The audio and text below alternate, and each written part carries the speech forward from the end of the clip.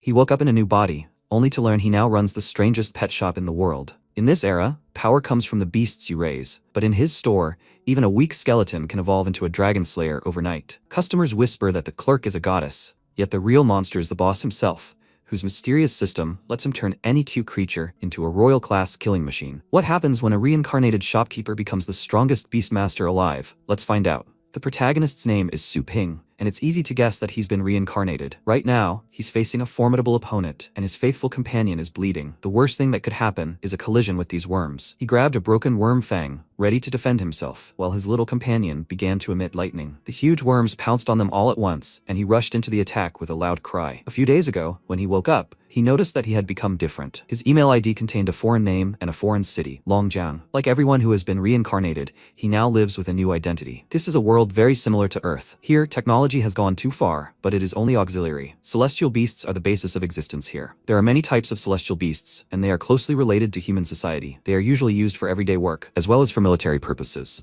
Many heavenly beasts are trained to kill. Even the status of large countries is determined by their strength. In other words, this is a world that relies on heavenly beasts. Since the people here respect the strong, accordingly, if he wants to survive here, then he must become stronger. If he is going to become stronger, then he must plan his actions carefully. First, he must understand where he is, and since he is now Su Ping, all of his Ping belongings are also his. But what is this person's origin? He walked out of his room and bumped into some girl. She was slightly surprised at first, then frowned and asked, "Did their lazy guy really wake up so early? This is just crazy." He thought, is this girl the sister of the body's owner? She's quite cute. And what is that badge on her chest? Noticing where he was looking, she immediately swung her arm and hit him with all her might, ordering him to stop staring at her. As soon as her fist hit his stomach, drool flew out of his mouth, and he wondered, where did she get so much strength? She crossed her arms and said that she was actually a master of martial animals, so he shouldn't think bad thoughts. Su Lingyue is a freshman at Fengshan University. Ping thought it seemed she and the body's former owner weren't getting along very well. He barely stood up and asked, what's wrong with her? He was her real older brother after all. Her eyes flashed unkindly, and she asked,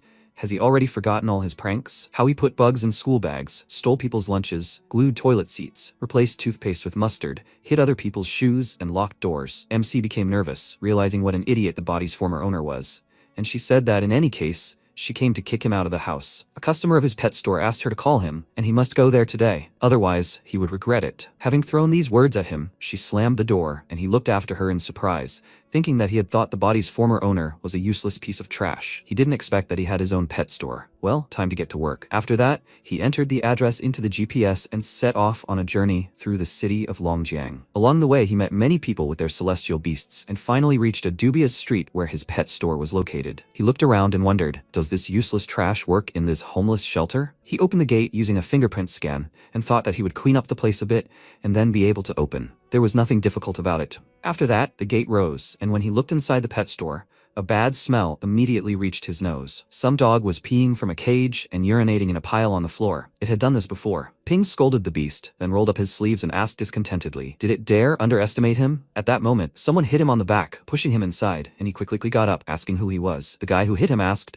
did he forget his regular customer? He had been guarding him here all week. MC thought, could he really be an enemy? The guy pointed discontentedly at his battered pet and said that he left the Black Wind here for only 3 days to look after him. And he, an idiot, locked him in with 10 lionesses for 3 days. Does he even understand how cruel females are? Let him just look at him. That's what he's become. Ping smiled nervously and apologized for the inconvenience caused to him. All responsibility lies with him. He will not take money from him. The guy got very angry and asked, does he think he cares about money? He ordered his pet to take him and teach him a lesson, after which the Black Wind rushed towards him at full speed, breaking everything in its path. The beast quickly moved behind him, and its sharp tip of the tail froze on his neck, slightly pressing on the skin. Feeling this, MC became very nervous and thought about how fast he was.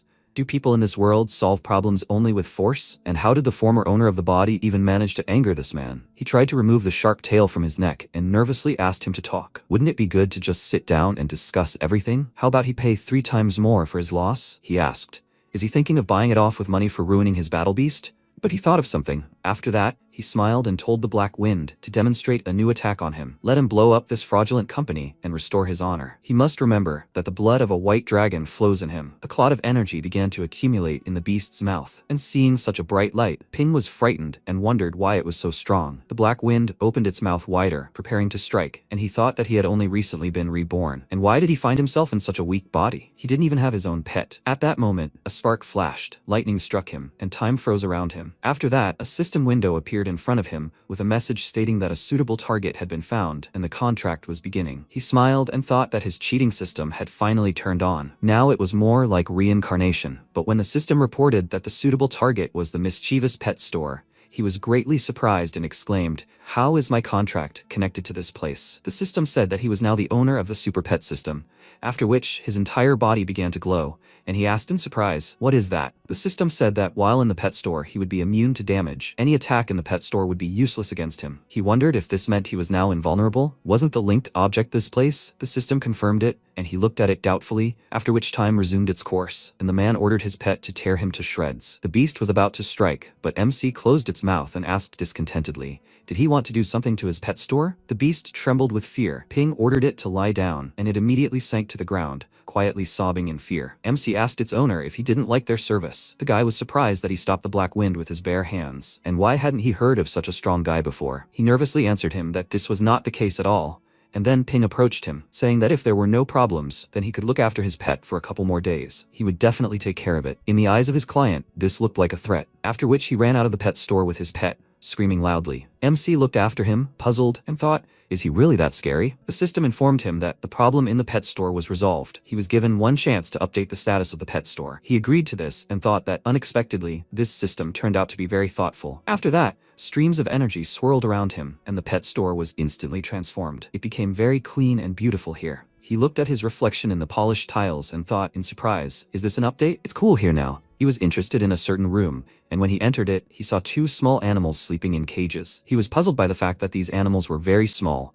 and the system informed him that they were tamed pets. All tamed pets will be adjusted to the standard size. At the moment, he can hatch 9 pets in this room. He has the ability to train and heal them. He said that this is not cool at all. They won't dirty all his cages, will they? The system told him that he doesn't need to worry. The pets are in a state of cultivation and do not need food or excretion. He rubbed his chin in confusion and asked, these 2 pets should be taken back by their owners, right? To prevent people from causing trouble again? What should he do? The system congratulated him on the launch of the main line. The main quest begins. Now he can choose a pet and evolve it to level 3 or higher. He can choose a lighting rat or a moon dog. He thought the main line was only activated now. This system is completely unreliable. He chose a rat because he doesn't get along well with dogs. A window for the lighting rat status opened in front of him. It's a thunder beast, and it has a special skill, being cute. It's an unremarkable beast, mostly seen as a pet. Ping picked up the rat and wondered what kind of special skill it was. Where was the thunder and lightning? The system told him that depending on the type of training, the beast would learn different skills. Since the beast had been selected, he needed to enter the cultivation dimension, the Cloud Thunder realm. The system began loading, after which a portal appeared under his feet, and he fell through the ground and fell at high speed, screaming in fear along with the rat. Finally, they moved to another dimension. MC landed nimbly, unlike the rat, and looked around in surprise, asking, is this the cultivation dimension? There were huge trees all around, lightning striking them and crystals growing near the roots. He raised his head to examine the large tree and asked, does anyone even live here? The lightning rat, meanwhile, had climbed onto his shoulder and was now trembling with fear. And the system reported that the Cloud Thunder Kingdom was a place inhabited by countless ancient giant beasts. This place is ideal for cultivating thunder beasts. The probability of encountering beasts 100 meters tall and below was high. 1,000 meters tall was low, and 10,000 meters tall and above was very low. He picked up the rat and said that this place was terrifying, and that there was a high chance of encountering such tall beasts, but they hadn't seen them, right? The rat suddenly squealed loudly and waved its paws, and when Ping looked up, he saw the enormous 10-meter-tall king of beasts, the thunder pool, above his head. He was very frightened by such a size, after which the thunder pool shot fire breath from its mouth at them, and he died. He was immediately transferred to another space, and he caught his breath, exclaiming, what kind of creature is this? Isn't he dead? The system informed him that he was killed by the king of beasts and is now in the resurrection space. He will soon return to life. Warning: failure to complete this quest will result in lower scores for the owner. The quest will also fail if he leaves this place. If the number of points received is below 60, then he will be destroyed. He became slightly angry and told the system that it didn't tell him this when he accepted the quest. And how many points does he have now? It pointed to a running bar and said that he needs to scroll down to see the rewards and punishments. Besides, he has too few points, so he does not have permission to view the score. He cursed loudly and exclaimed that it was mocking him. What if the King of Beasts kills him again? The system informed him that there was a small chance he would encounter the King of Beasts. He could find more suitable prey to kill it himself. Since his perception level was too low, it was recommended to enter into a temporary contract with with the beast. After reading this, he smiled nervously and thought that the system was in no hurry to help him. After this, he was resurrected, and he reappeared in the Cloud Thunder Kingdom with the rat and entered into a temporary contract with it. The system informed him that his mental state and the lighting rat had successfully merged. After some time, all discomfort would pass. He looked around and, seeing a beast similar to horses, thought that it shouldn't be very dangerous.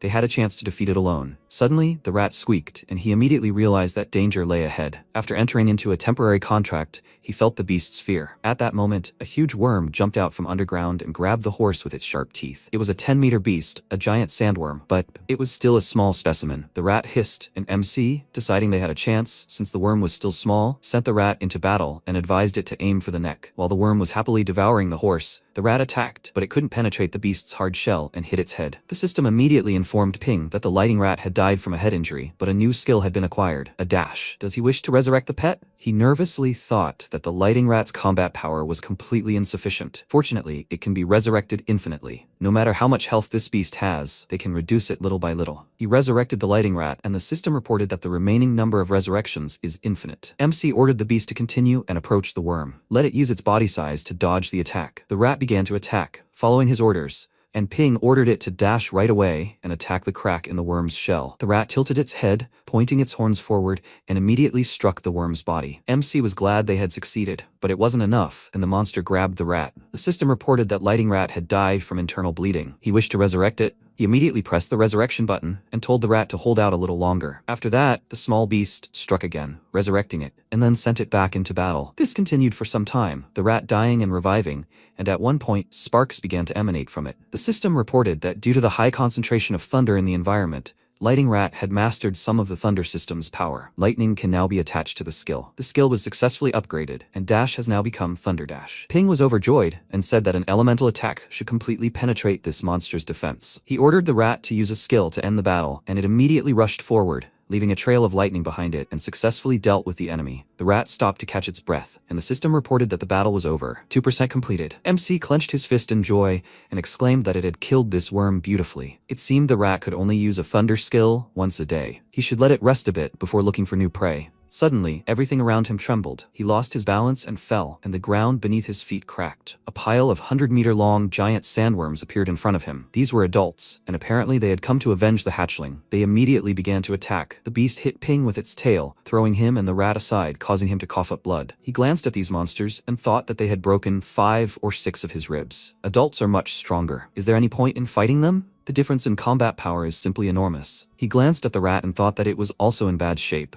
It had not yet recovered from the last battle. It would be better if he did not resist. There were too many enemies, and no matter how furiously he resurrected and fought, it would be difficult for him to even hit them with 2 fists. The most sensible choice was to resurrect and then level up. He spread his arms out to the sides, preparing to accept his death, and a huge worm pounced on him, its mouth wide open. Hearing a squeak behind him, MC immediately turned to the lighting rat, which was trying to get up. Then it lunged forward, attacking the worm and breaking its fang, protecting the guy. He looked in surprise at the sparks in the air and exclaimed, "It was able to use Thunder Dash again? And of its own free will?" The rat landed nearby, it squeaked, and Ping said that he could feel its fighting spirit. It was time for them to consolidate this experience. He took the worm's fang and said that since it hadn't given up, he wouldn't sit still either. Despite their chances, they decided to fight to the death, and obviously lost. They resurrected in a random place, and MC immediately sat down and sighed heavily, thinking that this was strange. He died and was resurrected, but he was still so tired. The system told him that resurrection has a certain psychological burden. The current host's mental strength is too low. It's normal for him to feel tired after being resurrected so often in a short period of time. While improving his strength, he should also pay attention to training his mental strength. He smiled slightly and thought that no matter how good a car's engine was, it was useless without gasoline. It looked like he would have to train his body well. Noticing the rat squeak warily, he immediately stood up and looked around, wondering if there were enemies nearby. He noted that the terrain was different from where they had fought before. Everything here felt very hard. It turned out that they had resurrected right on the shell of some huge beetle. It began to move,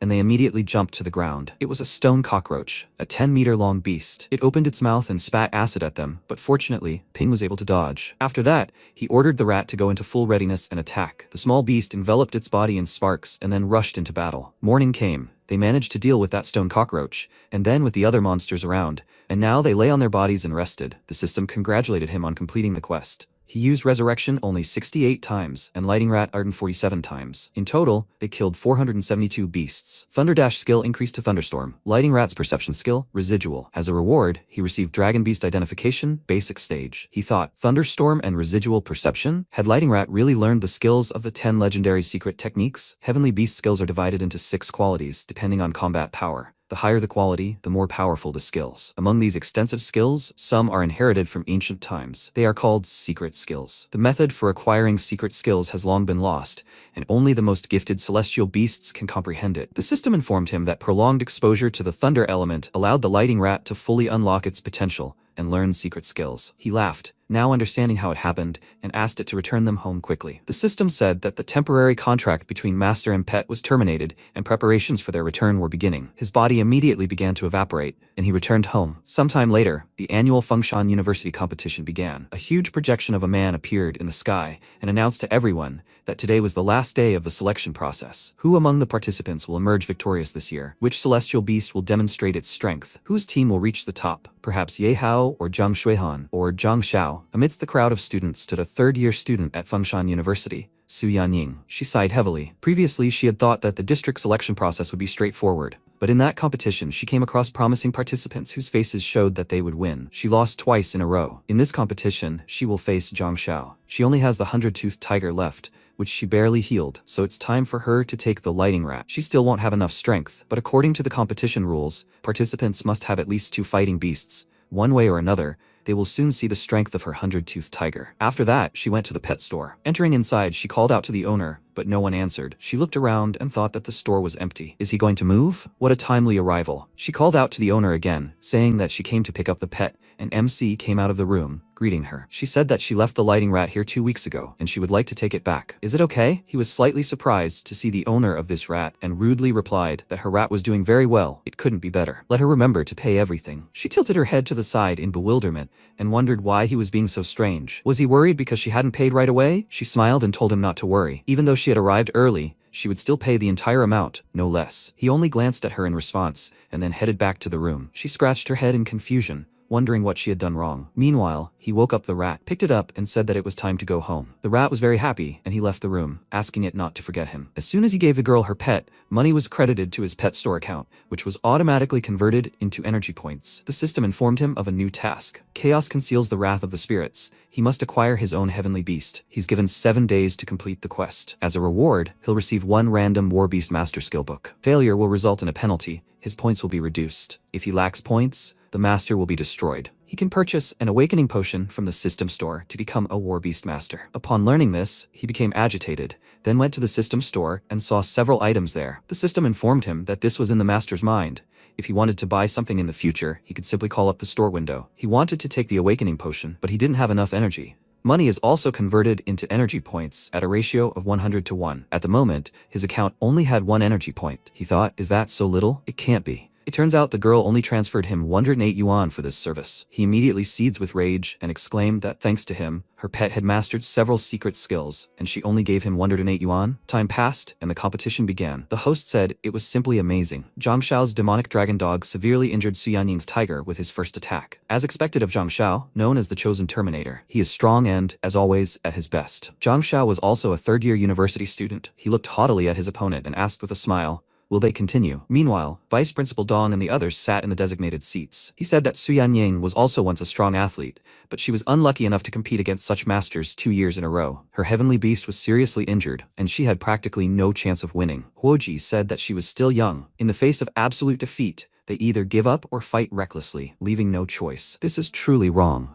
The man next to her, Frank, said that she knew better from the outside. The result of this fight was directly related to the possibility of joining the main competition in the future. Their friend added that even when the chances were slim, she would naturally want to do everything possible to fight. The host said they were eager to see how Su Yanying handled this, and meanwhile she was thinking, should she admit defeat or fight to the death? She lost so quickly. The tiger lost, and last time, despite receiving treatment, it never fully recovered. As if reading her mind, the host said that her beast was injured again. Now she had practically no hope of winning. She nervously clenched her teeth and thought that it was time for her to put an end to her 3-year university career. Her opponent meanwhile chuckled and commanded the demonic dragon dog to let her die with dignity, after which the host excitedly said that Zhang Xiao had made his move, he planned to finish the fight before the tiger returned to the battle. Seeing a flame ball flying straight at her, she was terrified and said that she gave up, after which an explosion was heard. One of the spectators screamed in fright and said that this thing almost killed him, and the guy next to him laughed and told him not to worry.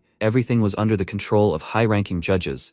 Few students were capable of destroying the star shield. When the girl opened her eyes, she saw a shield standing in front of her, and the host said that the referee intervened because Su Yanying had given up. Now they can congratulate Zhang Xiao on winning the first round. He clicked his tongue in displeasure, thinking that he almost finished her off. He finally told her not to rely on luck next time, but she ignored him and turned to her second beast, wondering what she should do. She only had a lighting rat left, and it was still eating all sorts of junk since she got it from the pet store. Maybe that guy had ruined it? Could she really force a rat to fight in this state? She gritted her teeth and thought that she couldn't do that. Even a 100-toothed tiger could lose in one blow, so how could she expose a rat to such senseless danger? The host reminded the participants that according to the rules, Su Yanying only had a lighting rat left for the next round, and she wondered if she should release it. Even if she had mastered the secret skill of enhancing the power of the third stage, it would only increase the combat power from the first stage to the second. The host said that everyone knew that a first stage lighting rat wouldn't stand a chance against a third stage demonic dragon dog. The spectators laughed and told the girl not to be afraid, let her just turn the bicycle into a motorcycle. Zhang Xiao's dog thoroughly enjoyed the snack. They started shouting at her to surrender,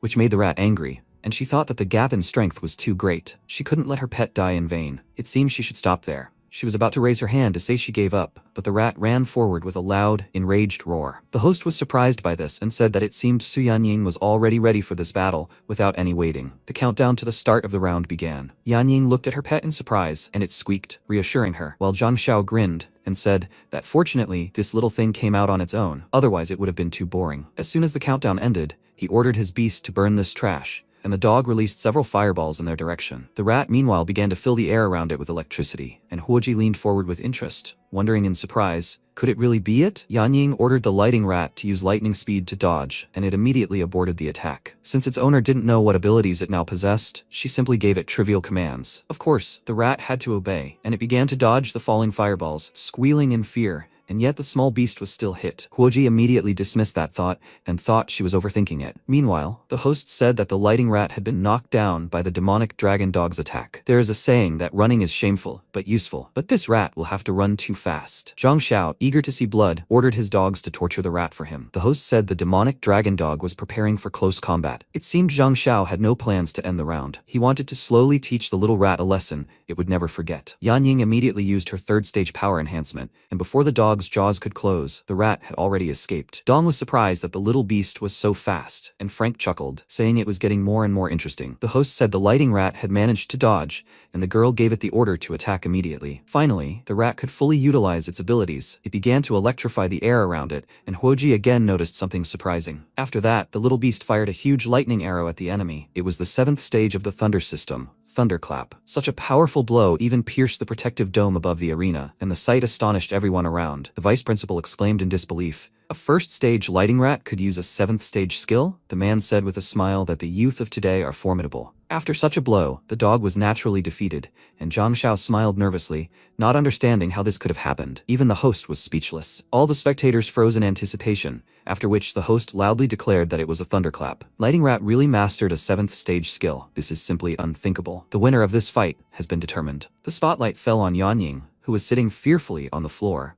and the spectators immediately began to rejoice, praising her skills. Meanwhile, she looked at her pet and wondered when it had become so strong. After all, this hadn't happened just a couple of days ago. And then a thought occurred to her. Could it really be because of that suspicious pet store? She picked up the rat and wondered if the pet shop owner was some legendary master, although he didn't look like one at all. Ping, meanwhile, sneezed and told the beast he was feeding not to move. After that, he rubbed his nose and thought, who was thinking about him? Meanwhile, the host excitedly said that this fight was destined to go down in university history. They weren't saying goodbye because there was still one round left. An ordinary first-level pet actually possessed a 7th-level skill, a first for the university. Even in all of Longjiang, this had never happened before. Zhang Xiao clutched his head and thought he should have guessed. No one would send some trash to such a serious competition. The host said that for now this match was a draw. Both sides were already preparing to fight to the death in the decisive round. Zhang Xiao was preparing a countermeasure to defeat the lighting rat. He recalled his demon dog and told the girl that she was really good. After that, he waved his hand and shouted in rage that this wouldn't be the end. A stone rhinoceros emerged from the portal behind him.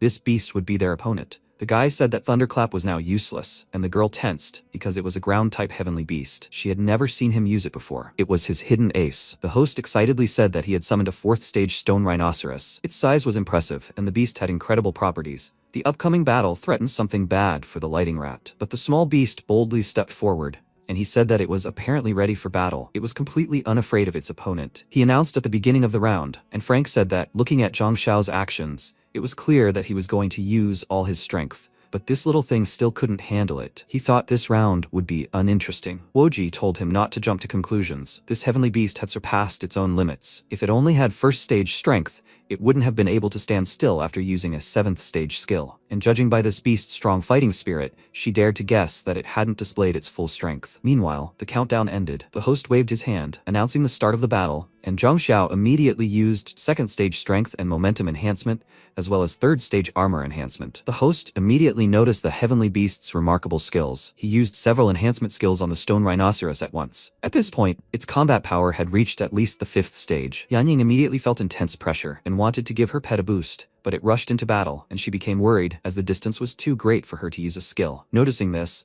the host asked if Su Yanying had made a mistake. The lighting rat actually came face to face with the stone rhinoceros without the effort skill. Zhang Xiao grinned broadly, relishing his victory, and commanded the stone rhinoceros to crush the rat into a pancake. At that moment, a huge foot covered the small beast with a shadow, but as soon as the impact occurred, it split in two and jumped out from under the enemy's paws. Seeing this, Frank was very surprised. It was a residual split, another 7th stage skill. Huoji laughed and remarked that this was so interesting. She wanted this girl for her team. The host said that the lighting rat decided not to fight the stone rhinoceros, instead heading straight for Zhang Xiao's position. Did she really plan to deal with the king? It caught the enemy by surprise, taking advantage of its opponent's weakness. Remembering Ping, the lighting rat pounced on the guy. He retreated back in fear and erected a 3rd stage shield in front of himself. After that, the rat used Thunderclap, breaking through his shield, and a roar was heard. The host excitedly said that lighting rat and the residual clone simultaneously used Thunderclap, but the star shield was destroyed almost immediately. Could he have survived this attack? A huge indentation remained on the ground at the impact site, and a second before his death, the divine phoenix of the judges lifted Zhang Xiao into the air, and he almost lost consciousness from fear. After that, the phoenix lowered him to the ground, and the judge said that Zhang Xiao lost in the 3rd round. The host immediately declared the girl the winner and congratulated her on successfully passing the selection, after which all the spectators began chanting her name and calling her Rat King. She loved all this attention so much. She was glad that she was able to win, and thought, is she really not dreaming? In addition to Thunderclap, it also took over the residual clone. She is sure that the pet store owner did this. He really is incredible. He looks unremarkable. Who would have thought that he is an incomparable master? Night fell. MC went to his room, and before going to bed, he thought about how he could earn more than 10,000 yuan in a week. But he can't just rely on the pet shop. The system showed him that his pet shop currently only offers 3 services: shelter, rental, and feed sales. Since he didn't purchase animal spaces, 2 spaces are currently unusable, which the system gives him for free. Using 1 space costs 10 yuan per hour. The Celestial Beast Rental Service is a comprehensive assessment based on the rank, combat power, and qualifications of the beasts. He currently doesn't breed celestial beasts, so the assessment is impossible. To sell feed, he needs to personally collect the ingredients. Prices are set depending on the quality of the feed. He then thought that he doesn't have enough money for the first, he doesn't even have the qualifications for the second, which leaves only the 3rd option. He asked, can the ingredients be collected anywhere, or only in special cultivation zones, like Cloud Thunder Realm? The system told him that harvesting was available in all cultivation zones. Cloud Thunder Realm was just one of countless high-ranking zones. Furthermore, the higher the zone level, the higher the chance of obtaining the best ingredient. Reading the last line, he felt disappointed. He'd spent 3 whole days fussing with a lighting rat in a high-ranking zone, and missed the opportunity to harvest some good fodder. This couldn't go on any longer. Within 3 days, he would have become a war beast master. After that, he went to the pet shop and asked the system to show him a list of cultivation zones. To enter an elite cultivation zone, 1,000 points were required. A high-ranking one, 100, a mid-ranking one, 10, and a low-ranking one, 1. Since he only had 1 point, he could only afford the lowest-ranking zones. He thought that if he had known about this earlier, he wouldn't be so angry now. The system said that as a professional pet shop owner, he should consciously collect all items related to celestial beasts. A suitable cultivation zone was selected for him, the extraterrestrial meteorite 1002. Did he wish to enter? He immediately agreed and thought that he knew he couldn't miss the opportunity to level up his pet. After that, he entered another dimension and found himself on a lawn next to a lake, in which large, long-necked beasts roamed. The system informed him that he had been temporarily given a beginner's item, a a scroll for appraising ancient flowers and herbs. Each item could only be used 3 times. He needed to think about it to activate it. The completion time was 1 day, and the number of free resurrections was 30. He reached for the scrolls the system had so kindly given him, and thought, so he just needed to think about it? He successfully retrieved and activated the items, after which he saw a system window next to each plant describing it. He walked further into the forest, thinking that plants that could be picked up without any danger were cheap. In a clearing ahead, he saw a ground-type stone beast, and the system showed him its characteristics. He looked at the flower it was eating. It was a stone rose of high rarity. Long-term use can increase the damage of fire-type skills. It was the favorite food of fire attribute celestial beasts. He immediately ran out of the forest and headed for the plant, thinking that expensive pet food was always found in dangerous places. He had limited storage space, so he had to choose the most expensive plants. Before the beast could eat it, he tore it out of the soil and put it in storage, but he immediately paid for his actions. The beast ate him, so he hunted for rare plants, sacrificing himself each time, and when the number of free resurrections was finally exhausted, he was returned to the pet store. He sat down on the floor and caught his breath, thinking that dying and resurrecting 30 times in 1 day was still very tiring for him. But now, there would be no problems. He glanced at his huge storage and decided to put everything in its place. Time passed. A chicken lived in a house, and it was very sick, so much so that it did not eat anything. The old man approached the beast and worriedly said that it hadn't eaten a grain of rice in a week. A member of the Black Wolf team's grandson Fan Yujing opened the suitcase and said that this was the most expensive celestial bird food in the Shangcheng area. He should just give it to Xiaohui, and it was guaranteed to restore its appetite. Smelling the aroma, the bird immediately emerged from its hiding place, and the old man was delighted, asking his granddaughter Xiaoyu to let the beast try it quickly. She pulled a centipede out of the jar and fed it to Xiaohui, but it immediately spat it out along with black blood. Seeing this, Yujing became very nervous, and the girl said that Xiaohui would never eat even the rarest and darkest centipedes in the world. He told her to quickly contact the Celestial Beast Clinic. Judging by the symptoms, it had a parasitic heart infection. They needed to help it as soon as possible, before it was too late. The old man immediately picked up the chicken, getting ready to go to the doctor, when his wife entered the room and told him not to worry, their Xiaohuo was safe. She brought some fruit with her, and her granddaughter said Xiaohuo was seriously ill, so they were going to the clinic. Her grandmother, perplexed, asked what was wrong, after which the chicken snatched the fruit from her hands, and as soon as it swallowed, the animal felt noticeably better. The old man was glad that it was finally eating something, and his wife smiled, saying that the owner of that place hadn't lied. The scarlet bird possesses the purest attribute. They shouldn't eat unknown things, otherwise it will lead to loss of appetite and heart damage. The pet will recover if it regularly eats the fruits of the stone rose. The girl glanced at the jar of centipedes and asked Yujing if they had been feeding their pet incorrectly all this time. He was indignant and told his grandmother not to believe the nonsense of all sorts of shady traders. This was the first time he'd heard of pet food being divided into types. How much did she buy it for? She continued feeding Xiaohuo and said that one fruit costs 130 yuan. Hearing this, he was very surprised and said that means she spent more than 1,000 yuan in total. The girl said they weren't even in Shangcheng. How can pet food be so expensive? Maybe this trader is illegal? She'd heard that illegal traders mix all sorts of chemicals into their food,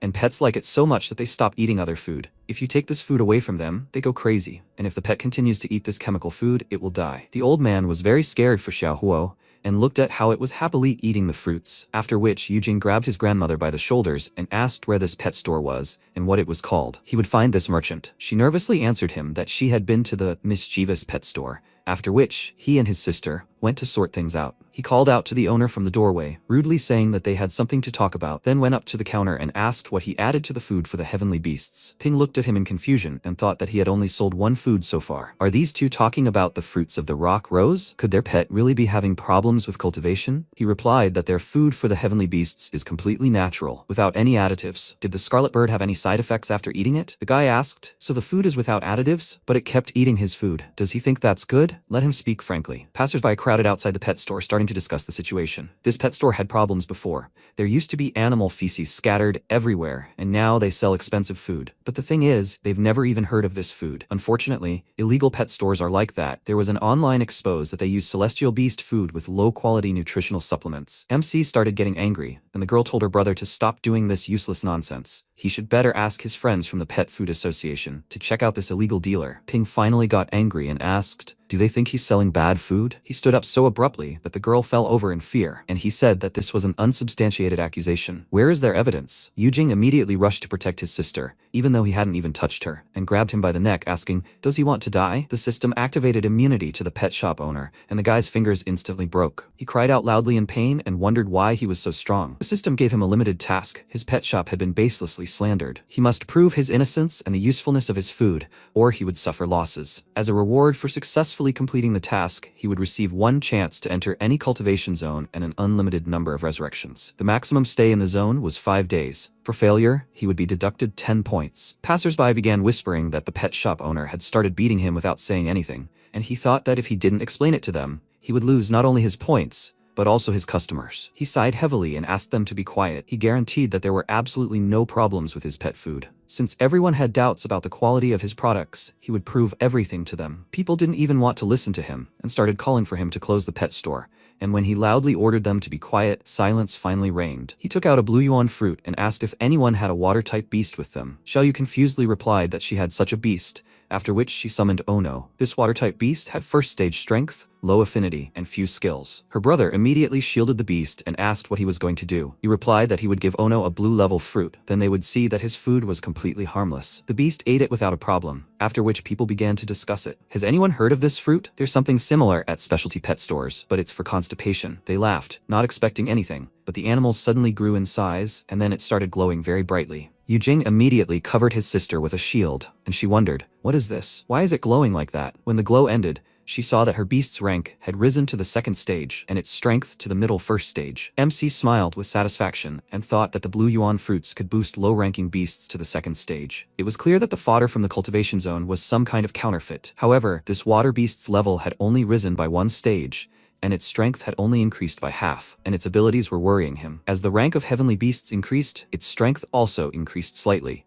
The less combat power gained from strengthening, the worse its skills, and vice versa. Moreover, the bloodline of heavenly beasts is also divided into ranks. A bloodline rank means that a beast can naturally increase its basic combat power as its age and rank increase. For example, a water beast with a 3rd stage bloodline, even without help with cultivation, will be able to naturally rise to the 3rd stage. But if it doesn't train, its strength won't increase. People were surprised that the beast had become stronger, while Yujing was shocked. Looking at the beast's appearance, he had no doubt that it had successfully advanced. He had only heard of the treasures used by the Federation's celestial beasts. If so, the identity of this pet shop owner was too terrifying. The girl rushed to check her pet and asked if it was really him. Maybe he had switched it? Her brother immediately forced her to bow to him and apologized, saying that they had really overdone it. They were so blind that they were asking for forgiveness. Ping glanced at them with displeasure, then pointed to the blue fruits and said that he would take 8,700 yuan for one. He doesn't cheat customers, and he is an honest businessman. Yujing smiled nervously and said that his sister would pay for it now, and thought that for such a price, leveling up this weak little thing was a real bargain, like a pittance. MC, meanwhile,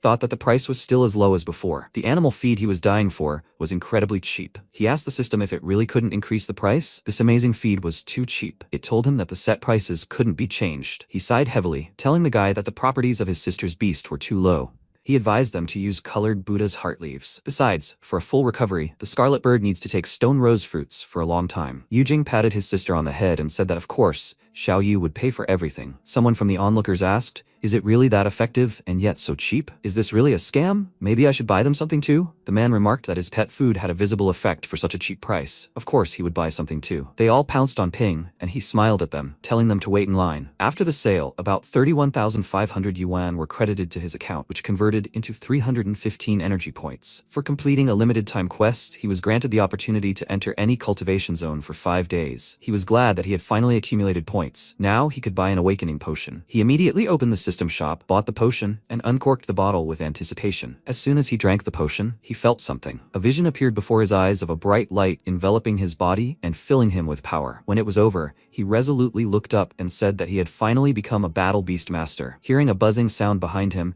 he immediately turned around and grabbed a fly by the wings, surprised to notice that his reaction speed had increased. The system informed him that he had 215 points remaining. Would he like to upgrade the level of the Chaos Spirit Pool? Using the Chaos Spirit Pool requires 10 points of energy at a time. There's a high probability of unsuccessful summoning. The probability of a low-ranking celestial beast appearing is very low, and the probability of a mid-ranking beast appearing is extremely low. Upgrading the spirit pool to level 2 requires 100 points, and after upgrading, each use costs 100 energy. A level 2 pool gives a medium probability of successfully summoning a low-ranking celestial beast, a low probability of a mid-ranking beast, and an extremely low probability of a high-ranking beast. He thought he had a good chance of getting a mid-ranking pet without leveling up, but this was too much. After upgrading, a high-ranking pet might appear, so he should try. He immediately upgraded the Chaos Spirit pool to level 2, and he had 115 points left. He prepared himself, here and now, success or failure. What will happen? He used the spirit pool, and a bright beam of light struck it, filling the entire room with smoke. MC peered in anticipation at the dark silhouette in this cloud of smoke, and wondered what kind of pet he would get. But it turned out to be just a small skeleton. It has a rank and power of the first stage. It is a demonic-type beast with low properties and only one skill: recombination of severed limbs. This is the lowest ranked beast. Most likely, only the most hopeless people are forced to have it. Ping was greatly disappointed and exclaimed, "And this is 100 energy points?" The skeleton laughed contentedly and said that this was not a compliment. The system said the quest was successfully completed. He received one random skill book of the War Beast Master. He received the assassination skill. By consuming a certain amount of mental power, his pet will be able to awaken a murderous heart. Once in rage mode, the pet will continue to deliver a deadly attack even if seriously injured. He rubbed his chin in confusion and thought that there were so many powerful creatures in high-ranking cultivation zones, so no matter how much the basic properties increased, the skeleton would inevitably be killed in seconds. But with the assassination skill, he would reap the benefits with minimal investment. This time, there were no losses. The system said that it had detected that the owner had met the necessary conditions to start a new main quest line. He needed to upgrade his pet's properties to mid and high level. As a reward for completing it, he would receive a Chaos Star Universe map. He had 7 days to complete this quest. If he failed, 10 points would be deducted. He thought indignantly, what kind of requirement is this? Even the lighting rat only had below average properties, and the small skeleton was very weak even for its type. The difference in difficulty is too great. It's like turning a stone into a diamond. He reached out to the small skeleton, and it hit him with its fist, and he noticed that it was so optimistic. Voices were heard from the main room. He thought they were customers and immediately locked the skeleton in the cage. It was Yanying with her friend Lele. She called the pet store owner, and the girl looked around, asking why this place was in such a boondocks. MC left the room and, seeing this girl, was immediately disappointed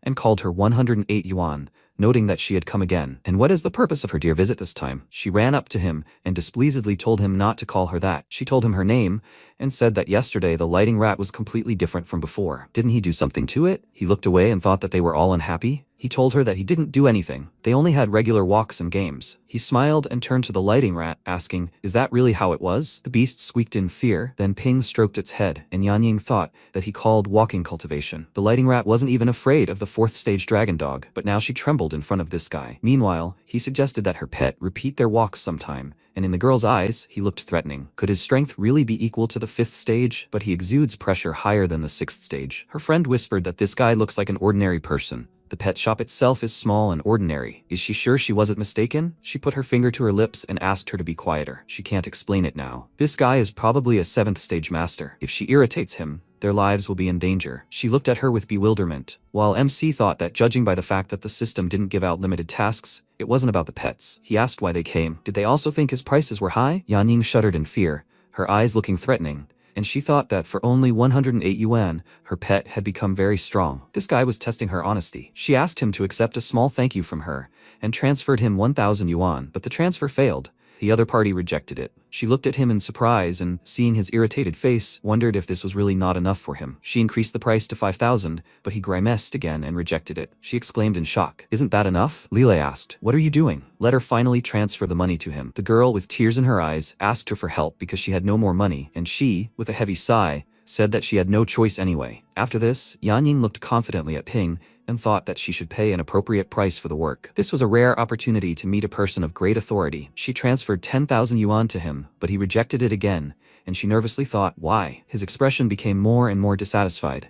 She exclaimed that she couldn't believe it, but she still wouldn't give up. After that, she transferred him 100,000 yuan, and he immediately clicked the accept button. However, the system informed him that prices could not be changed, so he was prohibited from accepting additional money for pet store services. Because of this, he had to reject the transfer, and Yanying, already with tears in her eyes, asked, "Isn't that enough for him?" Apparently, she didn't know the true value of his services and asked him to name a price. He awkwardly cleared his throat and said that he didn't need money. Let her tell him why she came. He decided to put up with these rules in order to rise higher, and she covered her mouth in shock and thought, Is he really refusing money? In this world, there really are young and strong people indifferent to fame and fortune. And this man is right in front of her. After that, she pointed to her pet and said that they had a competition in a few days, but her other celestial beasts were seriously injured, and she was pinning her last hope on the lighting rat. Therefore, she wanted him to strengthen it in 3 days. He was glad that the lighting rat was returning and thought that leveling up the small skeleton would become much more convenient. The system detected that the customer had a need to cultivate a pet, so they could use the entry-level Celestial Beast cultivation option. He could accept orders based on the service price. So, for cultivating beasts below the 3rd stage, he would receive 10,000 yuan. He was surprised that this option was so profitable, but currently, only orders below the 3rd stage were being accepted. He clarified, he just needs to strengthen the Celestial Beast, right? The service cost for 3 days would be 10,000 yuan. She thought that although it was not cheap, if it resulted in the same improvement as the previous cultivation, it would definitely be worth it. It was even very profitable. She agreed to it, and thought that this was the most reputable pet shop. It was a pity she didn't know about this place earlier. Missing out on such a cultivation opportunity would truly be a great loss. After that, she transferred the money to him, which was converted into 100 points.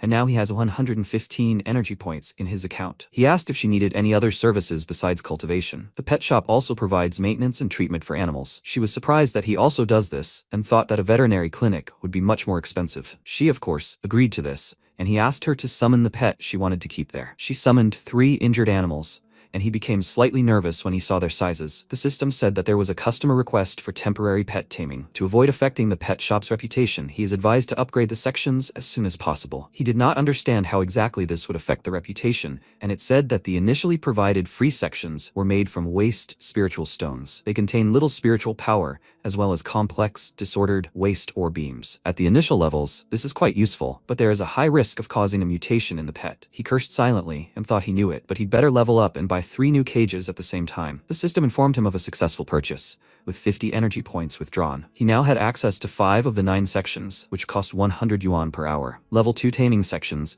are completely safe for celestial beasts, but each slot will consume 1 energy point per day. If there aren't enough points, the taming sections will disappear. He felt so sick that his mouth started bleeding, and the girl worriedly asked what was wrong with him. He told her he was fine. 3 beasts for 3 days would cost a total of 21,600 yuan. She should remember to count everything before leaving. She immediately transferred the money to him, and Lele thought this guy was so strange. After that, he moved the beasts to the sections, and his account now had 291 energy points. The system said he had received a side quest: complete his first pet cultivation order. Requirements: the service provided in the pet shop must be of the highest quality. He must cultivate and more than double the initial combat power of the client's celestial beasts. As a reward for completing the quests, he will receive 3 entry-level great panaceas, and he has 3 days to complete them. Does he wish to accept the side quest? He thought he needed to raise the properties of the small skeleton to above average. It is currently at the 1st stage, so how should he cultivate it? Compared to cultivating a lighting rat, it is like water and wine. He agreed to complete both tasks and then opened the list of cultivation zones. Since he had the chance to enter any zone, he naturally decided to choose an elite one. He looked through the list and decided that the most suitable place for leveling up the small skeleton was the Chaos Realm. He decided to enter this dimension, after which tentacles grew from underground and grabbed him along with the beasts. The tentacles pulled them into a sea of blood,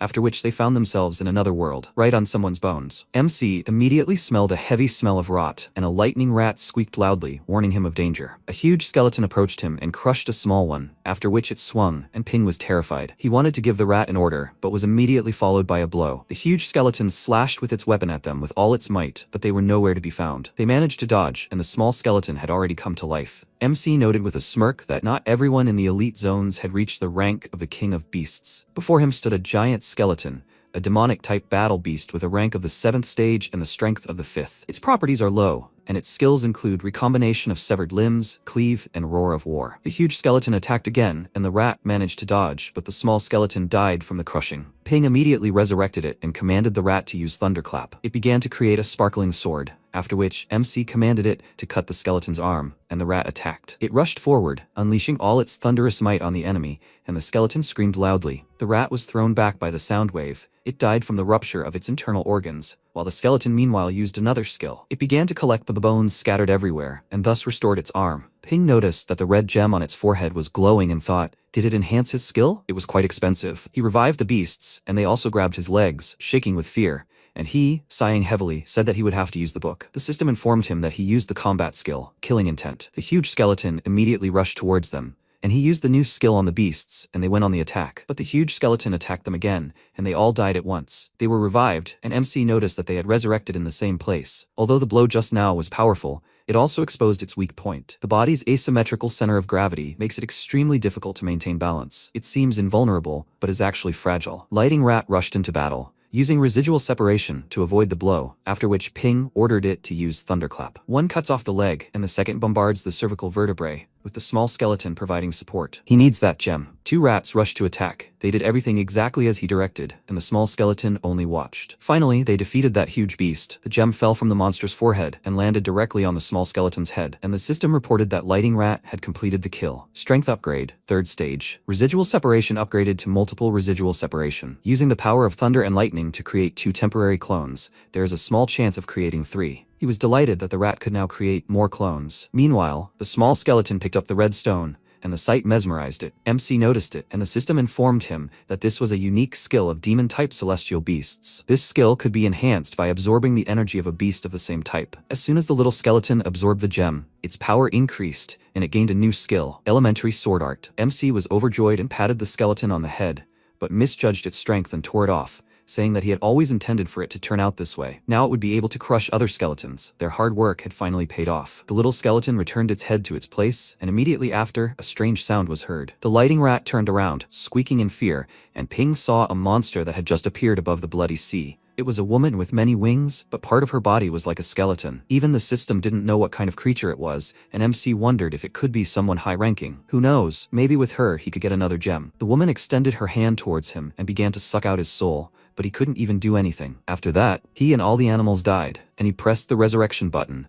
thinking that she was so strong that she killed them at first sight. When he resurrected, he called out to her and asked if she was by any chance the boss of this kingdom. She looked at him but remained silent, and he waved his hand at her, asking if she even had intelligence. Instead of answering, she began to suck his soul out, and he excitedly asked her to wait so he could finish speaking. He died again and moved to another space. The system reminded him that he could be resurrected an infinite number of times, but he was in no hurry to return yet. He crossed his arms over his chest with displeasure and thought that he was wasting his time here. But nothing is free. He decided to go to another place and teleported to a place with a lot of bone spikes. He immediately noticed that it was quiet there, but when he walked a little forward, he realized that he was standing high above the ground, and below was a huge army of generals. Among them, he saw that same woman, and she, noticing him, nervously pointed her finger at him, after which the place where he was standing shook and he fell. But someone's hand grabbed him. It turns out that he moved right onto the head of the local king, and he, measuring him with a glance, ordered him to tell how he ended up here. He gives him 3 seconds to answer. He felt a very strong pressure from him, which, of course, made him nervous, and he answered him that he was just passing by. And he is apparently the one in charge here? He looked at him and thought, why didn't he just kill him? Is he trying to find out something? It would be good to just die, but he's holding him so tightly that he can't do anything. Under these circumstances, the system is useless. Time is ticking. He still hasn't completed the task. The king said that he is clearly not an ordinary person, since he was able to sneak up on him silently. Let him answer him immediately. He will not ask a third time. Ping grinned nervously, realizing he'd been afraid of his power from the start. He needed to calm down. He had a chance to maneuver. They'd likely never seen a human before, and probably didn't know the system existed. This was all he could use. He told him he was a clone of the strongest man in the world. He'd come here to test their threat level. If it was too high, they would be exterminated. One of the generals immediately raised his sword, calling on his warriors to protect the king. But his eyes flashed,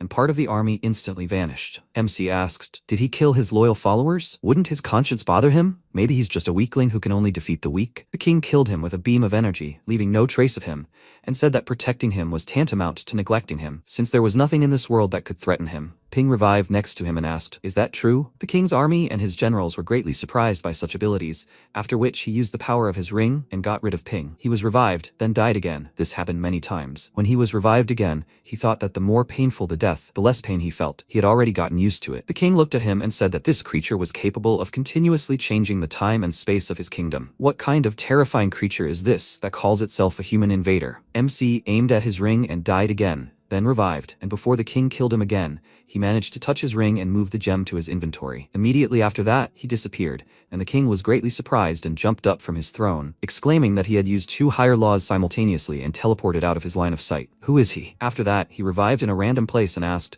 did they really think he would keep dying? They are so naive. His plan was really cool. After that, he revived the little skeleton, and when he showed it a huge gem, it clutched its head in admiration. Ping smiled and asked the skeleton, "Does this please you? His pet will never be deprived. Let it absorb it, because now it's its turn to fight." The monster headed straight for them, and at that moment, the protagonist said, "Basic sword art." A system window appeared in front of him, saying, "Successful kill. Strength boost. Stage 4. Quest progress, 46%. Remaining time, 1 day." The monster stepped on the creature, and several more demonic creatures moved forward. MC said, "That's a lot of XP." He trusted this little skeleton. The next second, the beast made several attacks, and the system reported, "Little skeleton makes a kill. Strength boost, stage 6.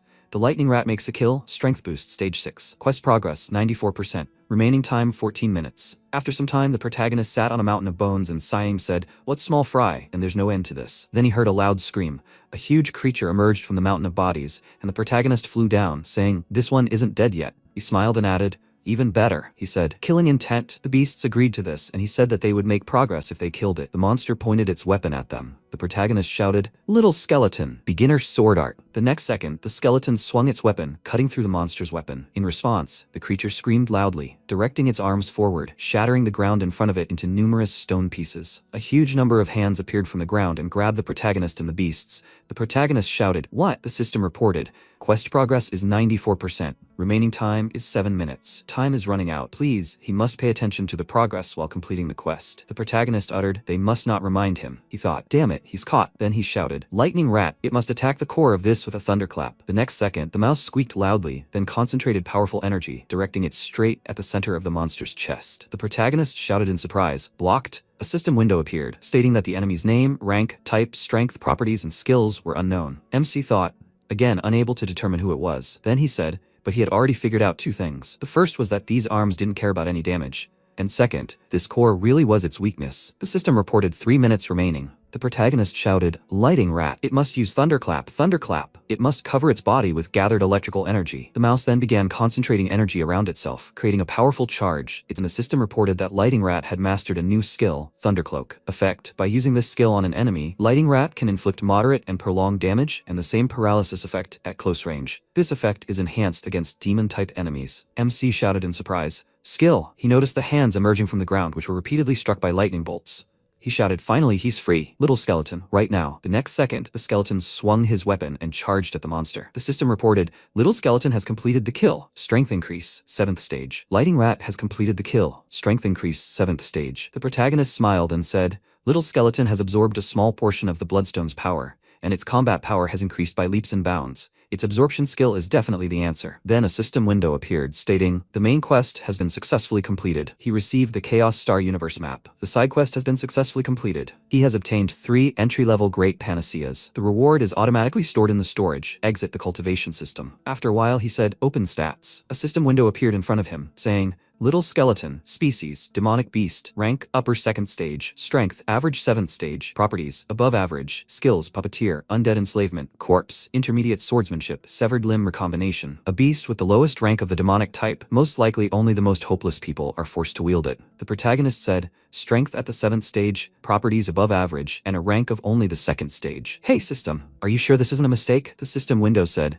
"The professional evaluation is based on a comparison of Little Skeleton's data from the beginning of the Infinite Chaos to the present, and the owner shouldn't doubt the evaluation." He said, "Beginning of the Infinite Chaos, interesting." Then a system window appeared, saying, "Dark Shadow Lighting Rat, species, Thunder Beast, rank, medium tier 3, strength, low tier 7, attributes, above average, skills, 10 thunderclaps, multiple residual separation, thunderclap, thunderstorm, thundercloak, undead call, undead claw. Once a common pet, it's now capable of posing a threat." The protagonist said thoughtfully that he didn't know Thunder Beasts could also master undead skills. He wondered how the arena spectators would react to undead skills. He looked at the creatures secured in a special device and said, "I'd like to see." Then he reached for the cube that appeared and, taking out a map, asked, "System, is this the Chaos Star Universe map?" A system window appeared, stating that this was a lost ancient cultivation method that could increase the master's cultivation level. Map Chaos Star Universe will allow his body to become part of the vast universe. To cultivate, he must align his acupuncture points, muscles, and bones with the stars. This is completely different from the commonly used federations and cultivation methods.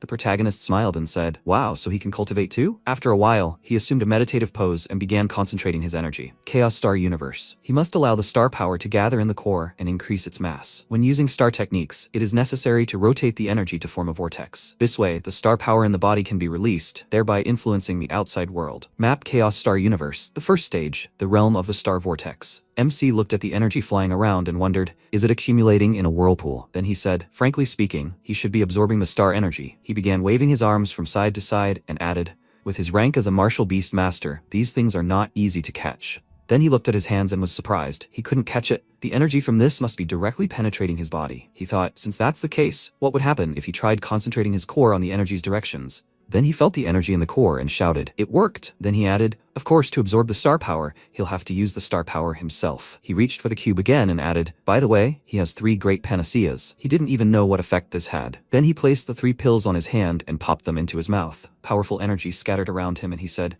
the star clusters in his body have grown larger. A system window appeared in front of him, congratulating him on successfully entering the realm of the star vortex. The character panel is unlocked, he shouted in surprise. His strength is only at the 3rd stage? With that, he looked at the system window, which stated, name, Suping, species, human, rank, star vortex realm, strength, middle 3rd stage, rating, unknown, special skill, killing intent. Then he said, hey system, a beautiful photo. Of course he's grateful, but what other questions? The system said, master doesn't have permission to view his current strength. Please increase his combat power as soon as possible. He looked at his clenched fist and thought, after taking 3 panaceas, his strength has increased to the middle 3rd stage. Normal cultivation would take at least 4 to 5 years. Very impressive. He then asked, system, are there any other quests with panacea rewards? A system window appeared, stating, the great panacea is only valid for the 1st and 2nd stages. Master has successfully advanced to the 3rd stage. Please, he should explore and cultivate independently. Furthermore, this universe was created by the Chaos Star Universe map, designed to simulate the real universe. While the host is absorbing star powers and cultivating,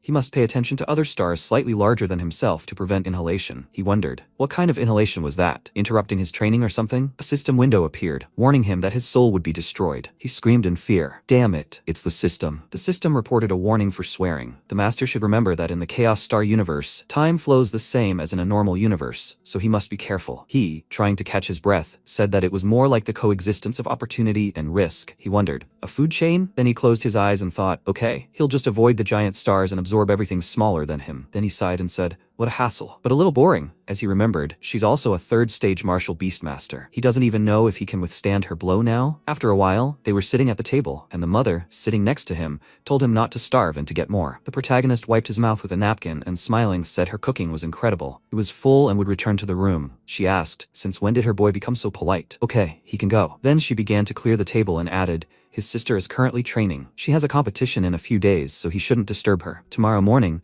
she'll make his favorite corn cake. He shouldn't forget to eat it before leaving. He walked to the stairs, turned around and replied, okay mom. He thought, although she's the mother of the previous owner of this body, she treats him well. At least he can feel the kindness and warmth of home. He stretched his neck and said, so, Sulin Yue's preparing. I'd like to talk to her. He'll forget about it and continue training. Then he walked down the hallway and noticed energy coming out of the half-open door. He was surprised, It looks like star power. He peeked inside and thought, big brother watching his little sister's cultivation. This shouldn't be considered peeping. He noticed his sister lying on the bed and reading a book. She was using a large star vortex. He wondered in surprise, why can she absorb star power just by lying on the bed? And the core is so big. The star power seemed to be drawn to her body. Perhaps this cultivation method was taught at the university? Star power in the real world is weaker than in the Chaos Star universe, and it's evenly distributed. In that universe, star power is divided into dense and sparse areas. He's afraid that a giant star has captured the star power that should be evenly distributed. Then he crouched on the floor and thought, if he can learn the university's training methods, then in the Chaos Star universe, the power and speed of cultivation would also increase. He began to concentrate and thought,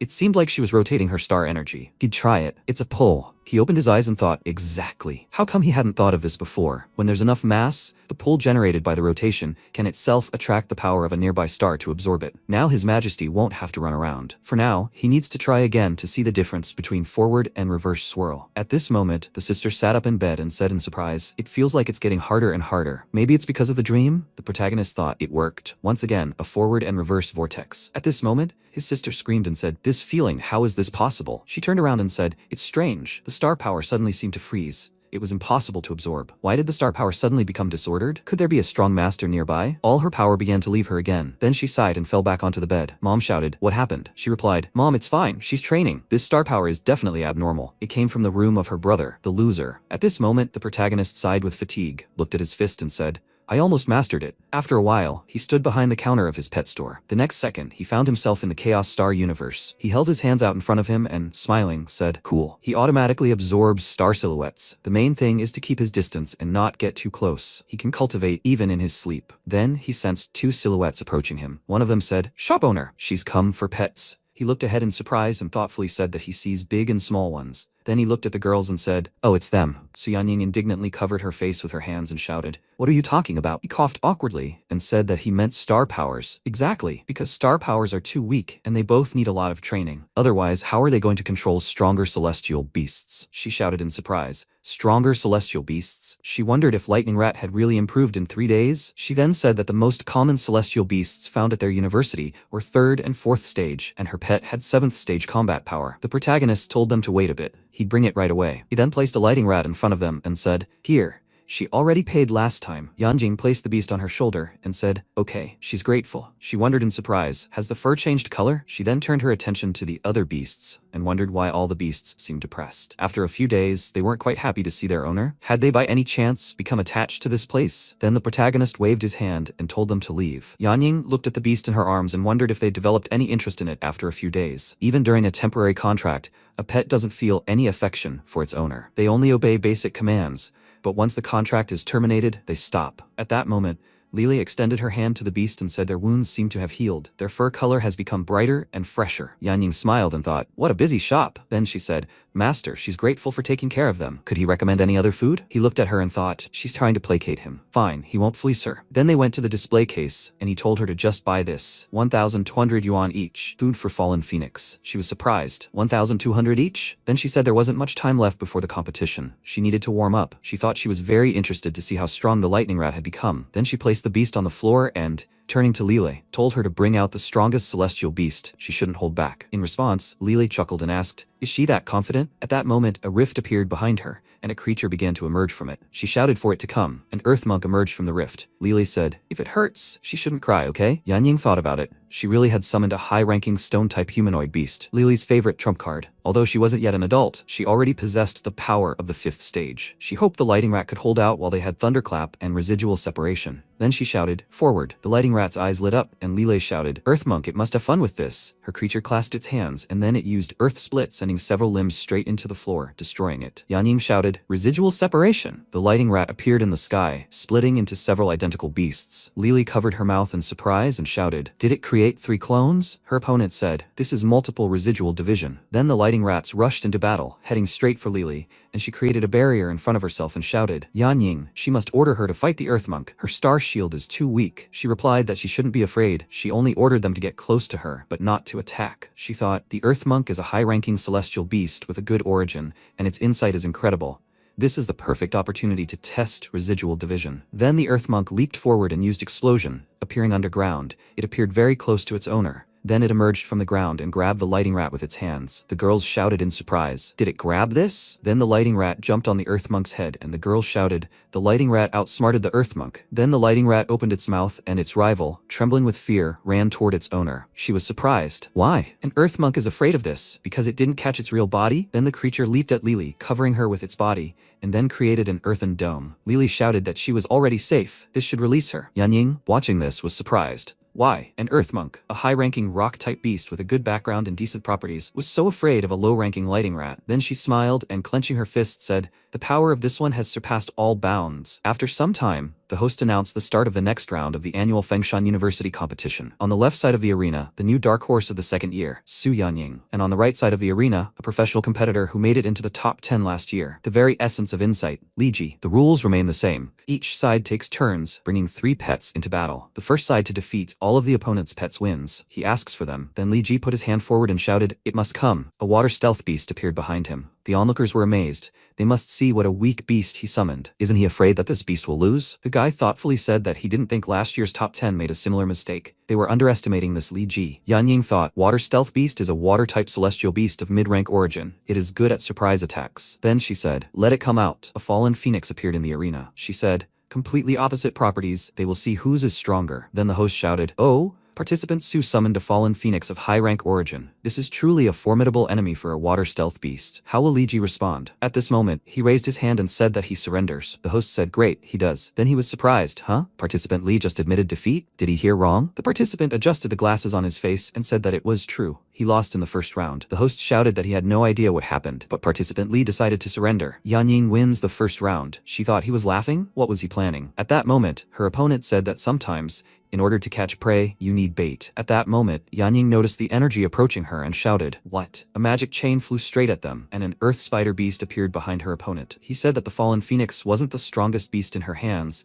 but it was definitely the hardest to handle. He adjusted his glasses again. As for lightning rat, ugly rock beast, and hundred-tooth saber tiger are all ground types. He just needs to send out high combat ability and would easily suppress them. However, the fallen phoenix, which is good at aerial attacks, was difficult to defeat even against a 5th stage celestial beast. The poor chick would be eaten alive. But first, he needed to clarify one thing. He apologized. Classmate Sue, he had managed to study all the information regarding her, and she lost. At that moment, a ball of fire flew straight at him, but he put up a barrier in front of himself and grinning, said, it's a futile attempt. He looked at the fire on his hand in surprise and shouted, damn, it's burning. Yanjing blew on an imaginary gun she created with her fingers and asked, is he done talking? He gritted his teeth in irritation and shouted, she. He then pointed his hand forward and shouted, ground spikes. His opponent shouted, fallen phoenix, this must be dodged. She concentrated energy around herself and, crossing her arms, thought, fast. She shouted, speed boost. He must get rid of this here and now. The phoenix then flew to the side, trying to avoid the enemy's attack. Then Yanyin quacked, Scarlet Flamebird, Fire Slash. Her opponent said, Earth Spider Beast, protecting Earth Monk. At that moment, a stone shield appeared in front of the spider, blocking it from the fire. His opponent was surprised that, although Earth-type celestial beasts have a slight resistance to fire, this wall was incredibly strong. Li Ji adjusted his glasses again and asked, can she see the difference now? Her puny phoenix was able to resist a fully grown ground-type hunter. Confinement. This must be a success. The host shouted, no way. This is that very same confinement skill. They say it can envelop absolutely any low-ranking creature. The ferocity of this inspires fear even in high-ranking pets. At that moment, Yanyin looked around and noticed that everything was narrowing. Fallen Phoenix, we need to find a way out of here. She took a stance, pointed her hand forward and shouted, strength increased by 3 stages. The Phoenix grabbed the net and then directed fire forward. The host shouted, the net continues to narrow, completely ignoring the Fallen Phoenix's desperate attacks. It's all hopeless. Not a drop of water will penetrate this net. Even the contestant herself is on the brink of death. The only rational thing would be to simply give up, but contestant Sue is still holding on. The net has already shackled her body, and she said, Fallen Phoenix, as her beast's pressure tightened, leaving wounds on her body. She shouted, Fallen Phoenix, it must not resist, then it will inflict less harm on itself. Her opponent adjusted his glasses again and said that this was part of his plan, that she must surrender, then the pain will immediately go away. She began to say these words, but at that moment, the Phoenix concentrated fiery energy in its beak, and then abruptly tore the net apart, sending fiery energy forward, destroying the wall in front of the opponent's pet, and also injuring it. The others cried out in surprise. What? Those are ultra-flaming rays? Unbelievable. Participant Sue's pet has an advanced level 8 skill. Just one attack and the Earth Spider Beast was immobilized. Watching this, Frank said, well, although the Fallen Phoenix has a high-ranking origin, it actually has the lowest properties. Moreover, Fallen Phoenixes don't naturally possess ultra-blazing rays. Huoji said thoughtfully. Be that as it may, her Fallen Phoenix did indeed do this. But the most important thing is that it hasn't yet reached maturity, a promising future. At this moment, the vice principal said, don't forget that she also has a lightning rat with its thunderclap. Frank looked at him and asked, what's this girl's name? What year is she in? At this moment, Huoji grabbed his clothes and said her name was Yan Ying. She had already noticed her. Was he planning to rob someone? He laughed awkwardly and said he was just curious. Then the vice principal thought, I didn't expect such a genius to emerge this year. If she can enter the main team, achieve worthy achievements, and gain great fame, she will become a chance that the entire university can rely on to rise up. At this moment, one of the spectators pointed a finger at the arena and shouted, it's her. It's the owner of the Mouse King. The guy clenched his fist and said, damn it, and his pet still hasn't mastered high-ranking skills. At this moment, Yan Ying looked in surprise at Fallen Phoenix, who screamed loudly, its body covered in flames. She shouted in surprise, promoted? In addition to the ultra-blazing rays of the 8th stage, its strength has also risen to the lower 4th stage. With such immense talent, is it still a pet? Did that shop really boost intelligence and improve properties in addition to providing medical services? God, it seems he overdid it. Then the host shouted, Yan Ying has won the 2nd round. He asks the parties to prepare for the final round. Li Ji shouted, damn it, why is she so lucky? Almost won. Her Fallen Phoenix is no slouch. So be it. Now she'll witness true terror. At that moment, a wind demon beast began to emerge from the rift behind him. Yan Ying covered herself with her hands and shouted in surprise, what? A 4-winged beast? It's a fully grown wind demon beast.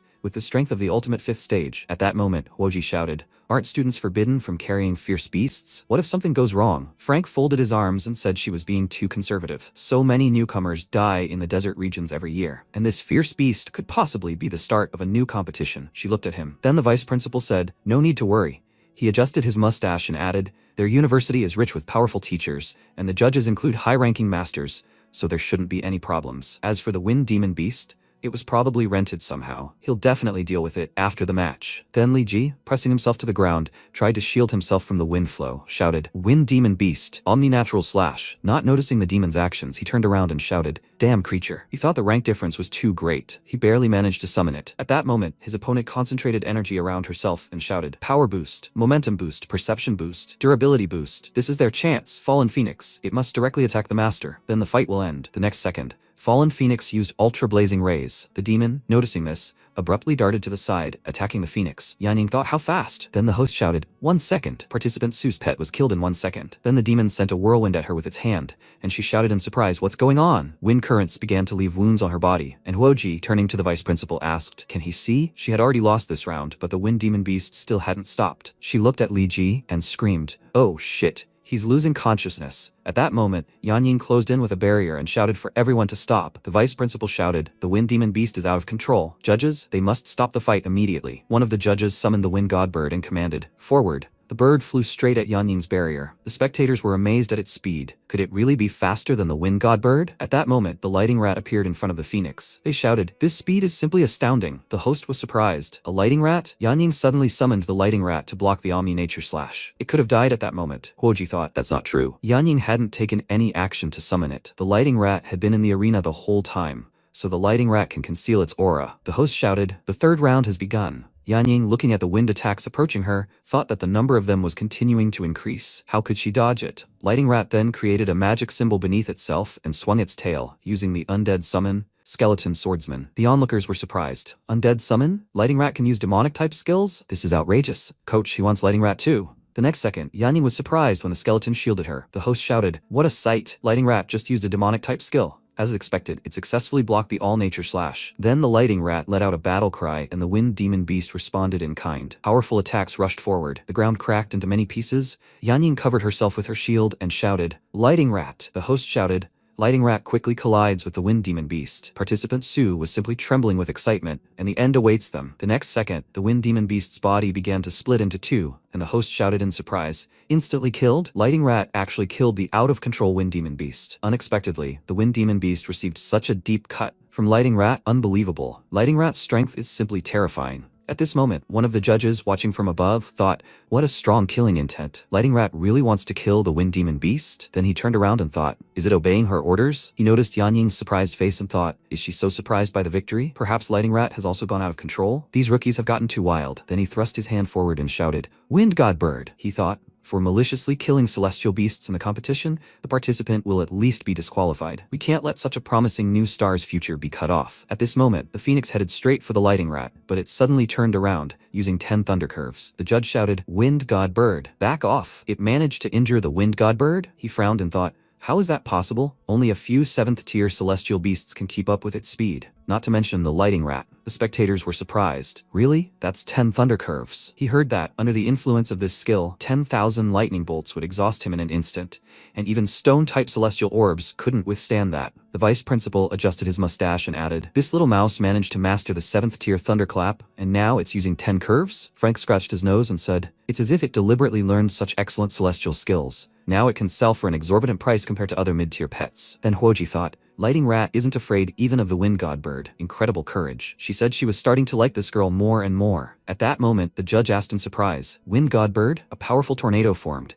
The divine beasts glared at each other, and the judge, pointing his hand forward, shouted, "This must calm down Wind God Bird." He thought, damn it, if the Wind God Bird is allowed to fight the out-of-control Lighting Rat, the entire arena will be destroyed. At that moment, Yan Ying was stunned, then suddenly smiled and said, "Lighting Rat, has it mastered a high-ranking skill again?" The creature returned to its original form and turned to its owner, squeaking happily. Yan Ying reached out to it and told it to come to her. Her little one. Then the judge was surprised. Lighting Rat hadn't lost control. After this, the host shouted, Yanying wins this competition. They congratulated her on advancing to the next stage. At this point, the protagonist stretched his body and, sighing loudly, asked, "Do they think this is interesting?" He looked at the screen that appeared from his bracelet. The video said to inject his own star power into the civet and comb the meridians of its front legs. Over time, the civet's front legs would become stronger. The difficulty of cultivating this lies in the need to thoroughly understand the celestial beast's body structure. Otherwise, the injected star power will not be able to strengthen and will cause harm to the body. The girl in the video took out a measuring tape and, holding it to the civet, suggested observing the change. 12 centimeters. The front legs had grown a full 2 centimeters, and finally, the attack power of the front legs had increased by 1/5. This cultivation took only 3 months. The protagonist watched this and, smiling, thought, "Is it really that hard to level up pets in this world?"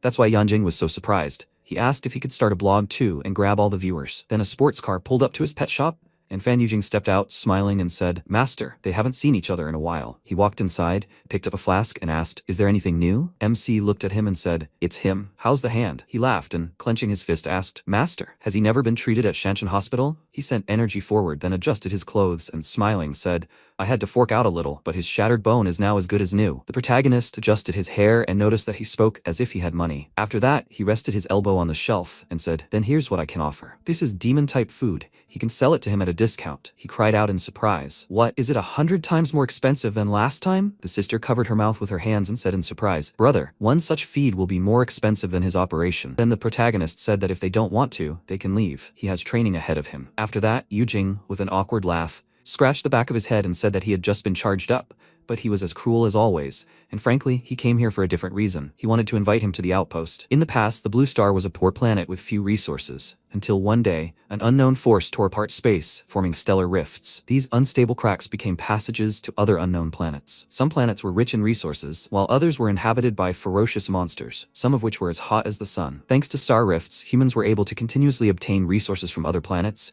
and build a strong country. But this prosperity lasted only a few hundred years, until humans began warring over the possession of high-quality rifts. The human population was reduced by more than half, and approximately 70% of the entire Blue Star region became barren and uninhabitable. The remaining humans finally reached a consensus and formed the Human Federation. The survivors migrated to safer lands free of star rifts. For their survival, the Human Federation actively cultivates martial beast masters, and the strongest among them are selected as explorers, who travel to other planets in search of valuable resources. MC pondered this. Explorers, then. Yujing said that last night a new star rift appeared in the deserted area outside the Longjiang base city. The Black Wolf group wanted to go explore, but they were attacked, and they lost Bloodflame-tailed Fox. He glanced at the system window, which said, "Congratulations on starting a side quest. Find a lost pet." The reward for successful completion was 1 secret mystical skill. The penalty for failure was a deduction of 10 points. He wondered, a mystical skill? Last time, the reward was the Chaos Star Universe map, which had been quite useful, and this reward didn't seem so bad, especially since he wanted to test his skills in real combat. After some time, the northern gate of Longjiang, the road to the outpost. A worker radioed,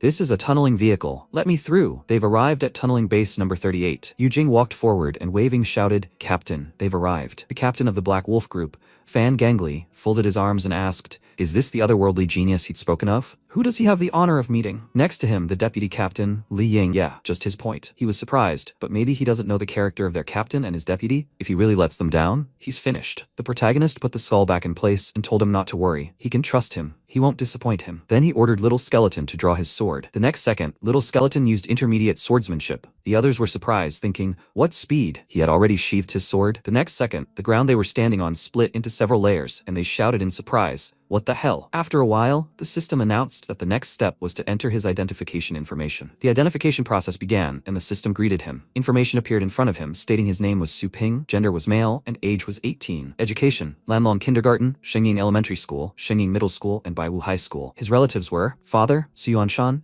mother Li Qingru, and younger sister Su Lingyu. He was not a martial beast master. The system reported that he had been registered as a temporary clearer. MC asked, "Is that all?" Yujing looked at his information in surprise and wondered.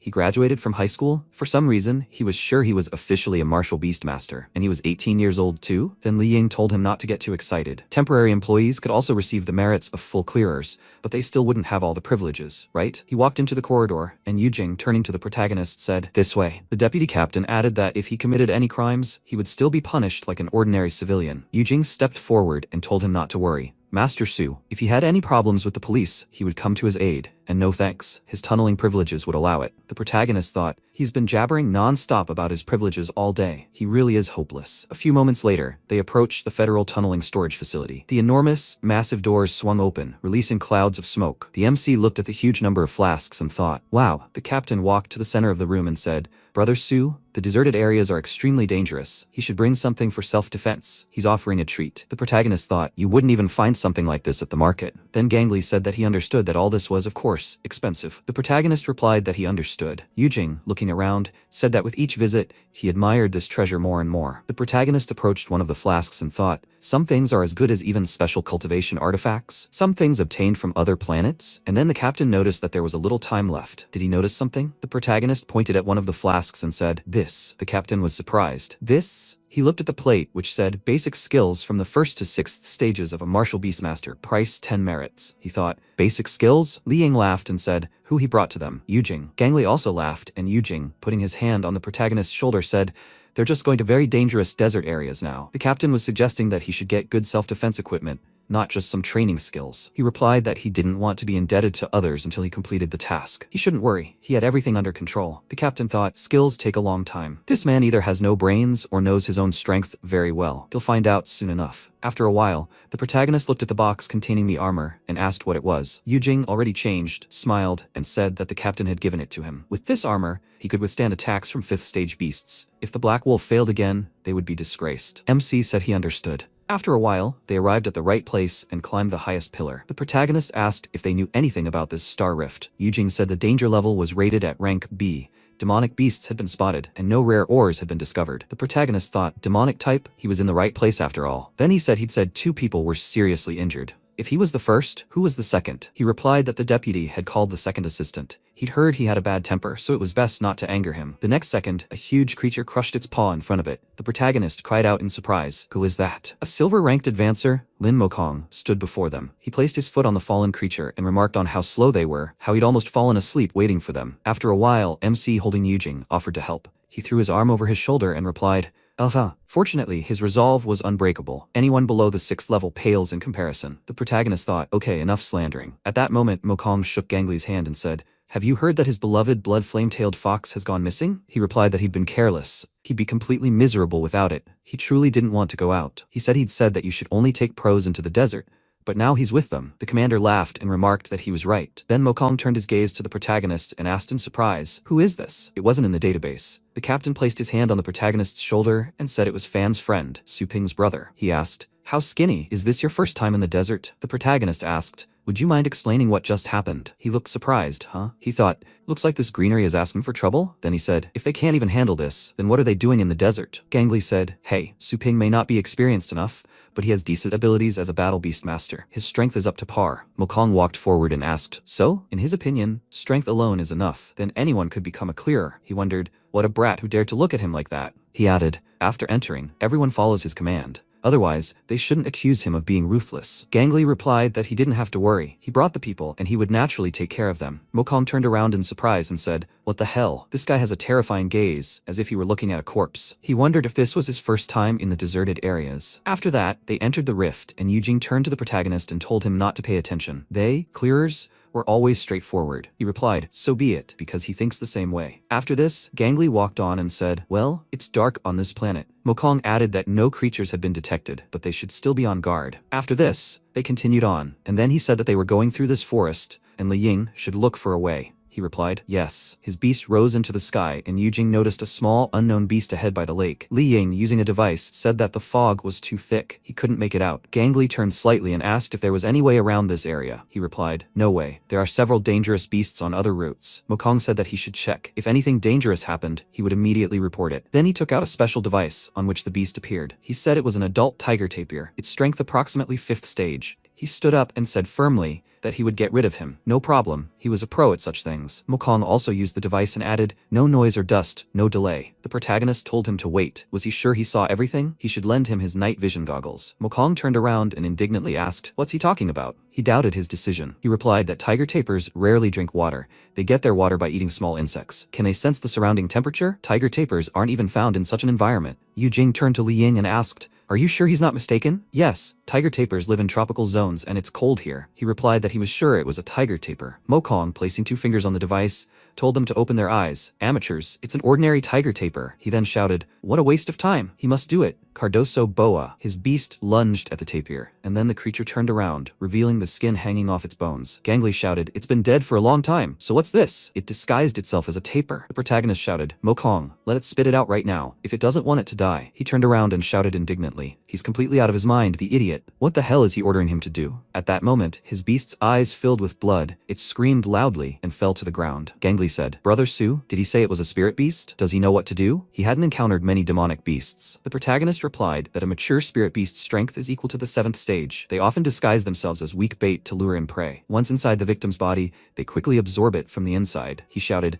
since it's 7th stage, they can defeat it together. The protagonist replied that this wasn't true. The danger wasn't the dead spirit itself, but the creature it was in symbiosis with, a blood soul beast. Yujing was surprised. A blood soul beast? He should wait. What was he even talking about? MC replied that blood soul beasts lurk where spirit beasts dwell. If he wasn't mistaken, this lake wasn't water at all, but blood. A blood soul beast dwells here. Mokong shouted that he'd lost contact with his beast. What the hell? The protagonist turned around and shouted that they had to leave. If 7th stage spirit beasts were feeding this, then this one had at least the power of a 9th stage spirit beast. It could be the king of beasts. They ran in the opposite direction, while a huge creature with an incredibly large eye followed them. It aimed its tentacles at them, and the others began summoning their beasts, a bloodthirsty wolf and a Quetzalcoatlus. Gangly shouted for the others to jump on. Li Ying, he must find a retreat route. He shouted, there are 2 ways. There are several unknown beasts to the east, but the west is unsafe, so where will they run? He said, damn it, they have no choice. Mokong shouted indignantly, the captain has lost his beast. They must flee west if they do not want to die. If they keep going like this, who knows where they will end up? Then Gangly turned to the protagonist and asked what he thought. He replied that he advised going straight east. Mokong shouted, is he crazy? In his opinion, 1 blood soul beast is not enough for them? Li Ying shouted, Captain, he is also for retreat. Gangly said, Brother Su, is he sure? If he is wrong, then. The protagonist replied that he was not joking. If he wants to find the blood flame-tailed fox, then he will have to trust him. Hurry, they do not have time. He replied that he hoped this wouldn't be his last decision. He then turned around and shouted,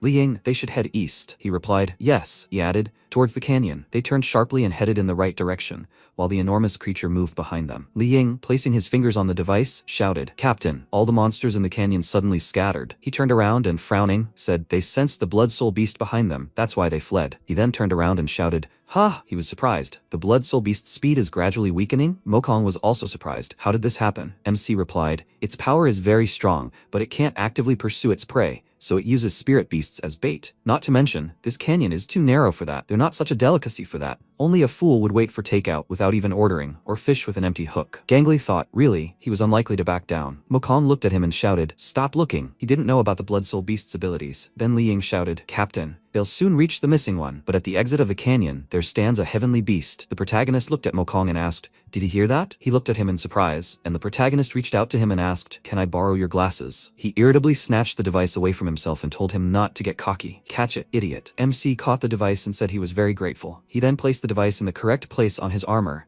and the system reported that the night vision optical module had been installed. He looked forward and, noticing its existence, said that it was an adult dead spirit with the power of the 5th stage. Gangly asked, demon type again? Is that a problem? The protagonist replied, don't worry, he'll handle it, it'll be fine. Then a little skeleton emerged from the crack, rushing forward with a sword, using intermediate swordsmanship. The others were surprised, but he killed them in a second. Yujing was surprised. Was it really that easy to kill? If he'd known about this, he would have listened to Su Ping in everything. Mokong angrily said that he was just lucky. He could do it too. He thought with irritation, what a show-off. Then they continued on, and Gangly, looking ahead, said that this mountain was very dangerous. They had encountered a high-ranking beast here in the past and lost the blood flame-tailed fox. MC dismounted the beast and said, okay, they must hurry. Everyone should go down and look for traces. They began, and the next second the beast clapped its hands. Yujing looked at it and asked, multi-eared monkey, did this detect something? The beast was holding the bracers with its tail, and Mokong was surprised. Is that a hand? He then said that these were the golden bracers of the Black Mist group. At least a captain-level explorer should be able to afford such good bracers. He said that if the group captain died, then how strong and unusual were the beasts that inhabited this area. The protagonist said that if he hadn't noticed anything,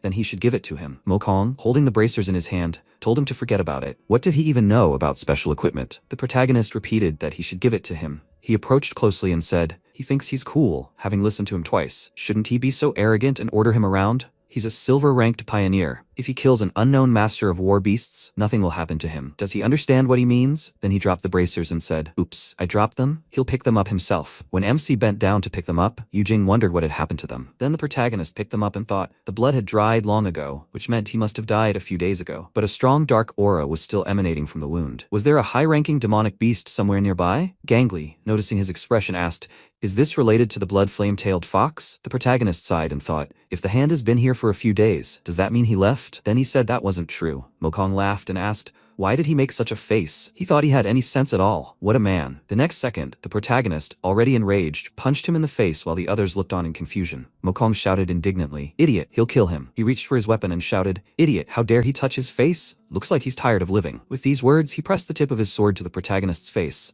But at that moment, the tip of a sharp sword appeared near his neck, held by Little Skeleton. He thought in surprise, when did that happen? Then Li Ying pressed his weapon to the back of the protagonist's neck and told him to order his pet to lower the weapon. The protagonist asked, why doesn't his friend do it first? Yujing, surprised, suggested they discuss it. Why did he hit the man? MC turned his gaze on him and said that he asked for this himself. Now they shouldn't accuse him of ruthlessness. At that moment, Little Skeleton released a terrifying aura. Li Ying's mouth opened in surprise and thought, what a dark, killer-like aura. Is he really confident that he can take them all down at once? Mokong shouted that he was bluffing.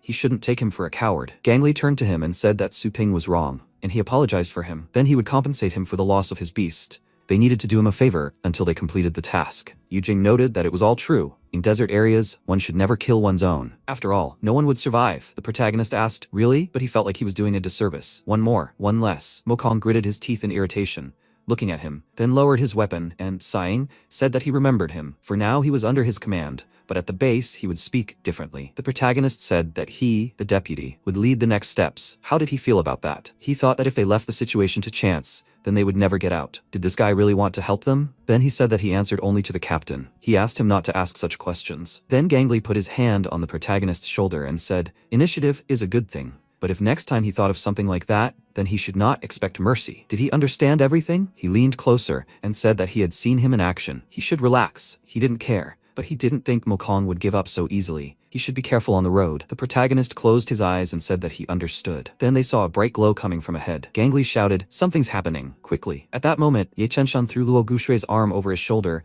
and shouted that they should leave. She told him to go and leave her. They moved a little to the side while their beasts fought the huge monster. Chenshan covered his ears and thought, damn it, this is a psycho attack. Then several sharp shards flew forward, wounding their beasts. He thought his body wouldn't have time to react, but the next second, the shards were cut into many small pieces. He fell to the ground and shouted, they, Gangli and the others were sitting on the beast, and he said they were the Black Wolf group. They saw their SOS signal. He replied that they should be careful. They were attacked by a skeleton devil. Gangli looked at the monster and thought, is this it? He shouted, this is the creature that attacked them last time. While the monsters were heading towards them, MC and the others were helping the injured climb onto the beast. They were yelling at them to hold on. Mokong turned around and yelled at them to hold on tight, as the road would be bumpy. Then the protagonist and Guksue fell to the ground, and the paw of a huge skeleton devil was heading straight for them. One of the party members yelled, hurry! Li Ying extended his hand, and Yujing yelled at them to hurry. After that, everyone climbed onto the beast. Li Ying thought, this kid just almost got killed. He recovered so quickly. MC turned around and said, deputy, he needs to find a normal path. These monsters don't care about obstacles, but they slow them down. He replied, okay. Then Gangli said that a skeleton devil and several other dangerous creatures were chasing him. Are they the only ones left on their team? Chenshan frowned and replied, his last ground-type beast is already lost. Gukshui shouted, her sacred flame bird can still fight. Gangli said, even among 8th stage beasts, the sacred flame bird is still strong. Was it also injured? The skeleton devil's heavenly beast strength is at the 9th stage? The protagonist thought, skeleton devil's vital parts are wrapped in strong bones.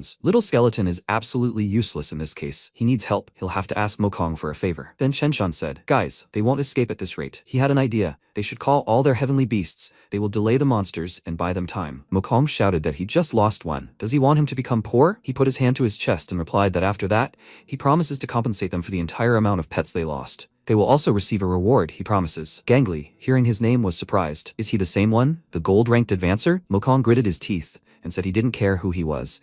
He'd spent too much effort raising his pet, and he was saying he wanted to make up for the losses. He wanted 3 times as much. Then he shouted, damn it, Li Ying. He has to tell everyone nearby to summon all their beasts, otherwise they'll all die. He asked, did they hear? If they value their lives, they have to pull them out. Yujing shouted, damn it. Then the protagonist jumped off the beast onto the ground along with the little skeleton and turned to face the enormous skeleton devil. Yujing called out to him in alarm, and Mokong looked at him, smiled, and thought, is this idiot trying to play the hero? Well, he can burn in hell. He's sure no one will stop to help him. The next second, several hands of the dead appeared from the ground. The group on the beast screamed in surprise. What? This is bad. They're surrounded. A huge number of undead rose from the ground, and Gangly noticed in surprise. There was no reaction. Was it aimed at them? Then MC said, Captain, his pet has been with him for so long, can he just leave him like that? At that moment, little skeleton used enslave undead. Then the protagonist shouted, killing intent. A huge number of skeletons rushed forward. He shouted, the entire army, attack. The skeletons rushed forward, and the protagonist also ran into the battle and shouted, little skeleton, he must flank the battlefield. We need to deal him a surprise attack. Then Skeleton Devil swung his leg, and the onlookers were amazed. An 8th level Skeleton Devil was so easily attacked by a skeleton. Then Gangly jumped off the beast and said that he was coming to help. Yujing shouted, Captain will help too. Li Ying said, since the captain has come down, then how about they do too? Mokong shouted indignantly. What? He wants to help that idiot? He replied that they could just sit back, but then they would only become the talk of the town. On the other hand, would he let a little skeleton take all their credit? He indignantly slammed his fist against his leg and shouted, damn it, damn it. He obeys him again. Then the captain summoned Bloodthirsty Wolf. Li Ying summoned Quetzalcoatlus. Yujing summoned Mountoise. Gukshui summoned Sacred Flame Bird. Mokong summoned Hexkey. They shouted to their pets to destroy the Skeleton Devil. Monkey used intermediate weapon art, unleashing several powerful attacks straight at the monster. Bird used Ultra Blazing Rays. Dragon concentrated Ice Breath. Mountoise used Destructive Strikes. Then Yujing shouted, excellent. This is going to spit with teeth. Gangly shouted, Bloodthirsty Wolf, we can't let this one get away. Bloody Hunt. It headed straight for the monster, concentrated its attack, and MC thought in surprise, its thick ribs exposed. Guksho shouted for everyone to hide. Chenshan concentrated a barrier in front of him and shouted, this is a psychic attack. Powerful energy scattered around, and the group closed in behind the barrier. They shouted, Quetzalcoatlus. The captain, frowning, said, Bloodthirsty Wolf, come on, this must answer. While their pets lay on the ground, they shouted for them to get up. Recombination of severed limbs. Chenshan slammed his fist into the ground and shouted, the whole attack went wrong. Clearly, the 6th and 7th stages are incapable of defeating an 8th stage beast. This is simply fantastic. The next second, the Skeleton Devil pointed its teeth at them. The group shouted, this is bad. The distance is too great. They won't be able to recall them. Mokong shouted, idiots, you should have just run away. Like he said. Then the protagonist said, little skeleton, intermediate sword art. The next second, the skeleton swung his sword, cutting through several teeth at once. The others were surprised. Little skeleton was still standing. Gangly turned around and asked in surprise, how did it withstand an 8th stage psychic attack? How was that possible? The protagonist walked forward and said that it wouldn't have withstood it if it hadn't used Corpse Roar at the same time. The captain thought. He remembers seeing a sound wave during the roar. Could it really have repelled the psychic attack with Corpse Roar? He'd never heard of such a tactic. A normal person wouldn't have thought of using it. Without countless training, it would be impossible to use Corpse Roar at the same time as this attack. He shouted, what did this man survive? Then the monster began to emit a dark aura from its chest, and the others cried out in surprise. Is this a 9th level skill? They're walking with death. Mokong ran in the opposite direction and shouted that he wasn't going to die with them. Everything within a 1,000-meter radius of the death annihilation would evaporate. The protagonist shouted, little skeleton now. Little skeleton swung his weapon, unleashing an attack forward. The others called out to the protagonist, and then the attack hit the Skeleton Devil. The system window reported that little skeleton has completed the kill. Strength increase, 8th stage. Skill upgrade from intermediate swordsmanship to supreme swordsmanship. Wukong asked, was an 8th stage bone crusher killed so easily? How was that possible? Gangly said, even he wouldn't have thought of such a tactic. Gukshu asked, was this done by an unremarkable little skeleton? Yujing tried to catch his breath and said, he almost shit his pants with fear. Master Su, how did he know that it was vulnerable from the inside? MC replied, no way, he guessed by chance. He thought about it, but how? Only some demon-type beasts are capable of using severed limb recombination. How? How could it recover if he saw it? How could it not do this before? There is only one answer. The creature's body is just a shell. The spiritual core is the root of this heavenly beast. Thanks to the core, it survived. Thanks to this skill, it constantly recovered its body. As long as it uses it correctly, any demon-type heavenly beast will be a paper tiger to this creature. This fight dispelled all doubts. The skeleton began to come together piece by piece, and Li Ying screamed, horror, is this idiot not dead yet? Chenshan said, no, these movements are unusual, as if the creature is being deliberately controlled. Is that really it? A puppeteer? Yujing asked. Master Su, is this his doing? Ping replied, something like that.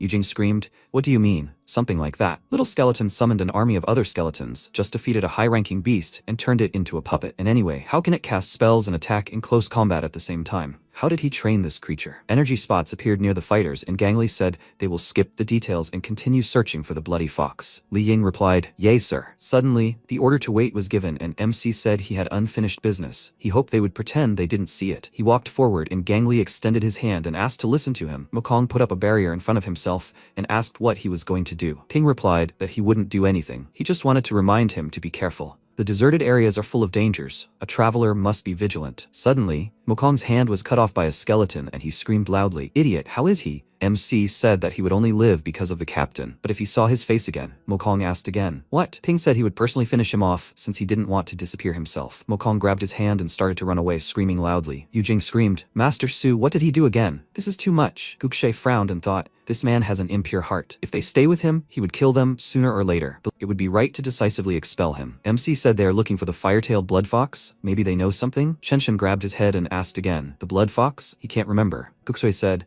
she thinks she saw his tracks. MC looked to the side and cried out, there. After a while, he looked puzzledly at the skeleton standing next to him. He thought something in this pit attracted the little skeleton. He reached out and asked to lend him her flare gun. Gukshui threw the gun and told him to take it. Ping fired the flare gun when suddenly he saw the fox. He cried out, is it that one? Gangli said happily it was found. The guys jumped down and Gangli patted the fox and said, it sure made them worry. He turned around and said, mission accomplished. Everyone needs to get ready to return. MC asked to wait a bit, and Gangli asked, Brother Su? Ping looked at the skeleton and said he thought there was something inside. Yujing clicked on his watch and offered to take a look. The system window reported that the stone was composed of 91% unknown element, 2% gold, 1% silver, 3% iron, and a very small percentage of uranium and helium. Yujing said that no matches with known elements were found. It was an unknown ore. MC replied that he understood. He looked thoughtfully towards the others and asked why they were just leaving. Yujing laughed and said that he had forgotten that he was still a newbie. If they, the miners, could find usable rare ores, then they would definitely benefit. Star rifts open the way for them to all the stars and planets, but the probability of finding valuable ores is low, like searching for gold and sand. Time is very valuable, so what miner would want to waste it? Anyway, he just needs to report back when he gets back. The federal government will send people to take samples. Ping looked at the skeleton and thought, the little skeleton likes this ore so much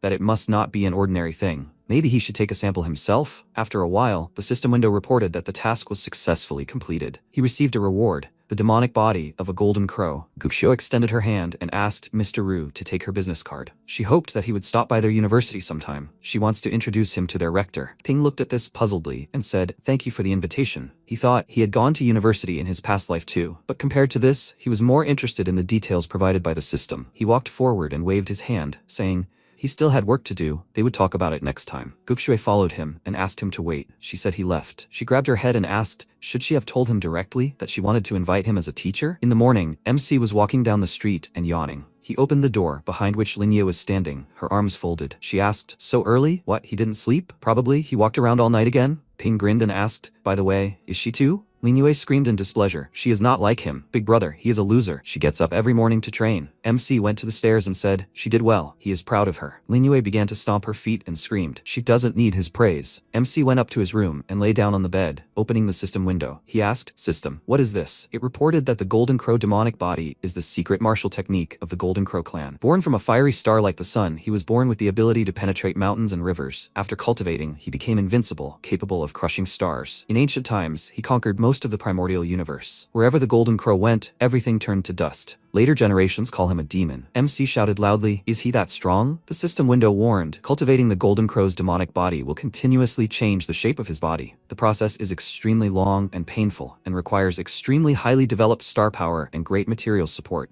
In the end, he will cease to be human. He will rule the heavens as the Golden Crow demon. Ping looked at his hand and asked, will his body turn into a monster? He thought, it looks too much like a villain. The system window reported, the host doesn't need to worry about it. After completing the cultivation, the Golden Crow's body will consist of pure energy. He can maintain the original appearance according to his preferences, and it won't affect his normal life. MC thought, a normal life? He chuckled and asked, where is a normal life here? The weak in this world live without respect. People will be able to live like human beings if they cease to be human. He frowned and said, okay, they will play by their rules. After a while, he ordered the boxes to be placed here, then they can go. The movers carried the goods and answered, okay. Ping reached for the box and said how convenient it is that the Federal Tunnel Storage has home delivery. The system reported that identification was successful. MC thought, on the way to the quarry, he killed several beasts and received merits. He was able to afford lighter armor, water armor activated, adaptation to the owner's star power level. Currently, this provides protection from attacks from the 1st to the 7th level. Ping opened the crates and thought, the materials for the first level of the Golden Crow demonic body had also been collected. This was significantly more efficient than personally gathering everything from the cultivation zones. Creating a Golden Crow demonic body requires a large amount of materials and star energy,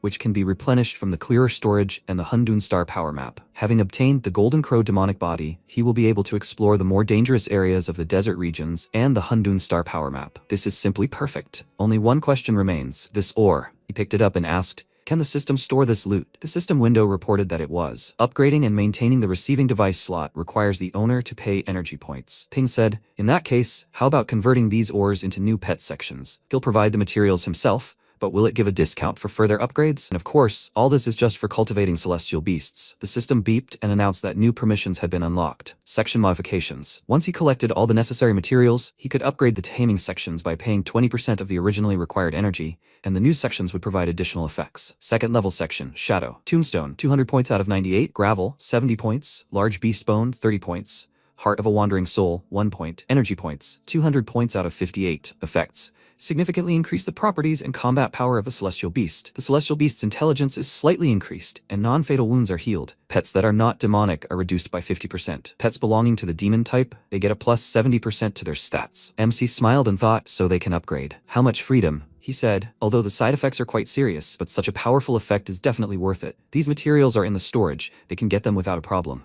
But energy points, he will have to temporarily close the shop while he cultivates. At that moment, Yan Ying's watch received a call and she asked, is the mischievous shop? She thought it was the master calling her. She answered and asked, how are they, master? MC asked, is she satisfied with the Thunder Mouse's current strength? Yan Ying happily said, yeah, she's very, very happy. She doesn't even know how to thank him. Ping said, great, he needs her just right. Is she free? She put her hand to her chest and thought, did master really ask her for something? This is a great opportunity to get closer. She said, master, let him just ask. As long as she can, she will help. The MC said that he would like to record a short video with her. She became embarrassed and looked at him in surprise. She imagined it and thought, a short video? She asked again, film it. On video? But for what? Ping asked again, is she free? Then she will become famous. People on the street heard his shout, which made Yan Ying very embarrassed and asked to be quieter. Ping asked, doesn't she want to? Then he will find someone else. Yan Ying became embarrassed and spoke up. She understood him. After a while, she entered the store and said, owner, she has arrived. The MC looked up at her and said, here she is. He blushed and loudly cleared his throat, looking at Yan Ying. He said, she dressed beautifully today. Yan Ying spoke up. He did say that they would record a short video. The MC thought, well, as long as it doesn't interfere with the performance. He told her to summon the Thunder Mouse for now. Yan Ying asked, a Thunder Mouse? She screamed, really? With her? He will get away with this. Ping asked again, what won't work? You'll film her summoning the Thunder Mouse, and then it should make a thunderclap and a thunderstorm, that's all. Yan Ying's eyes widened in surprise and asked, is that all? MC asked again, what's wrong? What should they film then? He wants to film the fruits of his labor. So she didn't take the creature with her? Yan Ying smiled and replied, she took it. She took it. Okay, master. Even though the annual competition is already over, the finals are ahead. Champion Yahello will finally fight her. If he takes her on stage, he'll get great publicity. MC said thoughtfully, the finals. Okay, but what kind of champion is Yahello? Isn't she the winner? Yan Ying said he's a champion who possesses a powerful 10th level beast. However, she had expected to get into the top 20 at most, not second place. This far exceeded her expectations. Ping thought for a moment. 9th place then. He didn't think there was anyone at this university capable of defeating a Thunder Mouse. He said he was interested. After a while, MC and Yan Ying were walking through Fengshan University. Ping looked around and said, Thunder Mice are quite popular here. Yan Ying flexed her muscles and said, at the annual competition, everyone had personally seen the creature's potential. The Thunder Mouse is a real star now. Master Su, the finals haven't started yet. Will they be handing out flyers? MC said they won't. Most of these students are just following the trend, hoping to grow an apple tree from a seed. In any case, they'll be scared off by his prices. Yan Ying said fearfully, exactly. He didn't accept the money Lily lent her after all. They passed Hao, who was surrounded by girls. They asked God Ye, will he join the clearers after graduation? What nonsense. She heard that the top teams have already sent out invitations. How jealous they are. Hao just laughed in response, and the girls continued talking. With the power of God Ye, it probably won't take even half a year to get into the first team. According to the girl, it's possible right away. Suddenly, Yahello looked away and said to wait. Classmate Su, he was just looking for her. Yan Ying asked in surprise, was he looking for her? Did something happen? Hao replied, nothing. He just wants to thank her in advance for the match. His silver snake-tailed dragon finally broke through to the 7th lower step. Yan Ying smiled and asked again, really? She congratulates. MC thought, so it is him? The guy who can defeat the Thunder Mouse. Hao leaned towards the girl and said, he forgot to say something. In their match, he suggests she not use the Thunder Mouse. Yan Ying asked again, why? Hao clutched his head and said, she understands. His celestial beast accidentally stepped onto the 7th stage, and it hadn't fully mastered all its powers. She already knew. It would be ugly if the Thunder Mouse choked on its own blood, but the defeat of the fallen phoenix would at least be interesting to watch. Yan Ying lowered her gaze and said, she knows. MC turned around and Xiao held up 2 fingers and said, well then, I'll see you in the finals. The girls laughed happily looking at the handsome man. He said he'd try to be more merciful. MC stepped forward and said he didn't advise it. Even if the king of beasts came out, the Thunder Mouse wouldn't be afraid, not to mention an immature silver dragon. Hao turned around and asked, who is this? Yan Ying asked to be introduced. This is Master Su. He helped her train the Thunder Mouse. You could say he's half the owner of the Thunder Mouse. This is Yahello, their university's annual champion. He's the person who spends the most money money on his pets. MC cupped his fist and said, "Wow, what an honor." Hao wondered, was the power of that Thundermouse nurtured by this young guy? Could it be that a new master has appeared behind the scenes? He spoke thoughtfully, flattering him. Money is just material. As long as he nurtures heavenly beasts well, it's worth any amount. I wonder, Master Su, isn't he interested in working? Ping folded his arms and said, he talks nicely, but their shop is doing so well that he's too busy. Since he's so sincere, he'll make an exception. 500,000, that's the price for his services. Hao's eyes widened in surprise and he thought, 500,000? What kind of services are these? Is this guy serious? MC spread his hands and asked, has he lost his desire? Master Ye, who loves his heavenly beasts, can't spare even 500,000? Has he lost his desire? Hao grew angry and turned away, saying, money is no problem. He'll pay as much as it takes. If he has the strength to take it on. MC smirked and said, it's a deal. They'll see each other at the competition. He thought, wealthy people from prestigious universities spend money without batting an eyelid. He had come to the right place. After a while, a scream rang out. What a wonderful counterattack. At the first year exhibition match, a guy screamed, horror, let it rip the creature apart for him. Lin Yu grinned and said, that's a rash move. Second stage speed boost, forward, snowball. Her creature rushed toward the opponent using nightmare paralysis followed by dark flame. The host said, that was a very good match. Participant Su Lingyue wins. Yan Ying said, she so calmly killed an opponent who was stronger than her. MC considered the situation. Her skills were good, but unfortunately, there was a catch. The instructor folded his arms and said that in previous years, she might have made the team, but this year, there were too many strong competitors. It's not that her phantom fire beast doesn't have strengths, but it's definitely ordinary. Another guy said, exactly, but will this year's champion be a rare dragon beast with a 9th stage bloodline or an ordinary beast with a 1st stage bloodline? It will be a divine fight. Minsong rubbed his mustache and said,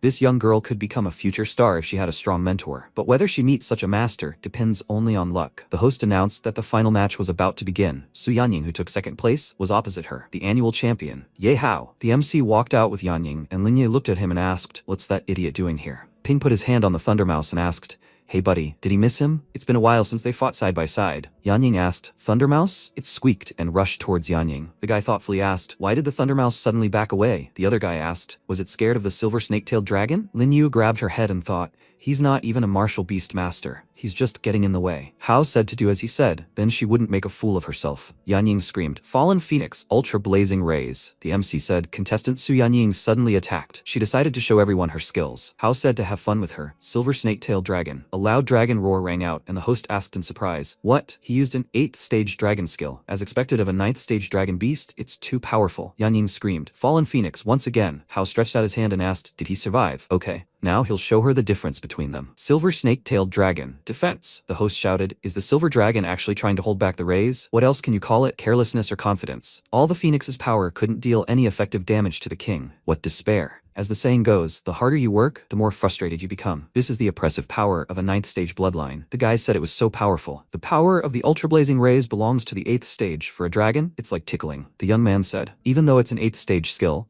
the fallen phoenix itself is only at the 5th stage. Compared to the silver snake-tailed dragon, it's still far behind. Hao commanded the silver snake-tailed dragon to show her what it's capable of. Dragon flame jet, silver storm wing, frost step. The host reported, the silver snake-tailed dragon used fire, wind, and ice skills simultaneously. What a mastery. Although it didn't aim, the range is really too great. Yanying screamed, Fallen Phoenix, there's no need to be afraid. Speed boost. She managed to put up a shield and let out a loud cry, and the host reported that under the onslaught of the attack, participant Su is forced to only defend herself. The Fallen Phoenix made a mistake. He was hit. The Fallen Phoenix was actually knocked down by a random pet skill. This is the power of the annual champion, the might of a king. He was completely crushed. Yanying screamed, Fallen Phoenix. She ran up to the creature and said, the silver snake-tailed dragon has become much stronger than last time. Is it really over? She's afraid, and so is the Thundermouse. Hao rolled up his sleeves and said, how boring. Cultivating celestial beasts of this level, how can he charge such a high price? MC suddenly stepped forward and said, killing intent. Yanying looked at the mouse and thought, has the Thundermouse's aura changed? Ping ordered the creature to move forward and tear it apart. The mouse moved forward and kicked off the ground, charging. The host laughed and shouted, the Mouse King has entered the arena. Hao looked at this and thought, faster than in the semifinals? The host said, the Thundermouse actually managed to pierce the chest of this beast. Also, the aura of the undead claw suppresses the strong resilience inherent in the dragon bloodline. Hao sent mana down his hand and said with a laugh, that's right. This is what makes victory worthwhile. 4th stage power boost. He ordered the silver snake-tailed dragon to trample the mouse. The host shouted, participant, Yahello is going to freeze the entire earth. It's fatal for a heavenly beast that can't fly. The Thunder Mouse has nowhere to run. Is this really the end? The MC turned to ice and looked to the side, telling the Thunder Mouse to use the triple combo he taught him. His weakness, his mouth. A cry rang out. 10 Thunder Bends? What is he planning? No way. The Thunder Mouse wasn't frozen. It cleared a path for itself with lightning. Hao frowned and asked, "Are there 3 of them? One of them must be real." He looked at the creature and thought, although it's not obvious, this mouse is protected by thunder armor. The mouse can't escape his sight. They're attacking right now. Hao looked to the side and thought, a clone? Could it be that the creature attacking from the side is the real thing? He shouted loudly, "A silver snake-tailed dragon. Is this also a clone?" MC said, "Idiot." All 3 were distracting him. Hao turned around in surprise and thought, what? There was a 4th creature all this time. The mouse approached the dragon and attacked with its sharp claws. The host shouted, "Its mouth! This is the only part of the silver snake-tailed dragon that isn't covered in scales." Now the Thunder Mouse has reached the dragon. The Thunder Mouse has become so strong. The guy said, "That's strange." He heard that Yahello's beast had risen to the 7th stage, but it was still inferior to the Thunder Mouse. Hao turned around and asked, how did this mouse's fighting style change so much? Could it really be this guy? He frowned and clenched his fist, thinking, horrible. If he loses now, doesn't that mean he won the champion title by luck? Hao shouted, "Silver snake-tailed dragon." The MC reported, "It's directly attacking the contestant, but contestant Sue's lower body was frozen and she can't dodge." The MC said, "It's ugly." The mouse used thunderclap towards the dragon, and the MC shouted, "A desperate attempt to steal chicken behind the host's eyes. Who is eating rice?" The dragon was injured again. All the spectators widened their eyes in surprise as they watched the battle. The silver snake-tailed dragon fell to the ground. This is unbelievable. The Thunder Mouse has won. The silver snake-tailed dragon lost, and such a humiliating loss at that. Lin Yue asked in surprise, "How did this happen?" Hao looked at it in surprise and said, "The Thunder Mouse won so easily." He wondered, did she deliberately hide her strength, or was it that guy's doing? The host said, "No wonder. The Mouse King Su Yanying crushed the annual champion." Yanying wondered, "Is that all?" The MC asked, "Is he satisfied with his strength now? Will he pay 500,000 in cash or by bank transfer?" Hao replied, "He'll transfer the money later. But first,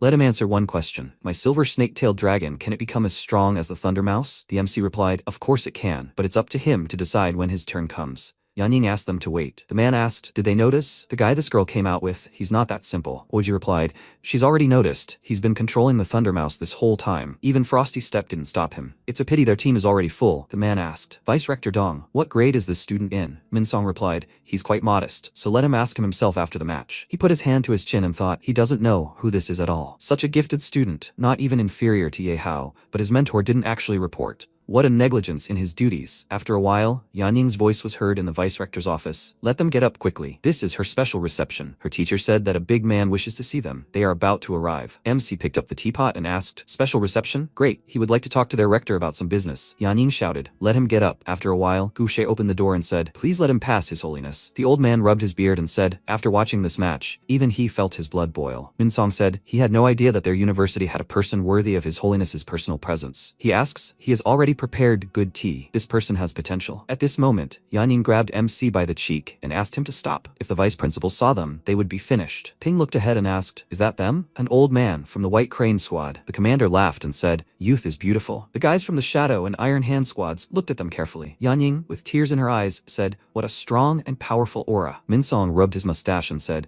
"Young man, judging by his age, he's probably a second-year student. Who's his teacher? Let him tell him, and he'll put him in a first-class dormitory." Gukshu put her hand to her mouth and muttered, "Vice principal, this guy isn't their student." MC looked at her and asked, "Teacher Luo?" Minsong smiled and asked, "Never mind. If not, would he like to study with them? The tuition is free, and upon graduation, the university will give him a high-ranking heavenly beast." Yanying's eyes widened in surprise, and she thought, free training, and they'll even give you a high-ranking beast? She'd never heard of such conditions. The guy frowned, thinking, this old fox is pretending to actually know him. MC replied, "He's not interested." Minsong removed his hands from his mustache and wondered, what? He's not interested in such good conditions. What about the monthly scholarship then? Gukshui smiled and offered to introduce him. Vice Rector, did he remember her telling him about that dangerous mission for the tunnelers? That young man killed the Bone Crusher, saved her in Ye Chenshan. Minsong replied, "Of course, for Fengshan this is a feat." He looked away and asked to wait. Really? MC asked again, why are they looking at him? Do they want tea? A loud cry rang out. Kill the 8th level Bone Crusher. He even saved the gold-ranked miner Ye Chenshan. The guy said, what a frightening force. The prodigal son decided to go for a walk. Which family is he from? Guang said, he had never seen anything like this in the 4 families. The old man asked, nothing is known about him. Maybe he is the youngest son of the Ye family? MC looked away and asked,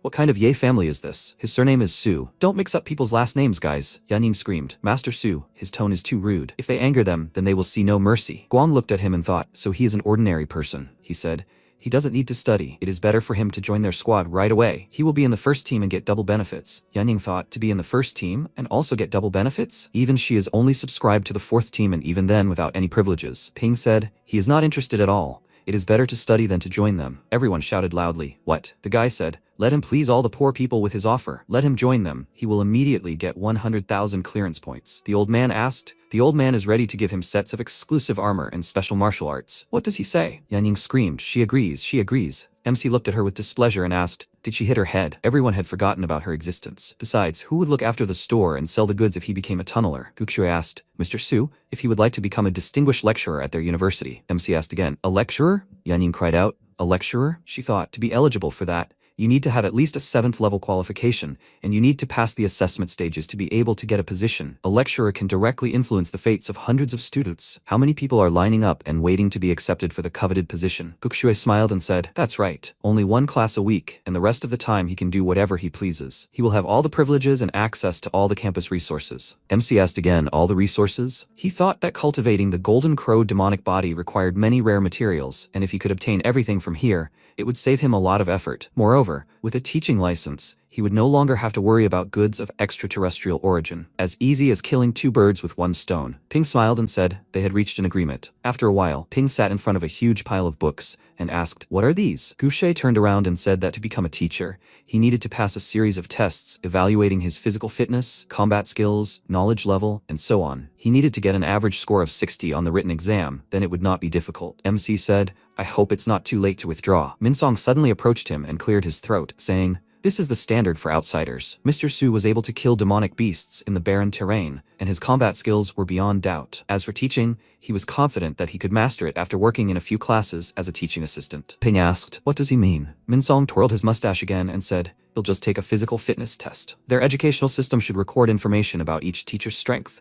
This will make it easier to assign suitable students to classes. Ping paused, clearly trying to test his skills. Old fox, if he's not good enough, his allowance will be deducted, right? He asked. Okay, what kind of test is this? Minsong asked to follow him. After a while, in a high-level testing hall, Minsong stopped and said, he needs to fight this Baiji alone. If he lasts a minute, he'll pass. MC asked, without heavenly beasts? Minsong replied, that's right. Gukshui stood to the side, thinking, this is a high-level combat weapon. Even she lasted only 30 seconds. The vice principal was trying to show Su Ping his power. MC stepped forward and thought, okay, they'll test the fruits of his training. He shouted, go. The robot began to attack, and Ping used a star shield. It shattered his shield, but he jumped aside. Minsong stood behind the glass and watched. He thought, he lasted the first 20 seconds. That's a good reaction. But his star shield is too weak. MC activated the seal, but flew up and thought, horror, as long as his body is hovering in the air, he won't dodge. Beams from the robot were directed at his body, and Minsong spoke. It was all over in less than 20 seconds. After all, this was the first time he challenged Bai's, so that's it. At that moment, MC dodged, and green vines bound his body and stretched him in different directions. Gukshui ordered him to watch out. At that moment, bright flames enveloped his body, and Gukshui screamed, Vice Principal, have him abort the test immediately. Minsong replied, no need to rush. He didn't call for help,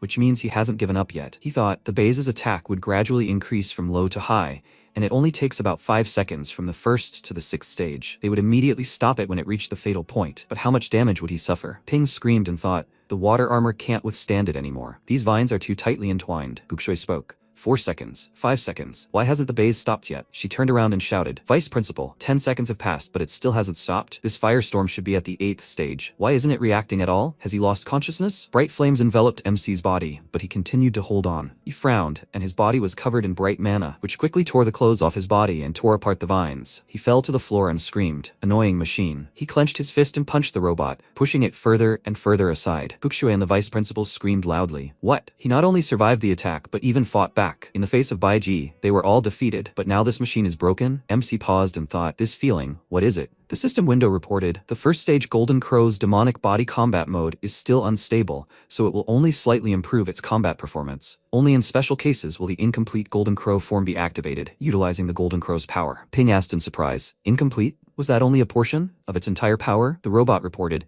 verification complete, peak star power, middle 3rd stage, attack power, middle 7th stage, defense ability, lower 8th stage, and the final combat power assessment, highest 7th stage. MC approached them and asked, well, is that enough? Minsong said, bravo, bravo. Mr. Su is more than capable of being a senior mentor. Gukshui looked at him in surprise and wondered, senior mentor? Minsong clapped his hands and said, his electronic ID will be ready tomorrow. Welcome to Fengshan. Ping thought, ordinary people can't stand the power of Baze. If it weren't for his demonic body, he would have been thrown into the fisheries long ago. Old Fox. Minsong asked.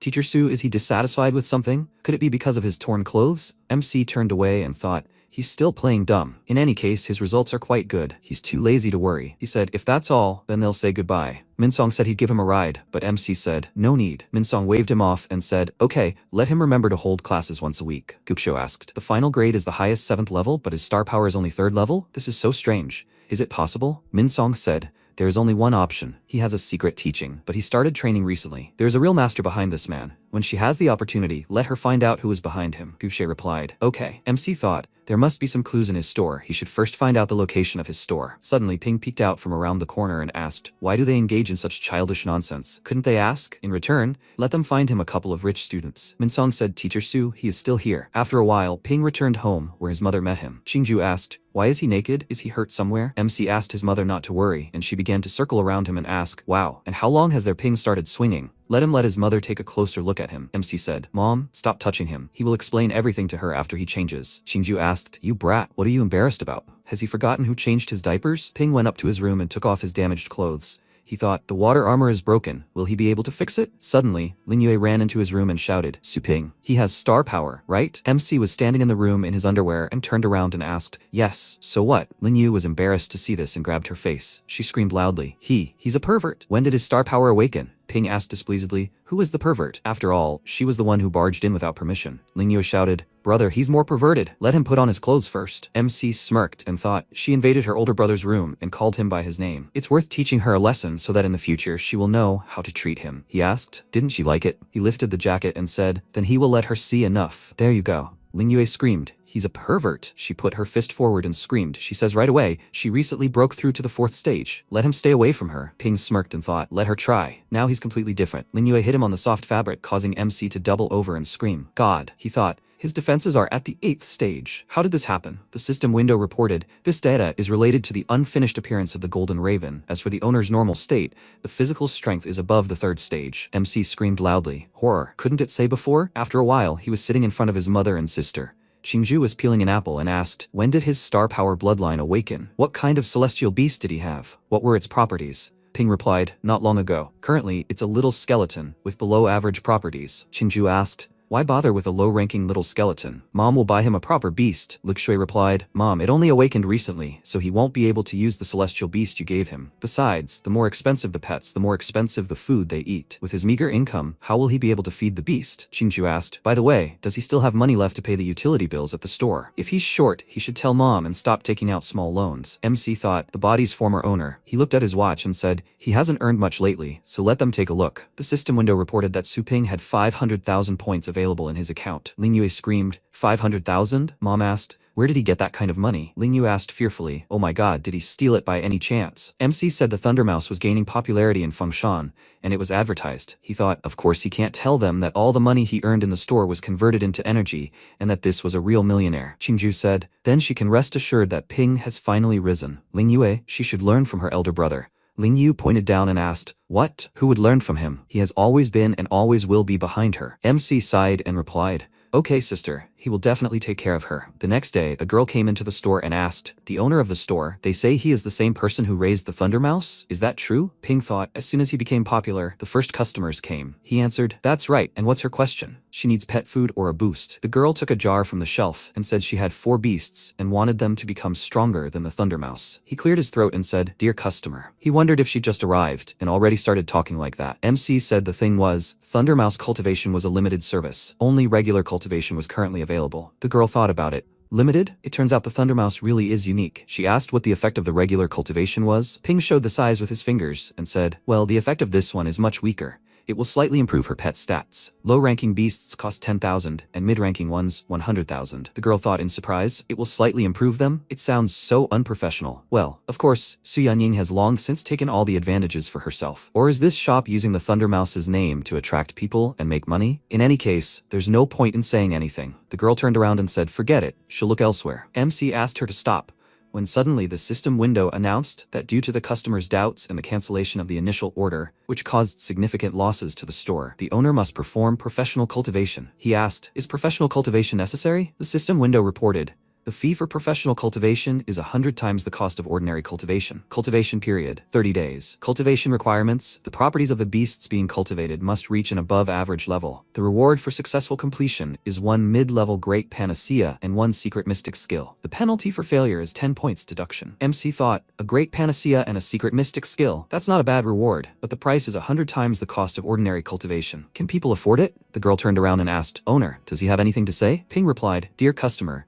he understood her desire to refine the heavenly beast. However, the effect of cultivating a thunder mouse is quite expensive, and ordinary people may not be able to afford it. The girl asked how much. Money is not a problem. MC replied, 1 million. She widened her eyes in surprise and thought, a million? This person can't take a large sum of money and run away. She put her palm to her face and asked, owner, is he renting the store? MC smiled and said, of course not. She can be sure of their store's reputation. He won't run away. If she doesn't believe him, she can check him on the Fengshan University website. He's Su Ping, a super unremarkable guy. The girl thought about it. Fengshan? Does he also study at their university? She opened the system window and started entering his name. She said, judging by his age, he's either a first or second year student. If he plays tricks, then he shouldn't blame the senior student when he disappears from Fengshan. A system window opened in front of her, informing her that MC was a high-ranking teacher in the combat department. The girl screamed loudly. A high-ranking teacher of combat at Fengshan University? She thought, what kind of pretense? Why didn't he say so right away? That he works in the most authoritative department, and a high-ranking teacher at that. MC asked, so what? Who's gone missing now? A senior student? The girl blushed with shame and bowed, asking Teacher Su for forgiveness. She had just offended him. Let him forgive her ignorance. MC thought, having a teacher's license is really convenient. He said to call him master or boss in the store. She will come back later and give the money for the cultivation. The girl said, aha, Master Su is right, but she doesn't have much money. Here is her pet, Tianxiang pig. The system window reported that an amount of 1 million heavenly currency had been deposited into his account, which had been converted into 10,000 energy points. Ping looked at this in surprise and thought, she transferred 1 million as if nothing had happened. But he doesn't have that much money, he only has it with him. Horrible. Yahello owes 500 points. Maybe that's not enough? The girl said slightly sadly. Teacher, Master Su, his face is so displeased. He has insulted her more than once. MC thought, miscalculation, miscalculation. She asked him not to take it to heart. After the cultivation is completed, she will also present a thank you gift. Ping thought, such a rich lamb. No, a client. He will forget it. No, it's too late to greet. He turned away and asked her not to worry. He, Su Ping, always treated all clients equally. He's about to start. If she is done, then she can take the creature in a month. The girl thought,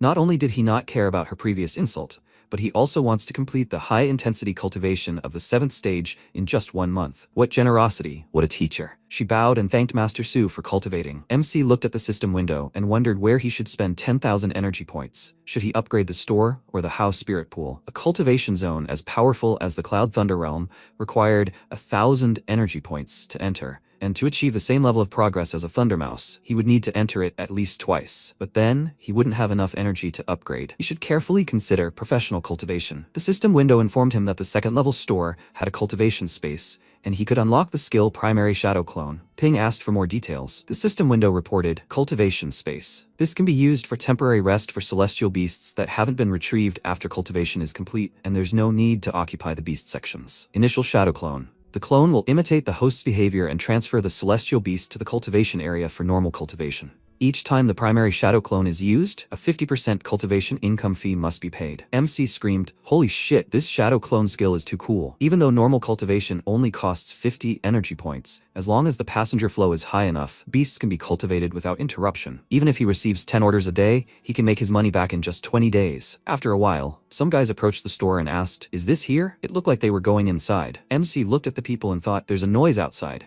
He shouted in surprise, are all of them? Are these his customers? People started coming inside and saying, Master, boss, isn't he the one who strengthens pets? Boss, master, will he strengthen his celestial beast? Ping clicked on the system window and said, he will accept everyone. The system window reported, entering the cultivation space, star debris. Number of resurrections, 30. Time, 10 days. 10 energy points deducted. MC descended into the space and looked at the system window, which reported that to activate the shadow cloning function for the first time, the master must complete a full cultivation of pets. 200 energy points deducted, creating a clone. MC covered himself in mana and created a double of himself, after which he asked, is this a shadow clone? It feels like it isn't. Did he make a mistake or something? The key to cultivating celestial beasts lies in an environment in which attributes fuse. The stronger the fire attribute, the more favorable it is to practice fire beast skills. Underground lava, 2000 degrees. Ping looked around and said, this isn't bad. He jumped down and ordered everyone to follow him. He thought, isn't it hot at all? Just like during the battle with the bays. Back then, the temperature was fatally high. Not only did he not get burned, it also activated the golden crow form. The animals started making loud noises. MC looked around and wondered if the golden crow form was connected to the fire attribute. In any case, there's resurrection, so it's useless not to try. He stretched out his hand and released a stream of fire. Ping thought, it's true. The fire element is obedient, as if it were tamed. This is the Golden Crow's personal talent. He looked at his clone and ordered that idiot not to even try. MC stripped and descended into the lava, saying that time was precious. He ordered the clone to throw them here. It's time to start cultivating. The animals screamed in fear and MC happily said, great. The system window reported that the red flame dog, purple flame cat, fire frog, and little lion were burned alive. Ping clicked the resurrection button on the system window and asked, are they sure their fire attribute? Let them at least pretend to try. The animals resurrected and fell into the lava again, screaming loudly. MC laughed and said, they lasted a little longer. After a while, loud screams were heard. Scorching step, fire cloak, raging flame drift, flame roar. After a while, people were shouting loudly and joyfully. His pet mastered a mid-rank skill in one day. What kind of illegal technology is this? The boss is really cool. How wonderful it is to have such a master living in their city. So effective. Master, she wants to place an order too. Master, he needs a section for cultivation. Let him sell him food. Ping held his hand out in front of him and asked, everyone take turns, okay? Let them take their time. He will serve everyone. The system window reported that 26,000 heavenly currency had been credited to his account, which had been converted into 260 energy points. Energy points. 11,650. After a while, he said, he thought it would take 20 days to recoup the spent energy points, but now a couple of days would be enough. Even all the beast sections are fully occupied. He pressed the button on the system window and said, bye-bye. The system window reported that the pet section has been unlocked to the limit, 25 points out of 25. Now purchasing is impossible. He wants to upgrade to level 2. The upgrade cost is 1,000 points for one. MC said thoughtfully, no thank you. He thought for a moment. His current goal is Tianshan Pig. Entry into a high-ranking cultivation zone is very expensive. It would be a shame to go there with only one pet. But what if? He looked to the side and said, system. He wants to upgrade the house spirit pool. The system window reported that 10,000 energy points had been written off. About 2,000 remained. Everything around was covered in mana, and the system window announced that it congratulated the owner on successfully leveling up. Using the chaos spirit pool requires 10,000 energy points at a time. Now there is a low probability of the beast king spawning. Use. MC folded his hands and thought,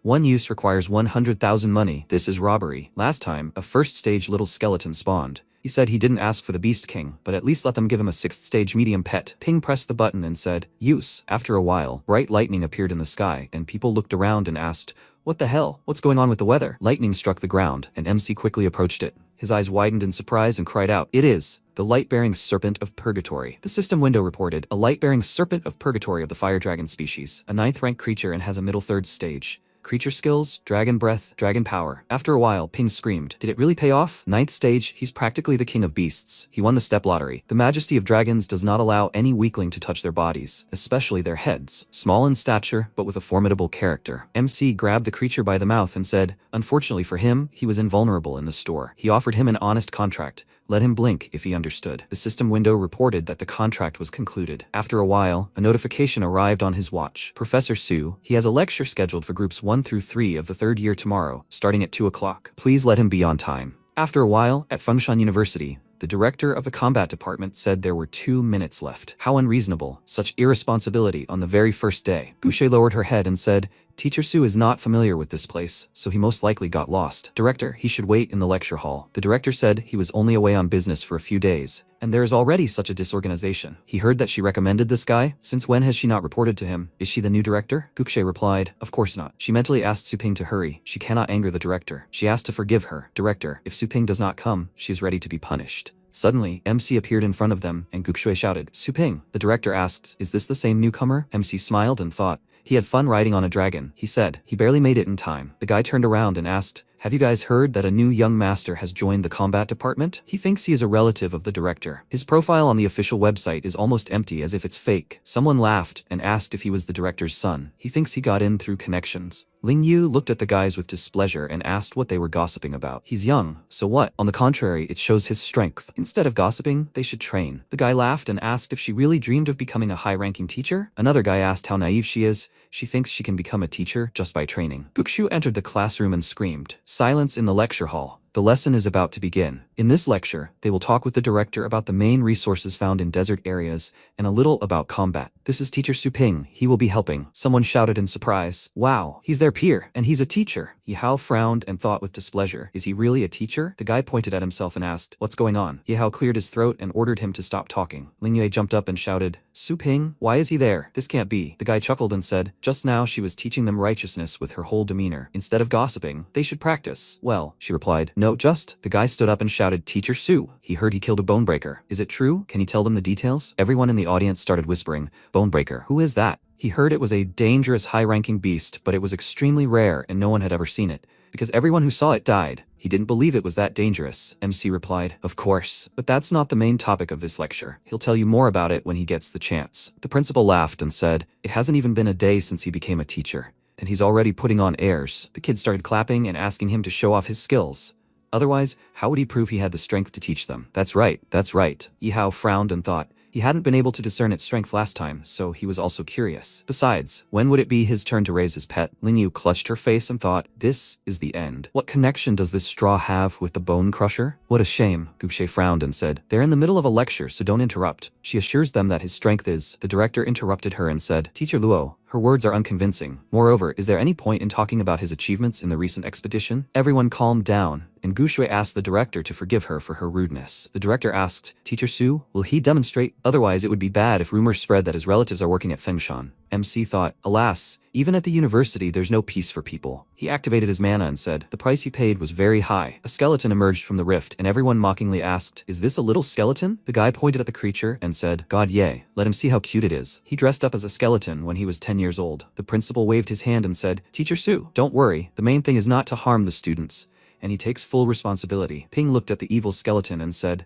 calm down, you can't hurt anyone. Lin Yue held her face with her palms and thought, the weakest demon-type beast, what is he going to show? Suddenly, the skeleton rushed forward and used the ultimate sword art. A huge scorched mark appeared in the center of the stairs, surprising everyone present. Everyone screamed, what? The students asked in fear. What was that? What did this little skeleton do? What kind of little skeleton is this? It's the Skeleton King. Yehao thought, what power? He's afraid his silver snake-tailed dragon won't be able to withstand this for even a minute. Ling Yu asked in surprise, is a first-grade little skeleton really that strong? Besides, didn't Su Ping just awaken? MC folded his arms and asked, so, how is it? Or, should he show him again? The director asked. Dare he joke? Guxue chuckled, and the principal said, this classroom is made of special materials worth 10 million, and it's durable enough to withstand even an 8th level attack, but little skeleton with one swing. Ping said, those who aren't convinced should raise their hands.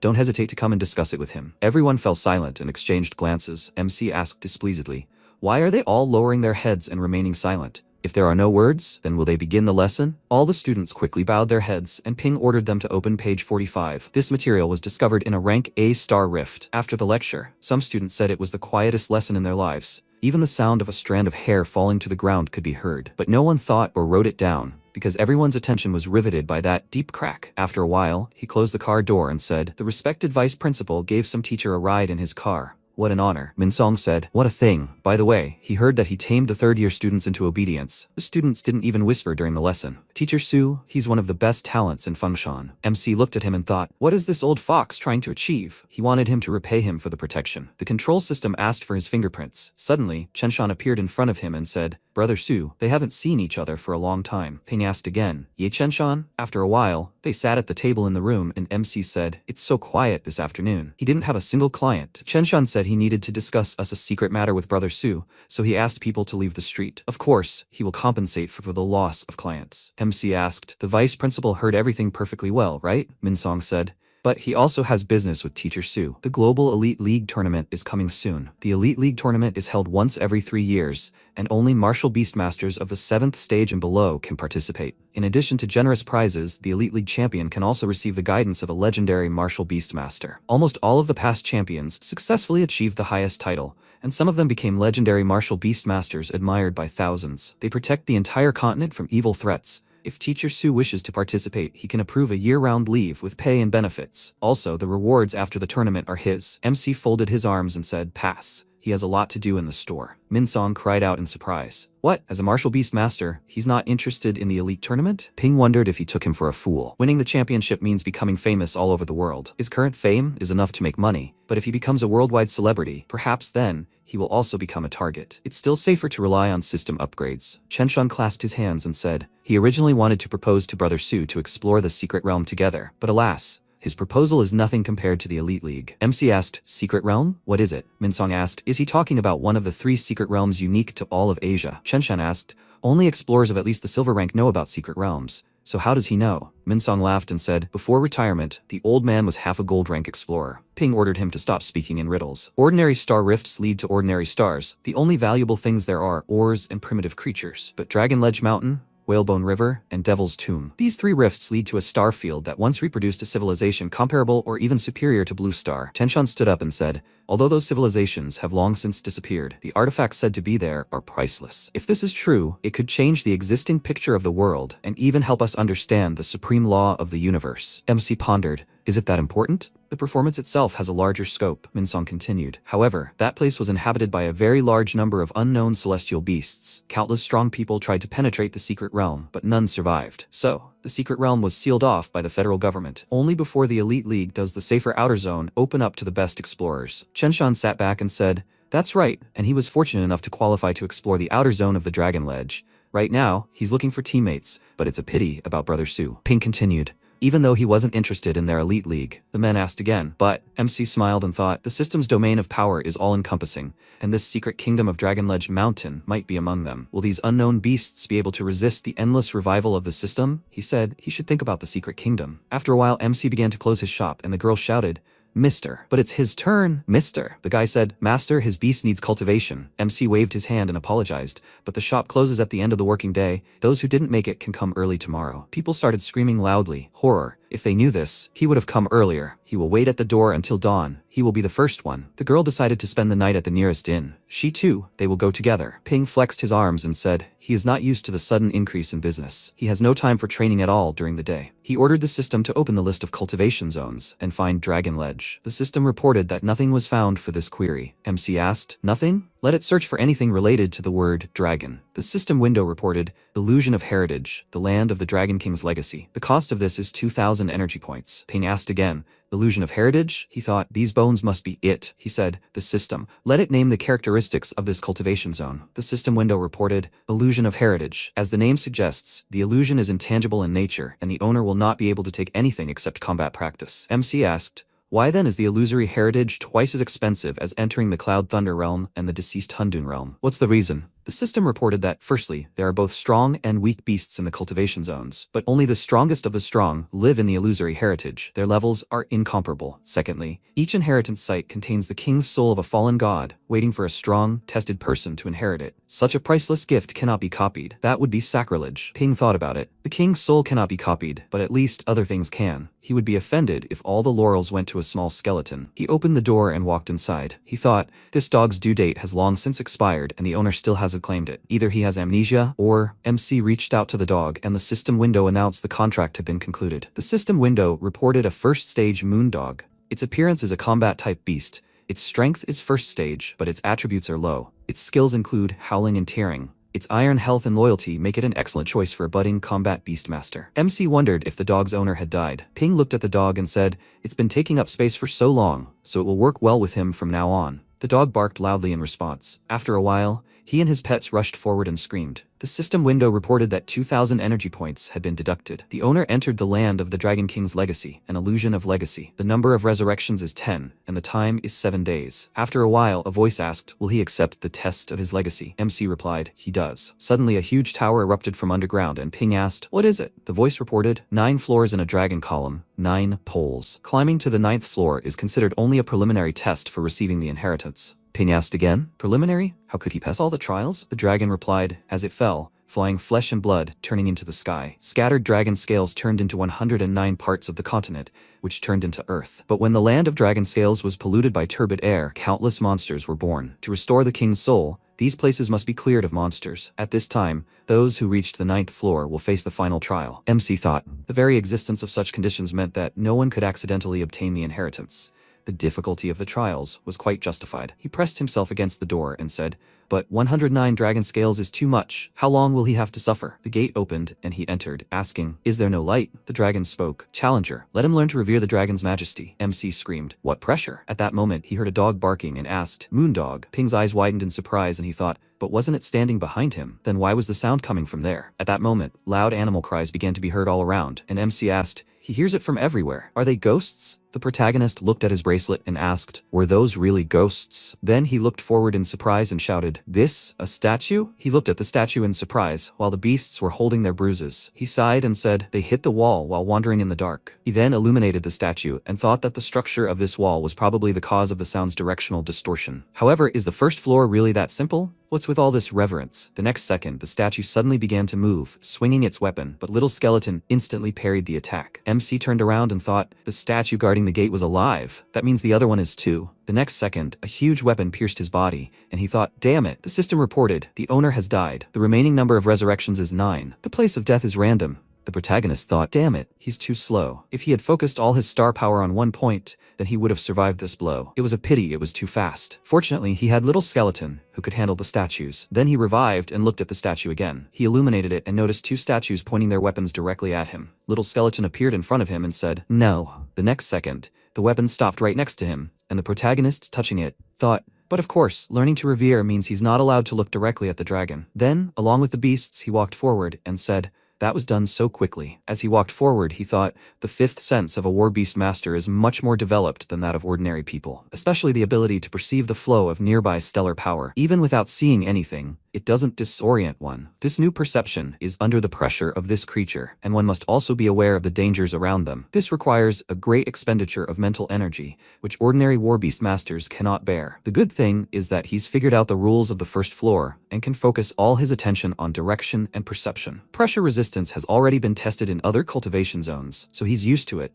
so the first floor is a piece of cake for him. The next second, the creature headed straight for him. MC, noticing this, thought he felt a deadly aura. No, this deadly aura has a slight flaw. It's not emitted by a living creature, it's an illusion. At that moment, the dragon flew next to them, and they approached a wall hung with skulls. The protagonist said, "Pass." A voice was heard, congratulating the challenger on passing the first floor test, and he should proceed to the second floor. After a while, he and the beasts found themselves in his pet shop. The system reported, Purgatory Candle Dragon Power Boost. 4th stage, acquired skill, Dragon Roar. Moon Chasing Dog Power Boost. 3rd stage, acquired skill, Fury, Hunting. Tianjang Pig's strength has been increased. 3rd stage. The acquired skill is Exalted Taste, a powerful toxin. Little Skeleton's strength has been increased. 8th stage. The acquired skill is Dragon Execution. The protagonist sighed and thought that the result was very good. They had reached the 8th floor in one go. 2 or 3 runs would be enough for Tianjang Pig. However, the 9th floor Guardian's strength is equivalent to the 9th stage. Even though Little Skeleton has mastered the Dragon Execution skill, he is still no match for the 9th stage. The gap is too great. He'll have to wait until he fully masters the Skeleton King's Bloodstone.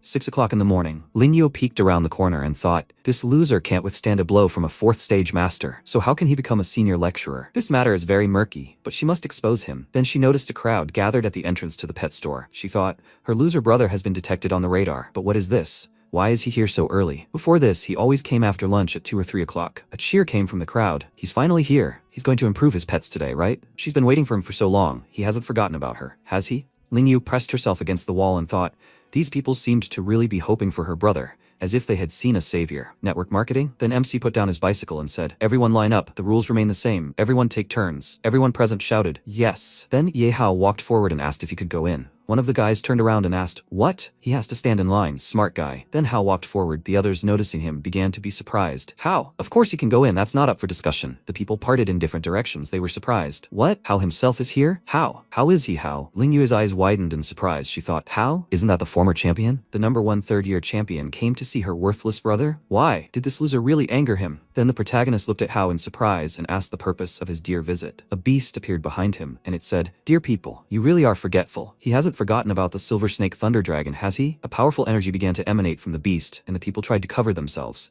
They screamed, what a strong wind! It's the Silver Snake Thunder Dragon. Everyone move aside, otherwise it will crush them. Linye thought, why did Hao summon his pet? Was he planning an exemplary execution? Then Hao smiled and said, seeing the beautiful heroic appearance of the Silver Snake Thunder Dragon, is he already thinking about where to start cultivating it? MC wondered why he was here. This beast had a 9th level bloodline system. When will the high-level celestial beast breeding service be unlocked? A system window appeared, telling him he needed to complete at least one professional breeding session for the shop to be upgraded to level 3. A prerequisite for upgrading to level 3 was the owner expanding the shop's floor space to 3,000 square meters. He thought, damn, 3,000 square meters? This isn't a shop, it's some kind of factory. At that moment, the girl clenched her fists and exclaimed, how wonderful. This was her first time seeing a 9th level beast up close. Hao had also come to breed his pet. The guy next to her asked, what's so surprising? After all, they'd managed to strengthen the lighting rat and little skeleton so well. The guy next to him said thoughtfully, fool, this man himself said that 9th stage bloodlines are very rare, and dragon-type beasts are even rarer,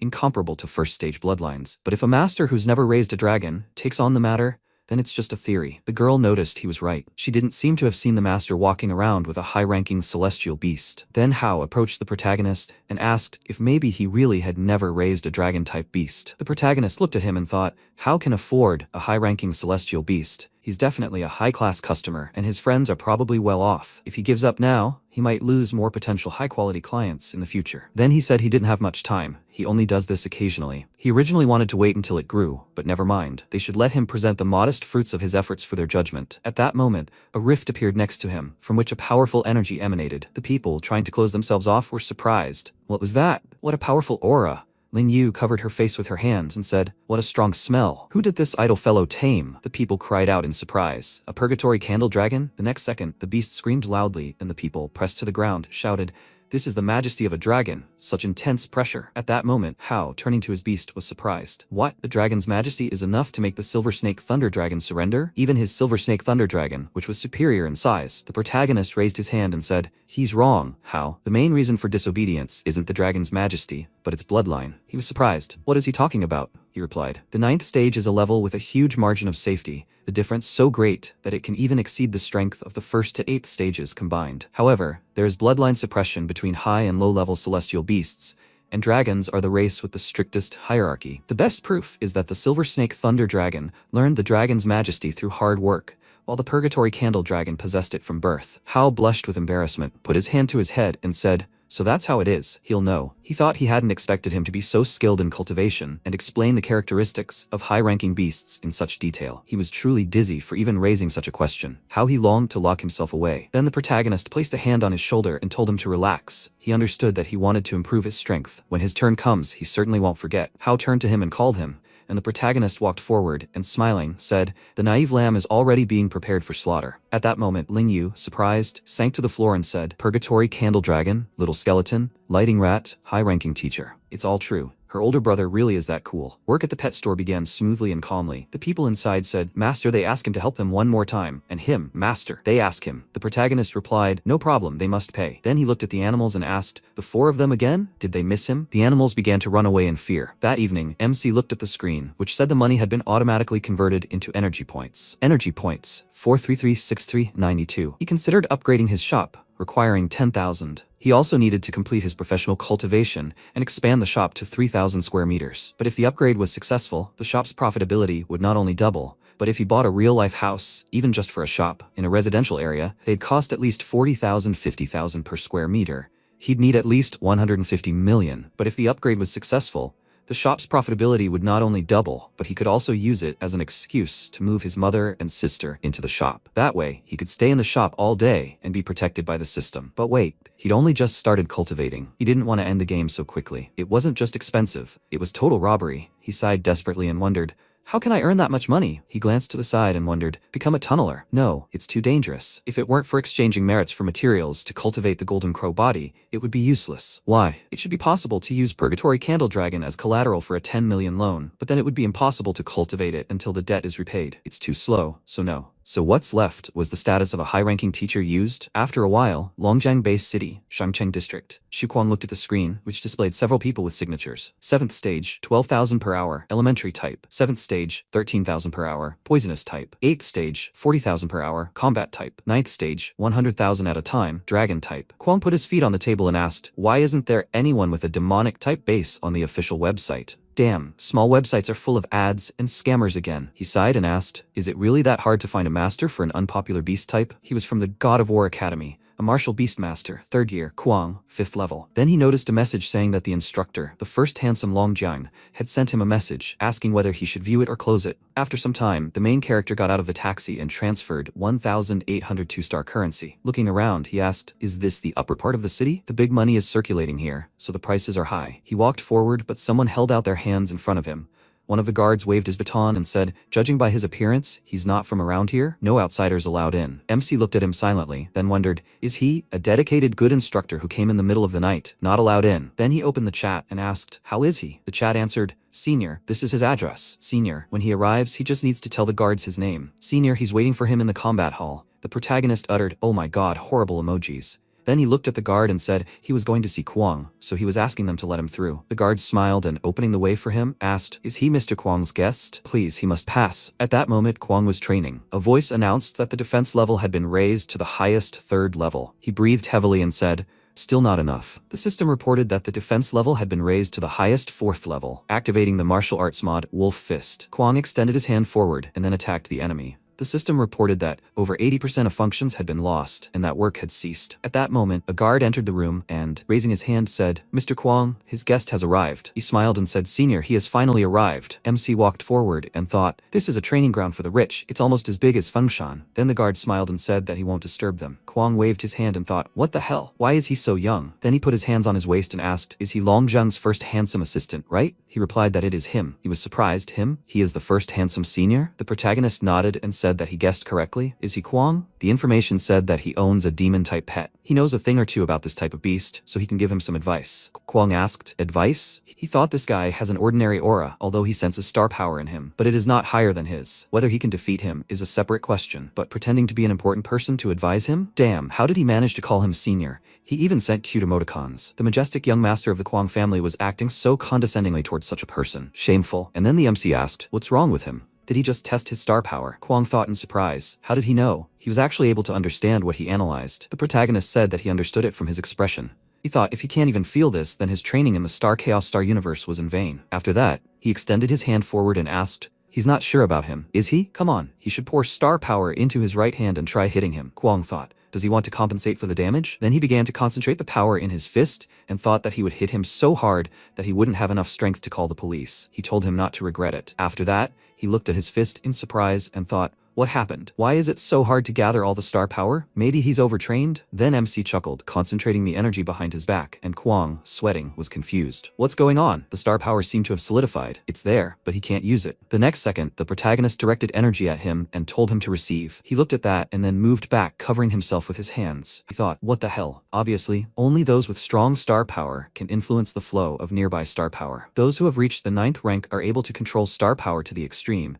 and they can also move objects from a distance or fly. But isn't this person's strength inferior to his? The strange star power phenomenon flowing through his body right now is undoubtedly caused by the person in front of him. Could it be that he is deliberately hiding his star power? Is there really such a young, high-ranking master in this world? Only the Federation can grant such a high rank. Each rank represents absolute power in a specific field. He then said, dare he ask, what is the rank of the senior? The protagonist thought, he's quite smart to know about ranks, but he'll change the subject so as not to push it too far. He then said that he's not worthy of knowing his rank. If he's still unsure, then he can try 2 more attacks. He spread his arms out to the sides and replied, okay. After that, he shouted for it to come. At that moment, beasts appeared in the cracks on either side of him. The protagonist thought, Shampy crawlers and spirit beasts, 6th stage bloodlines. Then the beast began to emit dark smoke, and MC thought, this miasma is obscuring my vision. At that moment, another beast appeared, and the protagonist, dodging the beast's paw, thought, Shampy crawlers, the name of this one speaks for itself. If it originally had the power of the 6th stage, then after being slowed by the dry and hard sand on the ground,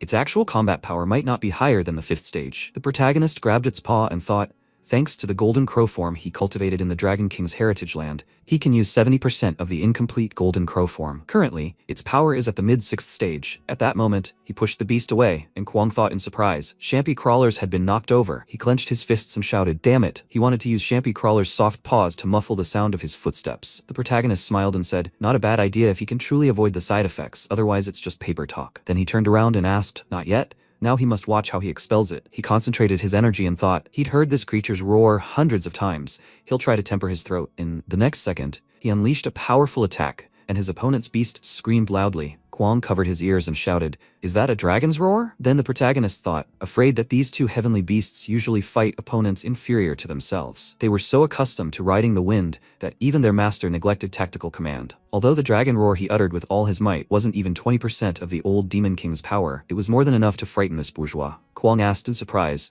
"Isn't a dragon's roar a skill reserved for high-ranking dragons? How did a master of martial beasts master this? How can a human body produce such a powerful sound?" The protagonist said, "He just strengthened his body a bit, nothing out of the ordinary. Although his cuties weren't quite as skilled in combat, they were incredible in terms of cultivation." Kwang asked, "Cuties, senior?" He has a keen eye for beast aesthetics. The sheer awesomeness and insanity of demonic-type beasts is mind-blowing. Besides, ordinary battle beast masters have little experience fighting this unpopular type, so watching their masters caught off guard is doubly satisfying. Raising such beasts is just a nightmare. Being rejected and despised by his classmates, he can live with that, but even the teachers look at him strangely. The most unbearable thing is that his lack of knowledge about demonic pets is like finding a needle in a haystack. It's already so late to do anything, senior. Then the protagonist put his hand to his head and sighing, told him to slow down. He realized that in addition to relying on his crushing level for his past victories, he had also relied too much on the advantage of his unpopular type. With this technique, he could defeat people of low or equal level. But once he encountered experts, his tactical weakness would be exposed. He asked in surprise,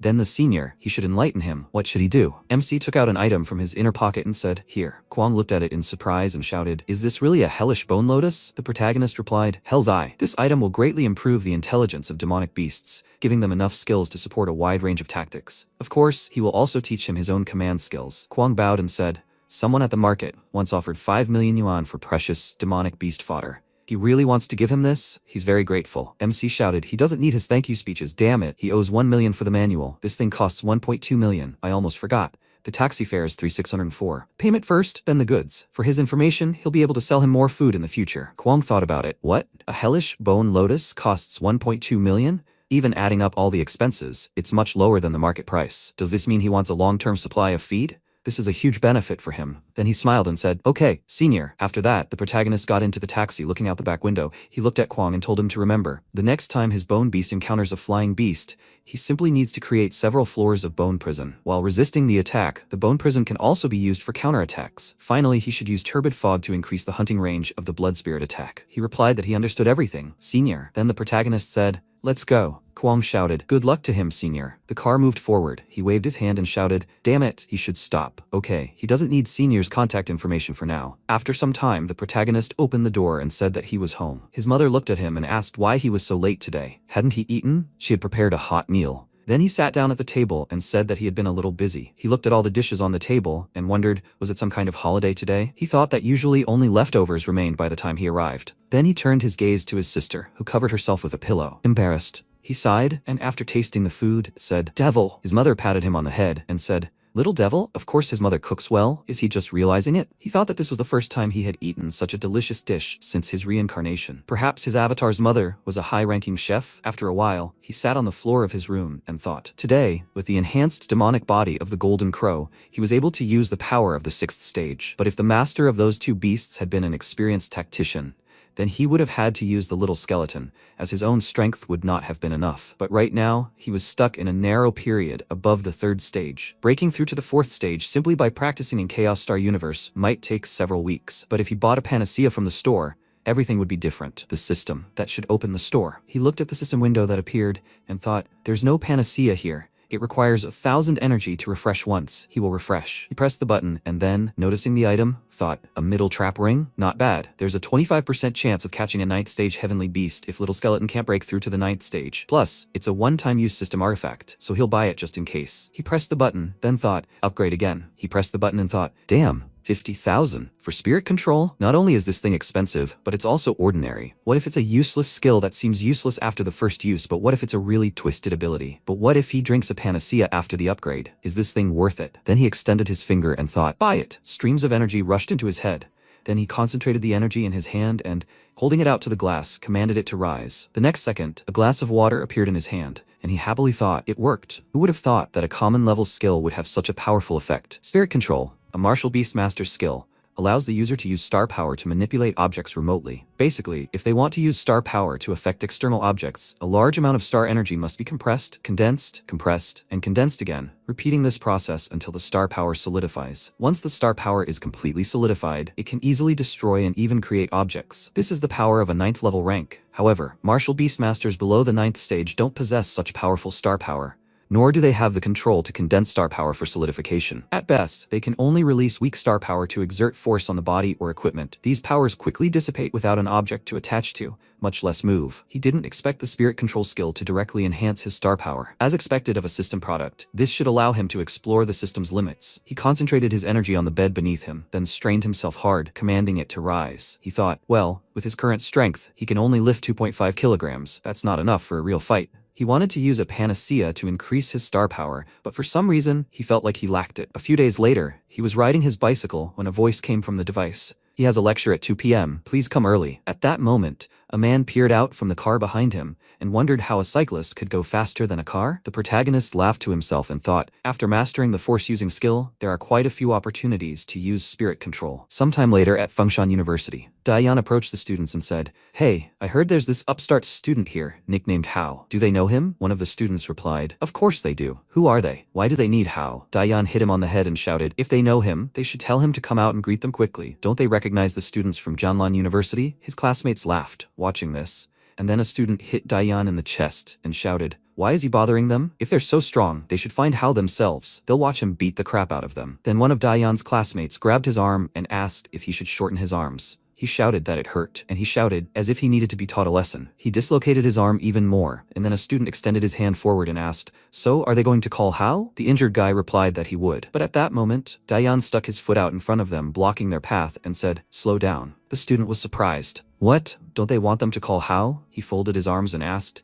"Do they think it's that simple? Do they think they can just leave after pushing their uncle? They need to talk about this." His comrades added, "Oh my god, Dayan, why is he bullying the freshmen again? They should be wasting their internship." Dayan laughed and said that he didn't think Fengshan freshmen seemed such trash. His comrade said that he agreed. Then one of the students, whom he grabbed by the neck, said that he could beat him up, but he shouldn't insult their university. They're not trash. One of Dayan's comrades raised his fist and laughed. "That's an interesting demand." "Well then, they're obligated to comply." Then the MC grabbed his hand and he turned to him in surprise. The protagonist ordered him to let them go. The student indignantly asked, "Who the hell is he?" The protagonist squeezed his hand tighter and repeated, "He told them to let them go." Dayan asked, "He dared touch students from their university?" His friend stretched his neck and said, "That's quite a bold thing." Another of their comrades added, "Interesting." The student shouted in surprise, "It's Sue." The protagonist gestured for him to be quiet, then smiled and said, "It's none of their business. They should disappear." Dayan looked at him in surprise and asked, "He's from Fengshan too?" His comrades pointed at him and told him to look. "This guy still rides an antique bicycle from the last century. What a clown.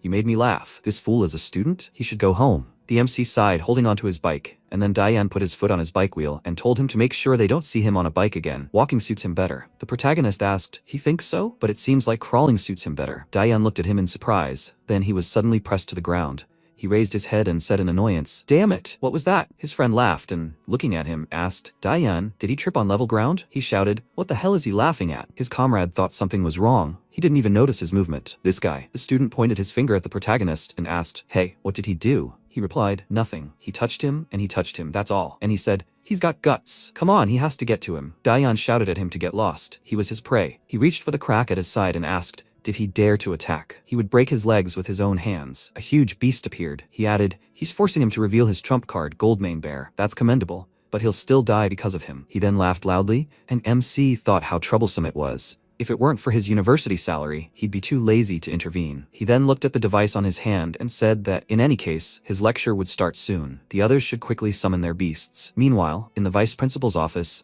Zhou Yunshan told Min Song he heard that they had a genius named Hao studying there. In his third year, he had already reached the 5th stage, and his Silver Snake Thunder Dragon had become even more invincible. They must be merciful in these exchange competitions. Fel Yambo, a high-ranking professor, sat next to him, arms folded and quiet. Min Song folded his hands in front of him, and laughing, said they were well informed. Well, since they already knew their trump card, he wouldn't pretend. They'd always won in the previous exchange competitions. Now it was their turn to show off. Yunshan laughed and said they hadn't won every time. They'd even drawn one game. He replied, there was no point in talking, they'd see each other at the match. At that moment, Gukshui asked if she could ask if the students from their university had arrived. They needed to register them. Yanbo said no problem. They said they were going to check in. He'd call them. After a while, the battered students approached the right place. Diane greeted the leaders. Yanbo shouted, "What? What have they gotten themselves into? Don't they know they have a competition the day after tomorrow? Who did this to them?" At that moment, Minsong and his assistant burst out laughing, and Yanbo thought, "They're laughing. Idiots." Then he looked at the students and shouted, "Have they swallowed their tongues? They should speak up. Are they afraid to say anything? If they don't, they'll be punished." Dayan raised his hand and shouted that he was reporting. They were attacked by a student from Fengshan. Minsong asked in surprise, "Was it their student who attacked them?" He wondered when they had another genius. Yunshan asked, "What in the world happened? They should speak more clearly. Who attacked them? Don't just tarnish Fengshan's reputation like that." Dayan said that they were just strolling around, but one guy somehow found out they were there for an exchange match and attacked them, catching them off guard. Yunshan said that if he dared to lie, he should expect no mercy. Then he shouted, "Is his word true?" The student turned around, and then his comrades nodded and confirmed it.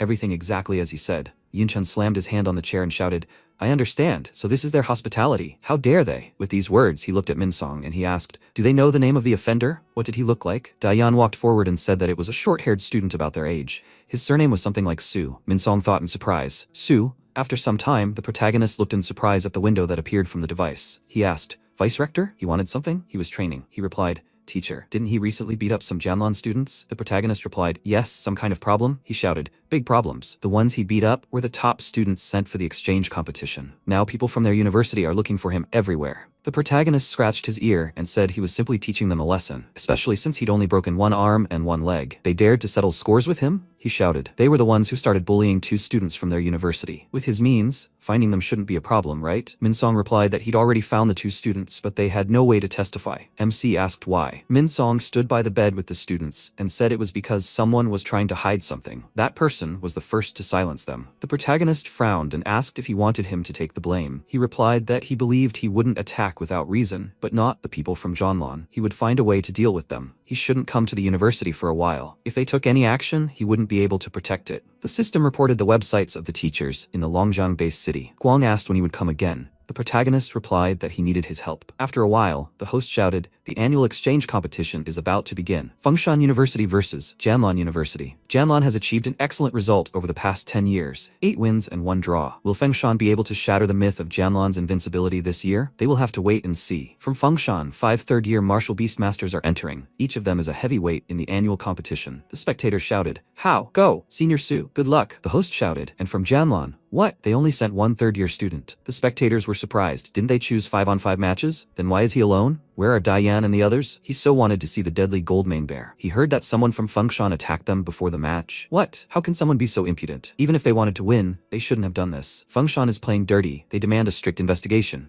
They demand an apology. At this moment, Ling Yue, peering out, pointed her finger at them and told them to show evidence. Don't slander them senselessly. One of the students turned to her and said that he had seen Dayan's injuries with his own eyes. How could this be fake? This is disgusting. Fengshan is doing such things underhandedly when they can't win fairly. Ling Yue shouted in irritation. The student added, "Look, they should see, she just wanted to attack them. No wonder this university is as unscrupulous as that guy with the surname Su." His friend laughed and Ling Yue was surprised. That surname. At this moment, shouts came from all sides. They demand an apology. They are scoundrels. Hao approached Luo Fengtian and said, "Brother, they should forget about the match today. They should just enjoy another battle." He asked if he was scared. Yan Ying said he misunderstood. They didn't want to pressure him with numbers. There was no honor in that. Yi Hao added, "Precisely, don't refuse a good wine when it's offered." He strongly advises him to retreat. In response, he laughed and said that he didn't think they understood the whole situation at all. From the moment he raised his hand against his university, the meaning of this game changed from victory to punishment. At that moment, a huge beast appeared from the rift behind him. Hao covered his face with his hand and shouted, "What a powerful aura." Minsong was surprised. "Isn't that a 9th level beast, a dark black dragon?" Yunshan stroked his beard and said,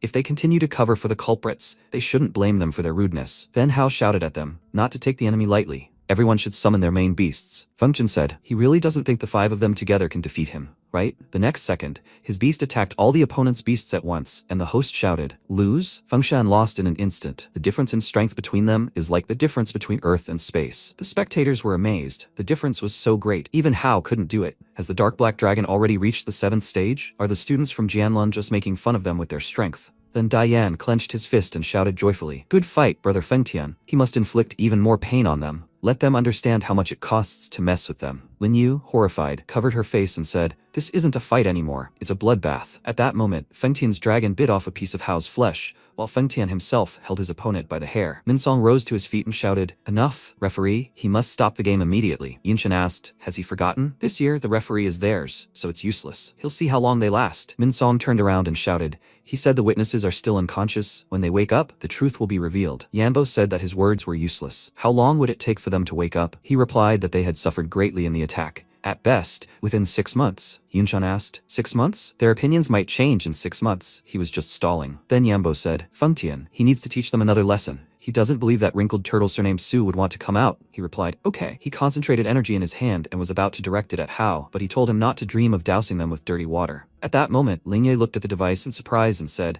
they still refuse. She called the protagonist and shouted, where is he? He told her not to worry. He more or less guessed that things would turn out this way. He was already there. He looked at Minsong and added, he just didn't expect the situation to be so dire. At that moment, Minsong turned around and shouted in surprise, Su Ping? Why is he here? Yunshin looked at him, smiled, and asked if he was the guy with the surname Su. Delivering him to the door himself had saved him a lot of trouble. MC replied that he was passing by and decided to drop by. Why were they looking for him? Minsong was indignant. Damn it. Didn't he tell him not to come? The protagonist looked away, smiled, and said there was no choice. His sweet sister begged him to come. Then Yanbo extended his hand forward and shouted, how dare he be so arrogant after hurting their students? This is beyond all bounds. He should surrender without resistance. The next second, Minsong grabbed his hand and he was surprised. What? Is he covering for this bastard? He replied that he was on his territory, and he shouldn't touch him until the evidence was convincing. Yambo clenched his fist and said, old man, he advises him to hand it over voluntarily. Otherwise, he won't be able to get away with it in the future. The protagonist, smiling, said, yeah, he beat them up, so what? Their students are complete losers. Any questions? Yanbo glared at him indignantly, and Minsong whispered to the protagonist, this man is an 8th level martial beastmaster. He shouldn't trifle with him. In response, he whispered not to worry. He'd try to resolve this peacefully. Then Yunchan said, Dayan and the others are among the strongest students in their university. Even a sneak attack requires at least some strength, which he has. What year is he in? Minsong said he wasn't a student, but a high-ranking teacher. Yanbo was surprised. A high-ranking teacher? Is someone so young worthy of such a position? Yunchan said, I wonder, with 4th level star power, one can become a senior teacher? So someone with unique power has appeared in the rotten and hopeless Fengshan? The protagonist thought he didn't feel like he was testing his star power. Judging by his face, he had already scanned him. Then he said he didn't need them to know who he was. He was here to give them an explanation. Yanbo coughed into his fist and asked, an explanation? He didn't need an explanation from a second-rate teacher who beats children on the sly. He couldn't believe he was being serious just now. What a waste of emotion. The MC came closer and proposed a bet. He could believe it or not, but not only did he not have to make amends, he could also force them to bow their heads before him and beg him to forgive him. Yanbo, enraged, shouted, how dare he a brat say such a thing? Mocking their students is one thing, but how dare he insult the vice principal and him? He should go down to the arena with him and fight.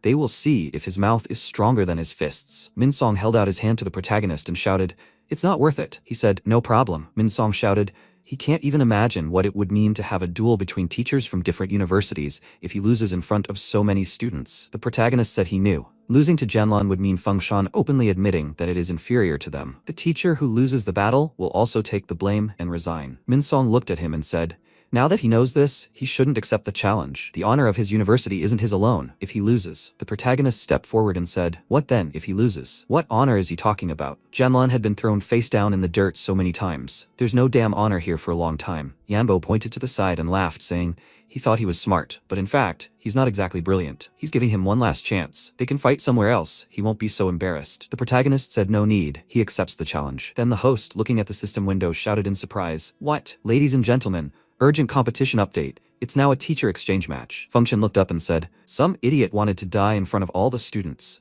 Soon he'll see the difference between teacher and student. Dayan, smiling, said, anyone who dares to challenge the fell demon will die. The guy next to him shouted, teacher, please, he must teach him a lesson. The students began muttering, this guy, how old is he? He thinks he's the same age as them? There's no need to watch. There's no way the teacher would lose to such a befuddled youth with his many years of combat experience. Should I record this fight to show others? At this moment, Ling Yue fearfully put her hands to her head and shouted, how did the elder brother manage to challenge the teacher from Jianlan? Then the students were asked to remove the participants from the previous fight. After that, the host raised his hand and shouted, next up comes a high-ranking teacher from Jianlan University. Fel Yanbo, On the contrary, a high-ranking teacher from Fengshan, Su Ping, he asks both sides to descend into the arena. At this moment, Yanbo jumped into the arena, breaking the ground beneath him, and shouted that he would be the first to go out. The host shouted, "What majestic power!" As expected of an 8th stage martial beastmaster, just one jump can have such destructive power. Now they ask for Su Ping. Where is he? At this moment the protagonist was floating in the air. Then the host shouted, "In the sky! A teacher floating in the air? Incredible! Teacher, Su actually walks on the wind. Has he already reached the 9th title rank?" Minsong, perplexed, shouted,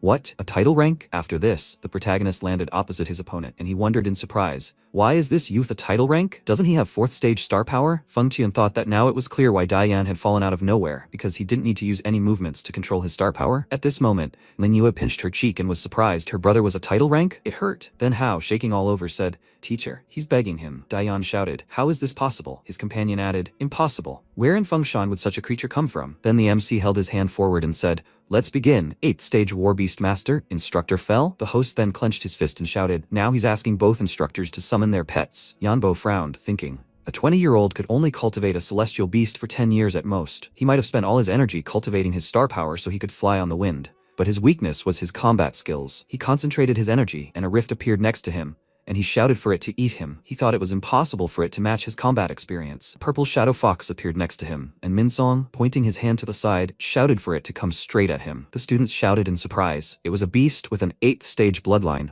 They should see how many tails the purple shadow fox had. Its combat power had also reached the highest 8th stage. Damn it, the dark black dragon Fengtian was already problematic, but now there was a purple shadow fox. Although the 7th and 8th stages are only one stage apart, their strength is like cloud and mud. Moreover, the purple shadow fox is the most ferocious thunder beast. Diane laughed and asked, "They know how dangerous it is, right?" His comrade shouted, "They're not vegetarians." And the protagonist asked, "8th stage then?" He reached out to the rift that had formed next to him and said, "What a coincidence indeed." A creature began to emerge from the rift and Yanbo shouted in surprise, "This?" The protagonist said, "His pet is also 8th stage." His opponent shouted, "Purgatory Candle Dragon?" Then the protagonist's pet unleashed the power of the dragon. Everyone present was amazed at how powerful it was. Even through the protective barrier, one could sense it. At this moment, Minsong also adjusted his mustache and thought, so Su Ping's main beast is the Purgatory Candle Dragon. This guy's quite good. This is one of the best dragon-type creatures. His fears were truly unnecessary. He then extended his hand and ordered the energy barrier defense level to be set to maximum. Also, all second-level energy defenses need to be activated. Then the MC smiled and said that he no longer needed to be polite. His opponent began to concentrate his energy and told him not to get cocky ahead of time. Although his beast was quite rare, he noticed that it currently only had the combat power of the lower 8th stage, lower against the highest. It was still unclear who would win and who would die. 8th stage power boost. The beast's body began to glow with energy, and the host shouted, "Purple Shadow Fox is resisting the restraining effect of Dragon Majesty." With its 8th stage power boosted, Purple Shadow Fox had probably already stepped onto the 9th stage field at this point. Why didn't Instructor Su also boost his pet? That would be equivalent to allowing it to fight 1 against 2. The protagonist then asked, "Is that all?" 1 against 2 isn't enough, Minsong asked indignantly. Was he underestimating him? Purple Shadow Fox. 8 thunderclaps. His beast screamed loudly, then began concentrating energy in its tails. At this moment Hao frowned, placed his hand on his chest, and asked, 8. Lightning Rat could cause serious injury with 1. Purple Shadow Fox can release 8 at once. Is this thanks to the power of the 8th stage? Then the attack aimed at the protagonist's beast, and the host shouted, 8 thunderclaps nullified all of Instructor Su Ping's attacks. How will he react? At this moment, the protagonist's pet used Dragon Roar, repelling the enemy's attack. Yanbo frowned and said, he had the guts to bother him. Fox. It must use multiple residual separation. The host shouted, wow. It's multiple residual separation, a 7th stage skill. The fox used Thunderbite. The host shouted that he had cast the Thunderbite skill on every clone. Now it was impossible to distinguish the original, and Purple Shadow Fox was still targeting the enemy pet's master. Teacher Yanbo really wasn't letting anyone retreat. Then a powerful explosion appeared in the center of the arena, and he shouted in surprise. Did Teacher Su Ping succeed? He had dodged it in the process. When 3 clones attacked him at once, he doubted even a dragon's body could withstand it. The resulting smoke began to clear, and the MC asked, residual separation? How familiar. But unfortunately, his clones had weak illusions. At that moment, the dragon grabbed one of the foxes by the neck and the host shouted in surprise, caught the original on the first try? Yanbo waved his hand and shouted, how is that possible? Purple Shadow Fox, it must be free. It used Thunder Blast. The protagonist turned around abruptly and the host shouted, it's over. At such a distance, his head was continuously bombarded with thunderbolts. The consequences are unimaginable. Diane smiled and said, that's it, this should roast his dragon mouth to pieces. His comrade added, compared to Master Yanbo, he's still too soft. At this moment, Min-song slammed his fist on the chair and sighing, said, "The gap in combat experience is certainly too great. He shouldn't have let him fight." Yun-chan said, "That sound. All the thunderbolts fired at once. No need to look. The outcome has already been decided." The protagonist asked, "Who said that?" Yanbo was surprised. "What?" The host shouted. "Unbelievable. Purgatory Candle Dragon received so many bolts, but his mouth only has a few cracks. On the contrary, this purple shadow fox is on the verge of death." Yanbo, noticing the cracks on the dragon's face, said in surprise, "Are these stone and plant type defensive skills, stone armor and vine armor?" Then the host shouted, "The Purgatory Candle Dragon is unharmed. It received so many charges, but thanks to the stone and vine armor, it didn't even sustain a scratch." Yanbo clenched his fist and shouted, "Shameless. He's forcing a high-ranking dragon beast to only learn defensive skills. What a waste. Where's his pride in dragons?" The protagonist asked, "Did he just mention pride in dragons?" He thought, having been defeated again and again by his fellow dragon beasts whose combat power far exceeds his own, even the highest dragon beasts should be able to lower their proud dragon heads and master defensive skills. After all, no one wants to die, right? Then the host announced, and in the first round, Su-ping wins. The students cheered, "Excellent. Their teacher is back to normal. Hooray. Awesome." Dai-yan clenched his fist and uttered, "Curse." Min-song sighed and said, "There really was no need to be afraid." Yanbo then said, "He shouldn't rejoice too soon. This is just his secondary pet. Since his primary pet is a 9th stage dragon-type beast, then he no longer needs to show mercy." At that moment, another beast emerged from the rift, and he shouted, "Shake this world." A hell snake emerged from the rift. The students were astonished. "This is a 9th stage beast. A hell snake?" Dayambo said, "Hey, Yanbo's old demon beast has the combat power of a 9th stage demon. This light snake is no match for him now." His companion added, "That's right, by the way, after the last battle, the Purgatory Candle Dragon must have expended a lot of energy, so he will definitely lose." The students shouted, "He must destroy it, Teacher Yanbo. He must show him that their university is no joke. It's already going downhill." Then the protagonist extended his hand toward the rift and said, "Did he say the Purgatory Candle Dragon was his primary pet?" At that moment, another rift appeared, and the host asked, "What creature do those eyes belong to? What a small summoning rift? Could it be an agile celestial beast?" Then a little skeleton emerged from the rift, and the students, shuddering from the cold, wondered, "Little skeleton, why would he summon such a weak beast? Maybe he made a mistake? Why did it get so cold?" The appearance of this skeleton had changed so strangely. Ling Yu said that this was the first time she had seen such a kind of skeleton. Then Yanbo said, "He has seen many mutated celestial beasts emanating from barren areas. He means that this is his primary pet? He gives him a minute to summon another." Then he noticed his beast's reaction and thought in surprise. For decades, the only emotion Hellsnake had felt was the desire to kill. But why? Why was he feeling fear right now? This fear of what? The next second, Little Skeleton launched a lightning-fast attack. Yanbo turned around in surprise and exclaimed, "How fast? When did he?" Little Skeleton then returned the sword and made another cut on the enemy beast's neck. The host shouted, "Hellsnake was defeated in an instant. What kind of power is in this little skeleton?" Everyone watched in bewilderment. The protagonist created a barrier above himself,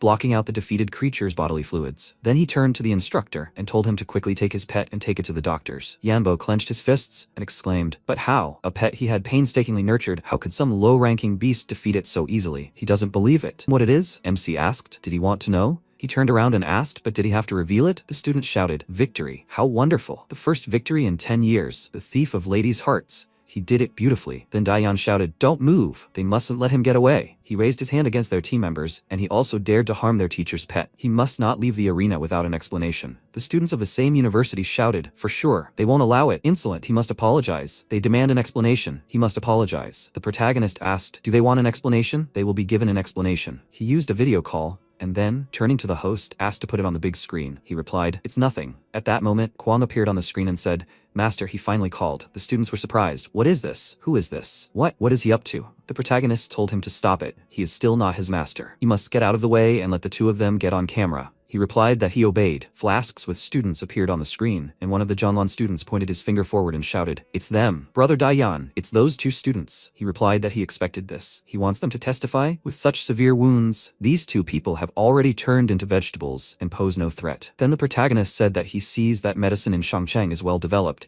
They have already recovered. Will they be able to speak? They replied, "Yes." "Hello, teacher." Dayan, perplexed, shouted, "What? How is this possible?" Yunchan asked, "Who are these people?" The students shouted, "Damn it. We need to get out of here." Ling Yue walked forward and shouted, "Where are they going?" The protagonist asked them to briefly recount what happened that day. One of the students said that that day they were surrounded by several students from Janlon. They wanted to know about the young master, but they refused to talk. They beat them. But then teacher Suping saved them. But that day after class, the students from Janlon attacked them. When he woke up, he was already lying here. The other students were surprised. How could this happen? Did Dayan and the guys really lose? Ling Yue pointed her finger at them and added, it turns out they were the ones who attacked first. They were also accused of impiety. Dayan held out his hand and shouted, liars, they must get out of the way. They just conspired. At this moment, Yunshin, enraged, slammed his fist on the chair and said, Dayan. The students fell to the ground in fear. They asked, Vice Principal? He said, he told him that time, if he dared to lie, what would happen to him? He replied, expulsion, stripping him of his martial beastmaster's bloodline, and never again associating with the heavenly beasts. Then Yunshin bowed before Minsong and declared, he is to blame for their indiscipline. He would be responsible for the two students' medical expenses and all future expenses. He hoped that he could let go of the past. They, Jianlan and Fengshan, would always be friends. Minsong adjusted his mustache and, smiling, said, okay. At that moment, MC flew up to them and told them to stop. He looked at Yunshan and asked, haven't forgotten anything? He looked at him and asked, does he want something? A rare treasure? High-ranking celestial beasts? He could satisfy that if it was within his power. The protagonist smiled, pointed his finger down, and told him not to worry. He didn't want much. He should kneel and apologize. Yanbo shouted indignantly, what? He shouldn't bully people. The protagonist said that he lost to him, which meant he was no longer a university teacher. His words carried no weight. Yanbo clenched his fist and shouted indignantly. Minsong said, Teacher Su, there's no need for that. He replied, of course there is. He just wants to tell everyone present that if anyone dares to provoke Fengshan again, they must be prepared to pay the price. And one more thing, there is no friendship between them. They are subordinate to them. All their high-quality resources will always be available to them. Yunshan knelt down and punched the ground. The other students also knelt down. Minsong asked, is this what he calls a peaceful solution? After a while, a huge line formed outside the pet store. There were shouts, is it his turn? Owner, will he sell them food? Owner, is this precision here? This store is so old, but there's no room to squeeze in. The guy next to him looked at him and asked, doesn't he know? The owner of this store is a title ranker. It takes barely half a day to raise heavenly beasts. It's a bit expensive, but it works surprisingly well. The guy asked, really? Hey, he has to keep this a secret. If more people find out, they won't be able to rise in the rankings. The protagonist thought he'd only wanted to settle a dispute in the exchange competition, but unexpectedly, it had made him famous, boosting the store's reputation. Then he said, next. Ling Yue began to push her way through the crowd and told them to step aside and let her pass. He looked at her in surprise and asked, why did she come? She replied that she also wanted to raise her beast, couldn't she? He said,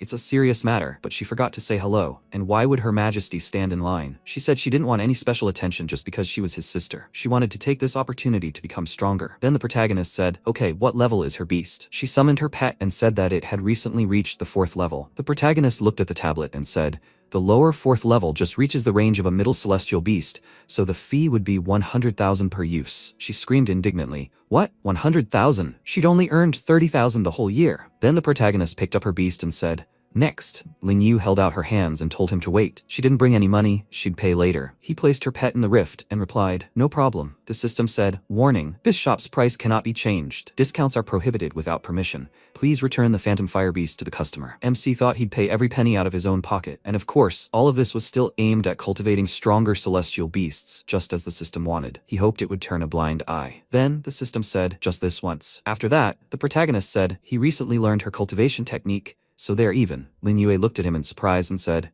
she's been training in her room all day. How could he have learned anything? And not that long ago either, she wondered. Hasn't he already reached the 9th stage? How could he have learned this not long ago? After a while, a voice said, Challenger, you must learn to avoid its edge. You must endure the attack of the golden scale bearded dragon beast for 10 minutes. A golden scale bearded dragon beast appeared in front of the protagonist. Rank, mid-9th stage. Strength, 9th stage. Skills, unknown. MC said that its strength had already reached the 9th stage. Finally, he could get at least some information about high-ranking heavenly beasts. Little Skeleton, his pet, rushed to attack, dealing several blows. The protagonist waved his hand and, turning to the beasts, told them to fight bravely. They must help Little Skeleton. We must attack the enemy's blind spots. Killing intent. The next second, the pets rushed to attack. The protagonist shouted, Little Skeleton, now. The dragon used the dragon roar. And then its body split into two. From there, another creature with 2 heads appeared. The system window said, name unknown, rank Beast King, skills unknown. Less than half an hour, 7 minutes left. The protagonist asked, is this the 2nd stage? Beast King then? Just in time to test Little Skeleton after absorbing the Skeleton King's bloodline together. The beasts continued their attack. After a while, part of the mountain flew aside. The system reported, time is up. MC said, place of death. The system reported, the Dragon King's trial is over. Successful kill. Purgatory Candle Dragon's power increased. 8th stage. Skill acquired. Hardening. Tianxiang Pig's power increased. 5th stage. Skill acquired. Vine Armor. Snowball's power increased. Skill acquired. Alien Phantasm. Moon Chasing Dog's power increased. 6th stage. Moon Chasing Dog promoted to Dark Dragon Dog. Bloodline upgraded from 1st to 7th stage. The acquired skill is Dragon Armor. The protagonist asked in surprise, Dog's bloodline was upgraded? The beast barked and the protagonist shouted, that's what happened. After some time, MC and his beasts fought a huge number of monsters. He shouted, Tianqiang Pig, it must use paralyzing poison powder. Dark Dragon Dog, we must block them all. The pets rushed to attack, and the protagonist shouted, Snowball and Purgatory Candle Dragon are responsible for the remaining units. He thought, since Little Skeleton had absorbed the Bloodstone, it would be almost impossible to level it up in normal battles in these lands. But Dark Dragon Dog, with Purgatory Candle Dragon, is easily cultivated. Tianjiang Pig and Snowball, that's what makes them capable of killing even a dragon. Then he clenched his fist and, smiling, said, Purgatory Candle Dragon, Dark Dragon Dog, we must finish him off together. Then the system reported, Dark Dragon Dog's power has increased. The 7th level, the acquired skill is Soul Pursuit for 100 miles. The effect is a significant increase in perception and olfactory abilities. The protagonist stroked the beast's muzzle and remarked, very opportune. It doesn't have any reconnaissance skills. Now, in the future, it will be enough to simply let it sniff the food to determine its quality. The system reported an increase in the power of Purgatory Candle Dragon. The 8th level, the acquired skill is Dragon Patron. The effect is double defense for several seconds, and damage is also increased in accordance with its defense. The protagonist thoughtfully asked, another skill related to survival? Had it really died so often that it hadn't yet mastered the advantage of its dragon form? The system reported an increase in Snowball's power. The 7th level, the acquired skill is Fire Whirlwind. The effect is enveloping the enemy in a huge fiery vortex, inflicting explosive damage and continuous burning damage. The power of Tianjiang Pig has been increased. The 6th stage of the acquired skill is Nightmare Dungeon. Effect puts the target to sleep and plunges them into a nightmare, causing them to constantly suffer mental damage until they lose consciousness. MC said thoughtfully, one has the strongest long-range fire-type attack of the 8th stage, and the other has the most vile mental attack, designed for a single creature. The system reported that the time for exploring the Dragon King's Land of Heritage has come to an end. Prepare for return. The next morning, a crowd gathered outside the store again. Voices could be heard. Boss, is it his turn? Master, will he sell him food? Then Ling Yue picked up her pet and asked in surprise, so fast? The pig's owner was surprised. Master, didn't he say it would take a month? The protagonist thought, no wonder. After all, he paid 2,000 energy points to enter the Dragon King's Land of Heritage. Moreover, the secret realm was about to open, and he needed to improve his skills as soon as possible. The girl said in surprise, oh my god, what muscles? Is this really her Tianqiang Pig? Ling Yue said, her beast too. Where does that mountain of muscle come from? MC said, next. But she could try it out for herself if she didn't believe him. The student grabbed the girls and,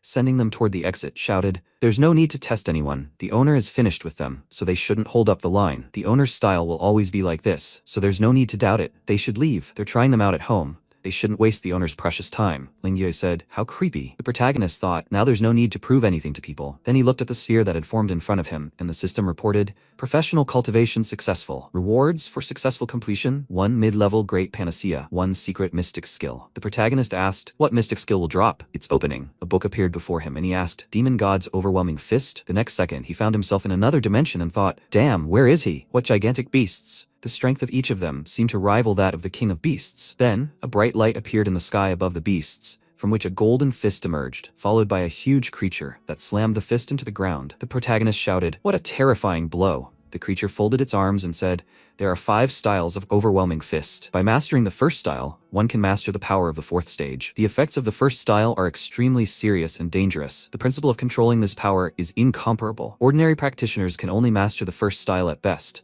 When it comes to the second, their strength is incapable of withstanding it. At best, a colossal weight would fall on his arm, shattering it into pieces. Only the pure bloodline of a golden crow, with its despotic vitality, could withstand the backlash from the 5 golden styles of the demon god's overwhelming fist. He must answer. Does he wish to learn it? The protagonist laughed lightly and said, apparently, for the body of a golden crow, there is no more suitable martial skill than the demon god's overwhelming fist. He pressed the button and shouted, learn. The creature laughed and said, very good. He hasn't met such a cheerful person in a long time. Then it transformed into several spheres which said, the first style is Taomo, the second style is Fumo, the third style is Genmo, the 4th style is Jumo, and the 5th style is Wumo. The creature said, only after learning the first style can he proceed to the next ones. MC thought, the secret realm is different from ordinary barren areas. There must be many masters inside. He's afraid that one little skeleton won't be enough. His strength must also be improved to a higher level, and he mustn't drag little skeleton down. Then he said, well, the shop will be closed for a few days, and he will pour all his strength into overwhelming the Dragon King's legacy lands. 2 days later, the equivalent of a month and a half of cultivation, the protagonist was breathing heavily. He was in the Dragon King Heritage Land. The first style of the Demon God Suppressor Fist is almost complete. The system reported that the remaining energy points are insufficient, preparing for return. The protagonist was surprised so quickly, he was so close to completion. Well, it seemed the Golden Crow's demonic body had also improved significantly, and he would soon break through to the 2nd level. The monsters were already gone. He hoped this power would be enough. Sometime later, near pioneering base number 7, Mo Lao, a master of the supreme 8th stage martial beast, smiled and remarked to the captain that his group was very strong. Why did they need their help? Chenlong, a master of the supreme 8th stage martial beast, asked if he wasn't afraid they would reveal his secrets. Ni Chenkong, the captain of the Polar Star group, laughed and asked, "So their group is that strong?" Luo Gushe, a high-ranking Fengshan teacher and the core force of the Polar Star group, with a master of the supreme 7th stage, watched them silently with a smile. He declared that, frankly speaking, this time he wanted to obtain a valuable item he had investigated, and it was guarded by a very powerful beast. Don't let our team's reputation in the Barrens detract from their extensive experience in the Barrens, those who are pioneers, and that's enough to enter the secret realm. There are only him, Chenshan, and Xiaoshui, just 3 people. However, in his experience, at least 6 masters are needed to safely obtain it. Long whispered that this meant they wanted a big prize they couldn't get themselves. Lao whispered that the price would then rise accordingly. He declared to the captain that he had chosen them for a reason, so they would do everything in their power. However, in the secret realm, they must also be vigilant against others who would kill for easy money. Many would do anything for that, but they weren't one of them. If he wanted this thing, then they had to choose what they wanted to take. Chen Kong said that was no problem. Then Lao would be second, and he would be third. What about distributing the remaining valuables based on each person's combat performance? He thought that the treasures of the secret realm didn't belong to the first to find them,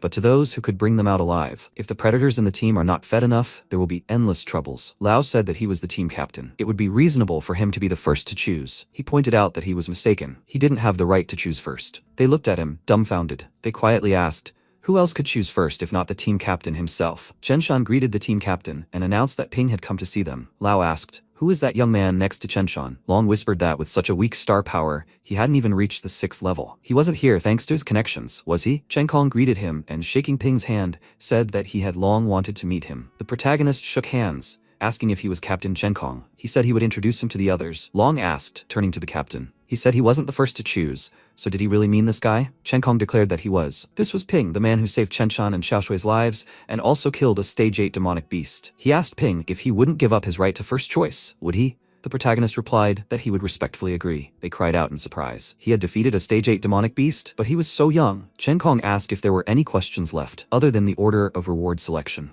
Lao remarked that with such achievements at his age, he truly deserved to fight alongside them. Long replied that if he was Chenshan's patron, then he had nothing more to add. Sometime later, they arrived at the entrance to the secret kingdom of Dragon Ledge Mountain, the gate to Dragon Ledge. Chen Kong remarked to Ping that since Dragon Ledge was located at the top of the mountain, the air was very thin. If he wasn't used to it, he might want to slow down. MC remarked that he wasn't tired, it just took a long time. Couldn't they just use flying pets to get to the top? Long irritably declared that he shouldn't dare do whatever he wanted and involve him in this. Ping looked at him, puzzled. The group captain laughed and said that this was his first time here. He wasn't familiar with the rules. This area is so dangerous that summoning a flying beast could easily lead to an accident. Therefore, there's an unspoken rule among the explorers. Fighting or summoning celestial beasts is prohibited at the gate to Dragon Ledge. Violators will be punished, expelled, or even imprisoned. Officials send their specialists here specifically. Don't draw attention to yourself. At this moment, the sounds of fighting were heard nearby. Chen Kong shouted, could it be that 2 young masters from the Qin and Tang families? Ping asked, isn't fighting forbidden? He claimed that the rules were made for ordinary people like them, and those big families that can cover the sky with one hand don't care. Even the government doesn't interfere. Judging by the Qin family's momentum, they were going to reach the gate before the Tang family. This is bad. Their fight was causing a rockfall. They must be careful. Long smugly said that there was no need to remind them of this. The rockfall was too slow. It wouldn't hit them. The protagonist looked at him,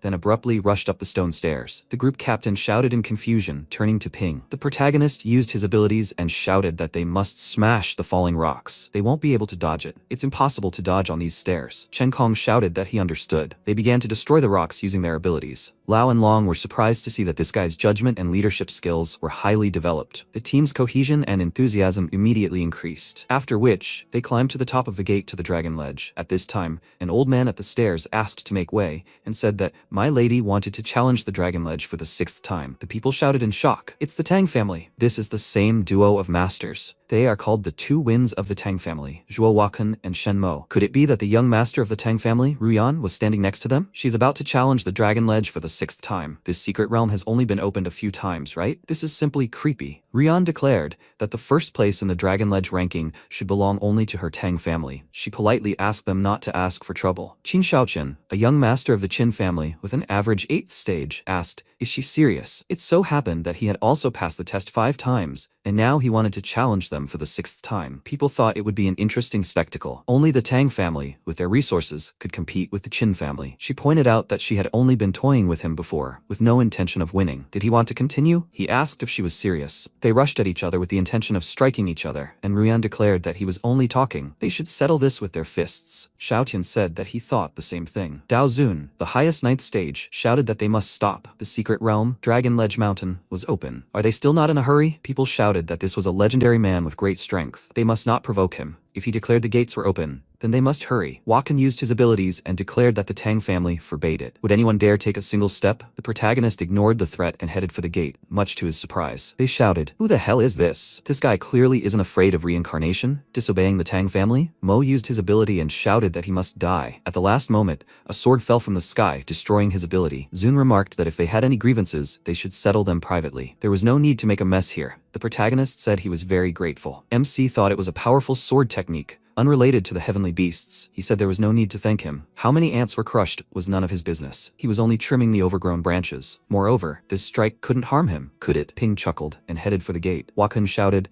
"How dare he disregard the Tang family?" Mo shouted that he had to stop. People noticed that this impulsive guy didn't care about the Tang family at all. If it weren't for Zun, he would have been reduced to bones. How reckless of him. Daring to provoke the Tang family in the deserted regions. That's the perfect description of death. What group was he from? Who's the captain of this group? If they catch them, will the Tang family give them a reward? Although they shouldn't even dream of that, because the Tang family was coming for him, so they should hurry and just enter the gate. Long whispered irritably, covering his face with his hand. Was this guy really trying to kill them? Chen Kong asked in a whisper. Should this be called bravery or recklessness? He had easily done something he wouldn't even dare to think about. Gukshe whispered with a smile that he was still the same, not at all afraid of powerful people. After a while, at the pillar of the Dragon Gate, an unknown voice asked if he would accept the test of his heritage. The protagonist thought that, while there was no one here, it was time to test the difference between this place and the cultivation zone assigned by the system. By the way, I should test my current strength. Which floor could I reach? The protagonist said he agreed to take the test. Meanwhile, Wakun and Mao respectfully greeted the young master of the Tang family. Rian asked why it had taken them so long to respond. So many people had arrived before them. Wakun said he apologized to the mistress. They hadn't been able to catch that scum. However, he had sent people to find out his identity. Letting him slip by was the old man's negligence. He begs her to punish him. She said,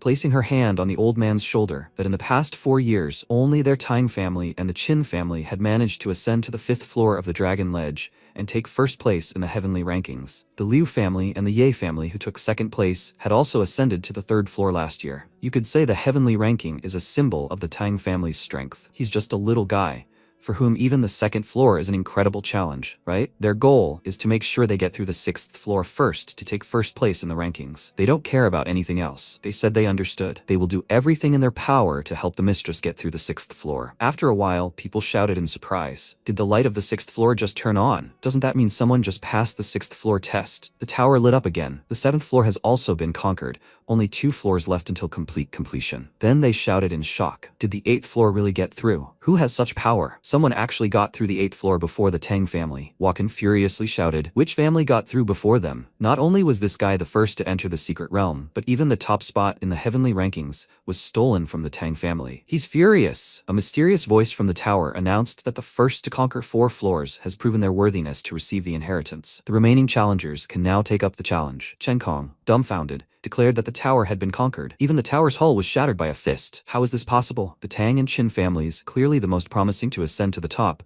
haven't entered the tower yet. Rian shouted in surprise. What happened to the top of the pillar? Xiaoqin asked. Which family possesses such power? At this moment, people shouted out that they wanted to see who had conquered the tower. The protagonist asked with a smile. Is this the demon god's overwhelming fist? He was able to defeat the boss with a single blow. The one who had humiliated him countless times in the past, destroyed him, and even forced him to skip the 2nd stage. He's become incredibly powerful. The protagonist thought this was excellent. He'd completed everything he needed to check. The system's cultivation zone was no different from this place. The others had also been drawn to the Dragon Ledge column. Now was the time to return to the group and collect the treasures. Chen Kong noted that although they came here for treasures, they had no intention of passing through the Dragon Ledge column. However, seeing someone so easily pass the 9th floor, Chen Shan agreed. He felt a sense of disappointment. The MC asked, turning to the group captain, what their next step was. Long turned around, looking at him in surprise. He said with a smile that he was just in time. Where was he? They were waiting for him to collect the treasures. Ping said he was warming up slightly. Now he was ready to get to work while everyone else was in the column. The group members were dumbfounded, thinking,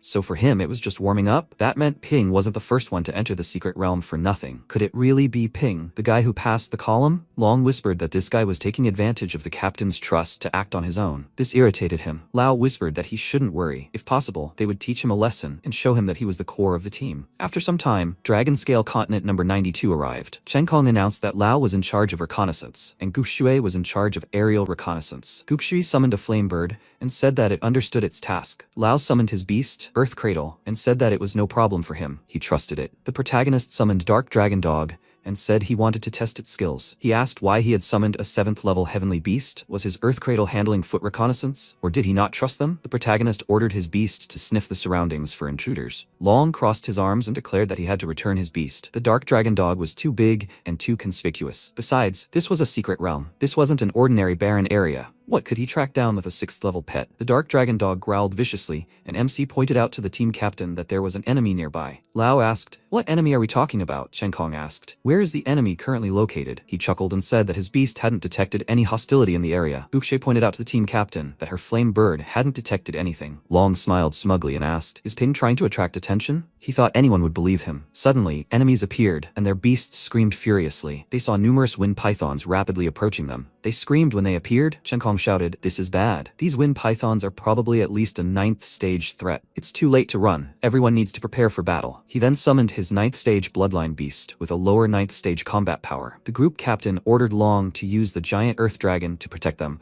while the others' heavenly beasts attacked the enemies. Long summoned the giant earth dragon with a lower 8th stage bloodline power. Lao summoned the sickle guard with a lower 9th stage bloodline power. Guxue summoned the tribal bird with a middle 8th stage bloodline power. Chen Shan summoned the gray-scaled lizard with a upper 8th stage bloodline power. The giant earth dragon used its abilities to protect the group, while the other beasts prepared to fight the monsters. Guxue asked why Teacher Ping's dark dragon dog wasn't protected. Long asked what she was afraid of. He had 2 9th level beasts with him. As long as he wasn't as reckless as his master, everything would be fine. She said she had a different opinion. The group of wind pythons outside was too dense. There was nowhere to hide. He had to let him inside and protect him immediately. He said it was easy to do. However, what if the wind pythons got inside? Was it necessary to take such a great risk for a mere 7th level beast? Chen Shan declared that the beast deserved it. The dark dragon dog was the first to notice the danger. Besides, Master Ping was their benefactor. They couldn't abandon his heavenly beast, so his gray-scaled lizard would be responsible for protecting it. He asked him to open the protection. The protagonist remarked that there was no need to do so. He appreciated their kindness, but they needn't worry. His beast isn't just a scout,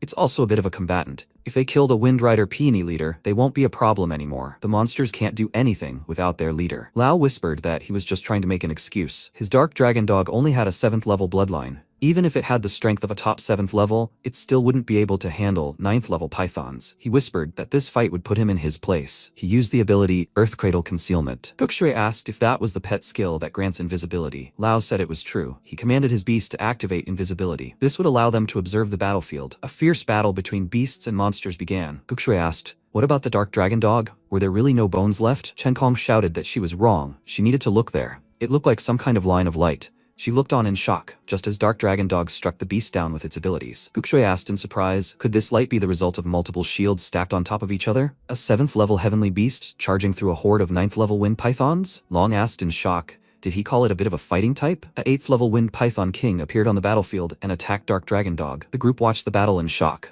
worried about Ping. However, Dark Dragon Dog was able to defend itself with its barrier. Lao exclaimed in surprise, this beast has amazing defense. Long asked in shock, why does he think his Earth Dragon is inferior to this dog? The Dark Dragon Dog made a quick strike at the monster, leaving a barely perceptible mark on it. He thought the blow had only slightly scratched the skin, meaning all of Dark Dragon Dog's strength was focused solely on defense. No wonder it was so difficult. But his giant Earth Dragon has several skills. Suddenly, the king of the wind pythons screamed and fell to the ground. Lao shouted in shock. Was the monster poisoned? How is this possible? Long shouted that the enemy leader has very tough skin. How did he inject it with poison? They shouted that this beast is very strong. After a while, Dark Dragon Dog delivered the decisive blow to the enemy leader. Ping thought that in the Dragon King's lands, they had suffered many beatings. His beast had been cornered and destroyed so many times. Enough playing around. It was time to finish. His beast used a dragon roar, causing the wind pythons to scatter in all directions. The party members shouted, raising their hands in victory, as they triumphed without sustaining any injuries. The dark dragon dog is incredibly strong. Long apologetically declared that his pet was truly high quality. The protagonist said that his beast had only average properties. Lao declared that he was displaying commendable modesty. If his beast had average properties, then were their pets inferior? MC used identification and the system window reported that it was an earth cradle. Species, earth, fire. Bloodline, level 9. Strength, average level 7. Special skill, concealment, wind and fire step. Burrowing, soul pursuit 10 miles. Properties, inferior. Ping thought, looking away, that he thought too much of himself. They were all no different from each other. Chen Shan asked in surprise, looking at the dark dragon dog, "Are these really wind python eggs?" Long noticed that the young in this egg sac hadn't yet formed, meaning the nourishing essence provided by the mother snake hadn't yet been absorbed. Giving his celestial beasts the eggs would be an excellent tonic. Lao said that Ping's pet had been the first to spot the enemies and single-handedly killed the leader of the python pack, so he truly had the exclusive right to use them. The protagonist noted that their scales were often used to make invisible paint, and they fetched a high price on the market. They could have them, if they didn't mind. He whispered, looking at the old man, is he suggesting they take them? Why, instead of troubling them, had he offered to share the spoils? The old man whispered that his strength was incomprehensible. It was better not to make an enemy of him, but to seize the opportunity to befriend him and make peace. Long whispered that he thought the same. They bowed and thanked him. If he needs anything in the future, just let them know. The protagonist said with a smile that he would remember their words. After a while, Chen Kong said, pointing his index finger at the map, that there was a cave somewhere in the northeast. This was the purpose of their trip. Long thoughtfully remarked that this was good. They wouldn't reach that place until tomorrow morning. MC thought that he had already been there when he took the Dragon King's legacy test, and that there really was a hidden treasure there. However, there were still several more hidden treasures on this continent. But why did they choose this particular place? Ping asked, turning to the team captain, if he had drawn this map himself. He said his friend had sold it to him at a very good price. Did he have any questions? The protagonist said that wasn't true. He was simply curious that in such a large area, there was only one hidden treasure. It was odd. The team captain said with a laugh that with such competition in the secret realm, it was not surprising. Long said the captain was right. By the time this map was made, other treasures might have already been found. The protagonist looked at them and said nothing. The next day at the cave entrance, MC shouted that they should wait and not go inside. A 9th level beast had taken up residence inside the cave. Chen Kong asked in surprise how he knew about this. They hadn't even entered yet. Ping thought with a smile that he had been here before. He naturally didn't remember everything in detail, like in the Dragon Ledge Tower, but at least he had a good idea of what was there. The protagonist asked if they still doubted the dark dragon dog's charm. He said thoughtfully that he was right. His pet had identified a flock of wind-winged pythons, which had greatly helped them. Long grumbled, "That's bad." Another 9th level enemy, Guxui said with a fearful expression that the wind python squad had a combined combat power of tier 9, and each of the monsters was tier 7 or 8. The cave's environment was unknown to them, and a tier 9 beast was hiding inside. Lao nervously said that the difficulty had increased several notches. Even with such a strong ally as Ping, he was afraid that suppressing the local boss would be difficult. The group captain asked with a smile, "So, a local boss? How about luring the monster out of its hole?" Long said, summoning his beast. That made sense. They would prepare an ambush at the cave entrance. Chen Kong declared, using his abilities, that once the enemy inside revealed themselves, they would catch them off guard. He shouted, "It's easy." He summoned a giant earth dragon. His beast used its earthquake abilities. Guxu commanded her flame bird to use a fire attack. Lao ordered his pets to conceal their presence. Long declared, turning to the captain, that the ambush was already prepared. All that remained was to wait. Chen Kong, crossing his arms, said he wouldn't wait. He would lure the enemy out. He asked, dumbfounded, "Will he really do this? Has he gone crazy? It's too risky." The team captain asked, "Have you forgotten? He had a 9th level beast, so he didn't need to worry about it. It was unknown when the enemy would emerge, even if he had to wait." Almost all the other explorers had left the Dragon Ledge Tower and entered the Dragon Scale continent. Therefore, the situation could take a turn for the worse. Long tried to object, but the protagonist said with a smile that he didn't need to worry about that. He was also going with the captain. Chen Kong smiled and said that was good. If Ping went with him, he would be at peace. After some time, they entered the cave. The team captain said that the poisonous air in the cave was getting thicker and thicker. His star power isn't yet strong enough to withstand the poison, so he should wait outside. Besides, his first choice of treasure has already been confirmed, so there's no need to risk his life. The protagonist told him not to worry. He's wearing water armor, and no poison below stage 8 can harm him. However, he's learned that on this expedition the captain is only entitled to 3rd place in the selection, and now he's leading the most dangerous mission. The explorers he knows haven't been this dedicated. While no one's here, maybe he should tell him what's going on? He said with a laugh. Truly nothing can be hidden from him. In this cave, there exists a star cloud spiritual tree. The fruit from this tree can stimulate the full potential of a martial beastmaster below stage 8, causing them to be reborn.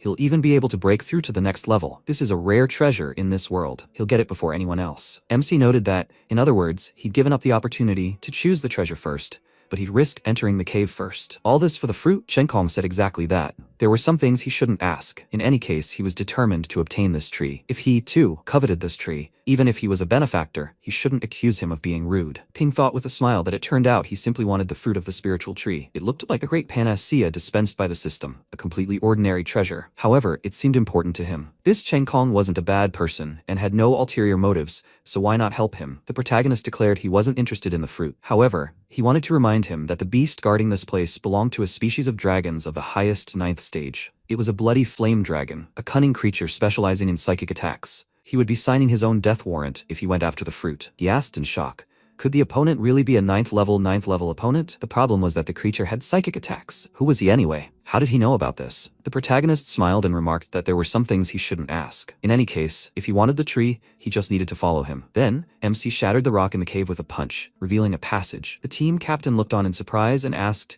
could this really be a spiritual lamp? Ping said that, fueled by star power, it could resist most psychic attacks. Chen Kong asked how he knew the location of this item. The protagonist thought, of course he'd been here before. He also knew that such a powerful treasure could only be used in the Dragon King's legacy, and it couldn't be taken. How hungry he was. The protagonist smiled and said that this was also a secret treasure. It's time for them to go. They have the lamp.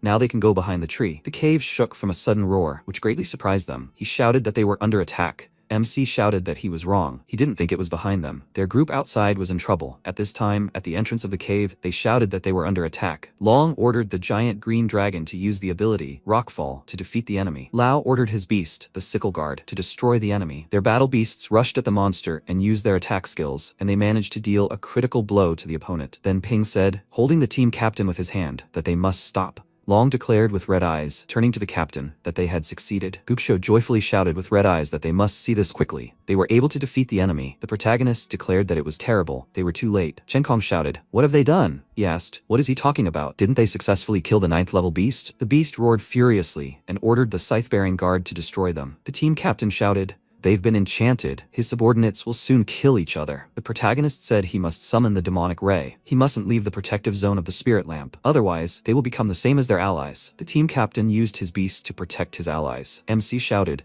turning to the team captain, he must take advantage of this moment and infuse star power into the lamp. Then Long said he had a headache. Chen Shan asked, what was that just now? Gukshu asked, so it was their heavenly beasts? Lao declared that the beast was to blame. Chen Kong shouted, are they okay? They can't leave the protective zone of the spirit lamp. Ping declared that together they could destroy the illusory field if they infused star power into the spirit lamp. They shouted, using their abilities, that they understood him. Long shouted, turning around, that he had noticed movement. Then he shouted, using his abilities, that Ping needed to be careful. Long protected him with his body from the enemy attack, using a star shield. The protagonist looked at him, dumbfounded. The team captain ordered everyone to follow the spirit lamp. The protagonist shouted, stop hiding in the shadows. Let them show themselves. The Poison Fang group laughed, and the participants said that his beast's penetration effect was truly excellent.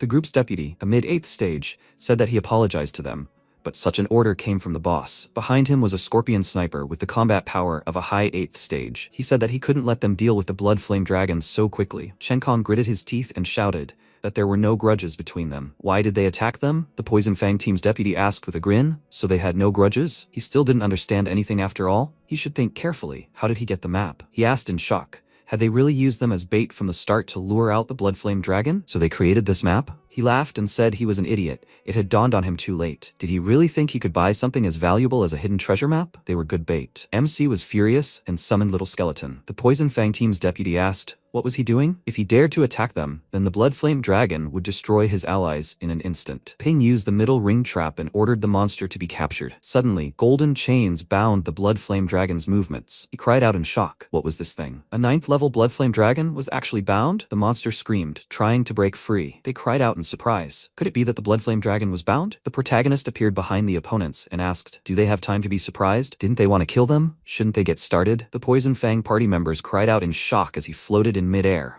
Where did the party get the pole star of a titular 9th level master? Why didn't intelligence report that such a young 9th level master was in the party? This is bad. They provoked someone they shouldn't have. The Poison Fang party's deputy declared that they shouldn't panic. Does his rank matter? Can't they see that he summoned Little Skeleton? He ordered all the snipers to aim their scorpions at him and declared that he didn't believe he could defeat them alone. In that instant, Little Skeleton destroyed all the enemies in his path. After a while, Gukshui told the team captain that he must hold on. Chen Kong asked with difficulty what happened to the others. Chen Shan said, looking away, that Lao and Long had failed. The team captain uttered Ping's name with difficulty. Suddenly, the protagonist landed next to him and said he was here. He looked at him and said, please. Chen Kong recalled the past, when they were still in the cave. He said he had a bad feeling about this. If something happened to him, could he help him obtain the Star Cloud spiritual tree? The protagonist asked, turning to the team captain. This fruit is needed to enhance cultivation, isn't it? If something happened to him, why would he need it? Chen Kong said he asked that this be given to his daughter. The fruit of this tree can stimulate the full potential of a martial beastmaster below the 8th stage, causing them to be reborn. Perhaps it will help her immune system fight off illness. It's a cure for an incurable disease. He spent half his life in the wilderness, unable to care for his daughter. This is the only thing he can do for her. Currently, the protagonist looked at the pleading look of the dying group captain and went into the cave while the rest of the allies tried to save him. MC declared that he would do everything. After a while, the Poison Fang group captain, with the combat power of the highest 8th stage, asked if they had searched everything. His allies claimed that the tree was too big, they wouldn't be able to take it. He said they were idiots. What's the problem? They need to collect the fruit and then destroy the tree. If they can't take it, then the others won't get it either. The Poison Fang group captain's henchman prepared to strike the tree with his axe, but suddenly he received a fatal blow. They shouted, "Who's here? Are the people from the Polar Star group already here?" The Poison Fang group captain said it was impossible. The Blood Flame Dragon's combat power was at least mid-9th level, and his deputy was there, unless there were gods in Polar Star. He thought the wound was so clean that the person who did this was a 9th level master. The enemy group captain said he didn't know which master had set his sights on these secret treasures. However, why didn't he come out and talk to them? They were willing to give him half. Then several more Poison Fang group members were felled with a single blow. They shouted, forming a defensive circle. Who is he? Let him come out. He can't do anything but shoot people in the dark. The protagonist used a spirit control weapon, a star power needle, to destroy several enemy soldiers. Team Captain Poison Fang shouted, using his powers, that he had found it. If he didn't want to do it the easy way, then he must die. Little Skeleton suddenly appeared nearby and slew his beasts with a single blow. He asked in horror, falling to his knees, how did 2 of his celestial beasts, with the combat power of the lower 9th step, suddenly die? He begs for forgiveness. He asks this master to take all these treasures. He only asks for mercy. The protagonist approached him and glared at him fiercely. He asked in fear, didn't he come for the treasures? Did he come here specifically to kill them? He asks him to state his name. He should at least know whose fault it is that he will die. MC declared, using the star power needle, that he would not give those he had chosen to kill a single chance of resistance. He would die with fear and doubt. After some time, Ping decided to dispose of the enemy bodies using the beast's flame ability. The protagonist said they shouldn't leave a trace. Afterwards, the protagonist used his ability to take the spiritual tree with him. MC thought a group had suddenly appeared that was targeting them. Fortunately, thanks to Long and the others, they survived. In reality, it was impossible to protect oneself in the deserted areas, so he had to adapt as quickly as possible. After some time, they reached the 7th tunnel base. Ping asked what they would do now. Gukshui said they should bury the captain and deal with the aftermath of Lao and Long. Chen Shan said with a sad smile that he had saved him again. His weakness had made him a laughingstock. He didn't expect the losses to be so great this time. He's afraid they won't be able to continue exploring the secret realm. Does he want to return with them? The protagonist declared, gesturing toward the spiritual tree, that he had other plans, and that they would part ways here. He had unfinished business. They needed this tree, and the fruit they were to give to the captain's daughter. He exclaimed in surprise, it's the legendary Star Cloud spiritual tree. He didn't need it? She asked, dumbfounded, how he knew about the captain's daughter. The protagonist said he wanted to go into detail. In any case, this was their captain's final wish. Can they fulfill it? They declared he could rely on them. MC remarked, using his ability, that was good. Also, those hidden treasures, they were in the cave and were highly valued. They needed to give them to the families of their deceased allies. Gukshui asked with emotion, is he giving up all these treasures? Ping said exactly that. The protagonist thought that, in any case, he had already taken the most valuable. Afterward, he would go after other treasures. It would be good if he gave these unused treasures to these people. The protagonist noted that the team captain, Long, and the others had sacrificed their lives for their chance to survive,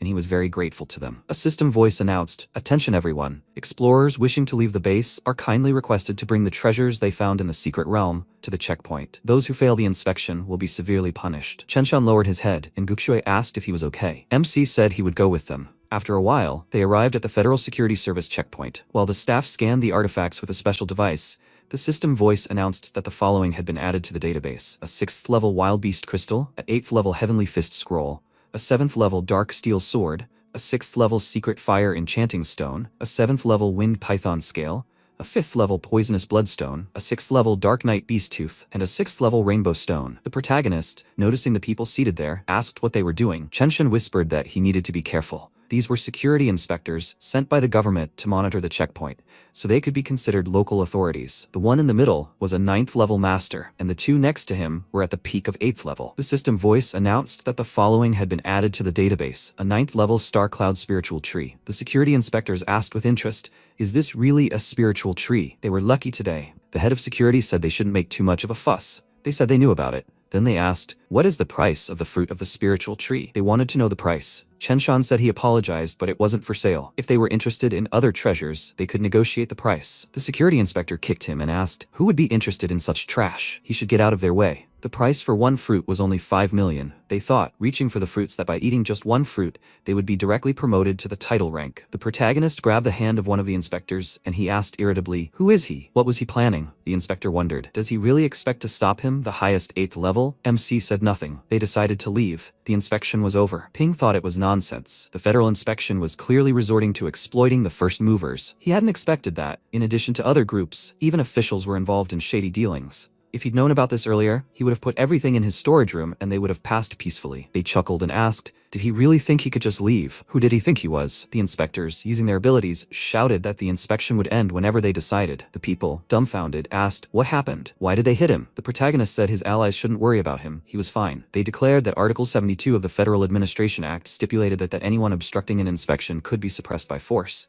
and in serious cases, killed on the spot. The inspectors wondered how they could let them go when they had the opportunity to advance to the 9th level. The first movers chuckled and said, yet another person who dared to oppose the authorities. Last time, the other guy was badly maimed. This would be good for him. Could it really be him, the guy who dared to oppose the Tang family? Why don't they all go together and take him to the Tang family for a reward? Zun shouted that it was time for him to stop pretending. Endlessly hiding his true colors would only continue to attract the irritation of mediocrity. If he wanted to enter the wider world, he needed to be bolder and show his strength. The road would open itself to the strong. The protagonist thanked him for his advice. The inspectors rushed at him, about to strike, and MC activated his abilities. Ping dealt a powerful blow to them, using a cluster of star power. They shouted in shock. He's a title-ranked master? At such a young age, he's reached the 9th level of strength? That's impossible. Even the young master of the Qing family had only reached the top 8th level. Where did this guy come from? Ping then used his abilities to store the spiritual tree in his vault. People shouted that he had control over the spirit. The inspectors asked in shock, has the tree really disappeared? Does that mean he has a spatial artifact? They used telepathy and said that spatial artifacts are priceless treasures.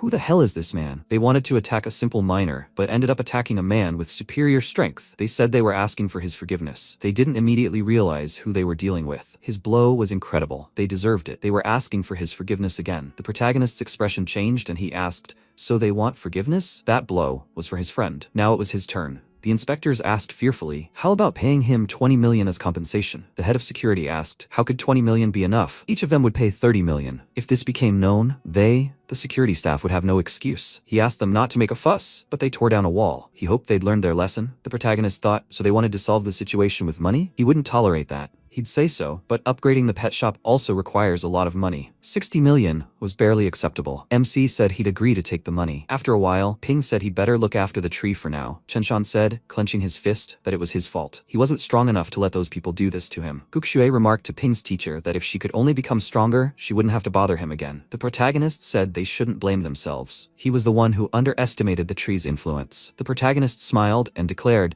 that he decided to plant the tree after he returned. It would be a great way to satisfy the captain's daughter's needs and diversify the pet food selection at the shop. When they reached the peak of the 8th stage, he would give them a star cloud spiritual fruit for free to help them reach the 9th stage. They asked in admiration, would he really give them that? He would be able to help people like celestial beasts. After some time, Dragon Scale Continent number 98, MC ordered Dark Dragon Dog to hide nearby. Ping said to descend into the water, and if anything happened, he could mentally call out to him. Afterward, the protagonist dove into the water and thought, I remember that a great secret treasure is located here, one with the power to move mountains and fill the seas. It's so well hidden. If he hadn't been accidentally reborn as the Dragon King's legacy, he wouldn't have found this place. It's already there. The protagonist took a Chankun scroll out of the box and thought that the scroll could be used to create a small world with star power, like a system storage. While it's not as powerful as the system storage, which plunders everything it touches, it can accommodate living beings, and the capacity grows as the user's star power increases. With his current star power of tier 5, it can create a space 4 times larger than a basketball court. In the future, he'll be able to plant a spiritual tree inside. Suddenly, the Dark Dragon Dog contacted him, and MC mentally wondered if something was happening above. Ping, cautiously peering out of the water, thought that this skill was sharing a vision with the Battle Beast Master. Other explorers were somewhere nearby. He remembered that this continent also had a top-class secret treasure, an undead demonic fruit. This grants undead and demon-type pets immunity to fatal wounds for one time, perfect for a little skeleton with full offensive potential. The protagonist ordered the dark dragon dog to track down the bird's owner. The protagonist remarked that he wanted to know if they had retrieved the undead demonic fruit. Sometime later, in a forest of dead trees, the 8th level battle beast masters shouted, "Why is the bird chasing them? Someone is targeting them." Suddenly they were attacked, and they shouted, "Who did it?" Wakan used his abilities to point out that the two of them were in such a hurry. Had they found something valuable? The pioneers shouted, "So he's from the Tang family? What does he want?" Rian said that now that they knew who was in front of them, they needed to hurry and give it to them. They couldn't let greed harm them. Mo declared that they already knew they had the undead demonic fruit. If they hadn't been stopped at the Dragon Ledge ranking, they wouldn't have taken it. They shouted as they ran, saying they were the first to find it anyway. It was time to escape and use Plan 36. Then the first movers screamed in shock as they sensed the enemy's attack. "Is that a cluster of star power?" he shouted. Did they really think they could escape? They were underestimating him, a 9th-tier old man. Mo used his abilities to stop the opponents. They asked with difficulty, "Aren't they afraid of ruining the Tang family's reputation with such methods?" Wakan declared, using his abilities, that if they remained silent forever, they wouldn't have any problems. He destroyed them with his attack and remarked, as he took the item from them, that if they weren't willing to give it up nicely, then they would take it the hard way. The protagonist grinned and took the item with lightning speed. Much to their surprise, they shouted, "Where's the box?" They then used their abilities to summon their celestial beasts and shouted at Ruyan, "Is this really a cluster of star power? The mistress needs to be careful. This is a title-ranked master." Wakan shouted, "How dare he take the treasure from their family's hands?" He ordered his beast, the Shadow Asura, to attack the one who took the box. The protagonist grinned and noticed that they had arrived. MC ordered Dark Dragon Dog to use Dragon Armor, Wind Guardian, and Earth Guardian on the Purgatory Water Serpent, and he ordered the Purgatory Light Serpent to use Stone Armor, Vine Armor, Hardening, Ice Shell, and Fire Cloak. Ping shouted to his beasts to use Dragon Patron, which doubles defense and increases damage according to defense level. They need to catch the enemy off guard. After a while, he asked, in horror, had the Dark Asura really been killed? He'd send the beast to attack again. Mo shouted that he must wait. This man had subdued a 9th-tier Shadow Asura in just a few blows. Its power was unfathomable. Hadn't he fallen for its trick and allowed it to surround the beast? Wakan asked, "What should they do then? Should they just let it get away?" He declared, using his abilities, that he wouldn't run away. He must watch how he deals with the thief. The protagonist chuckled and ordered Little Skeleton to attack, which easily stops the enemy attack. The protagonist remarked that he hadn't expected to be discovered so quickly. The bait hadn't worked. He asked irritably, "Is it him again?" Mo noted that this guy had reached the title rank at such a young age. He would be a serious problem in the future. He wouldn't let him get away. Wakun shouted, summoning his heavenly beasts. What was this for killing his pet? He hadn't caught up with it at the Dragon Gate, but now he would definitely catch it.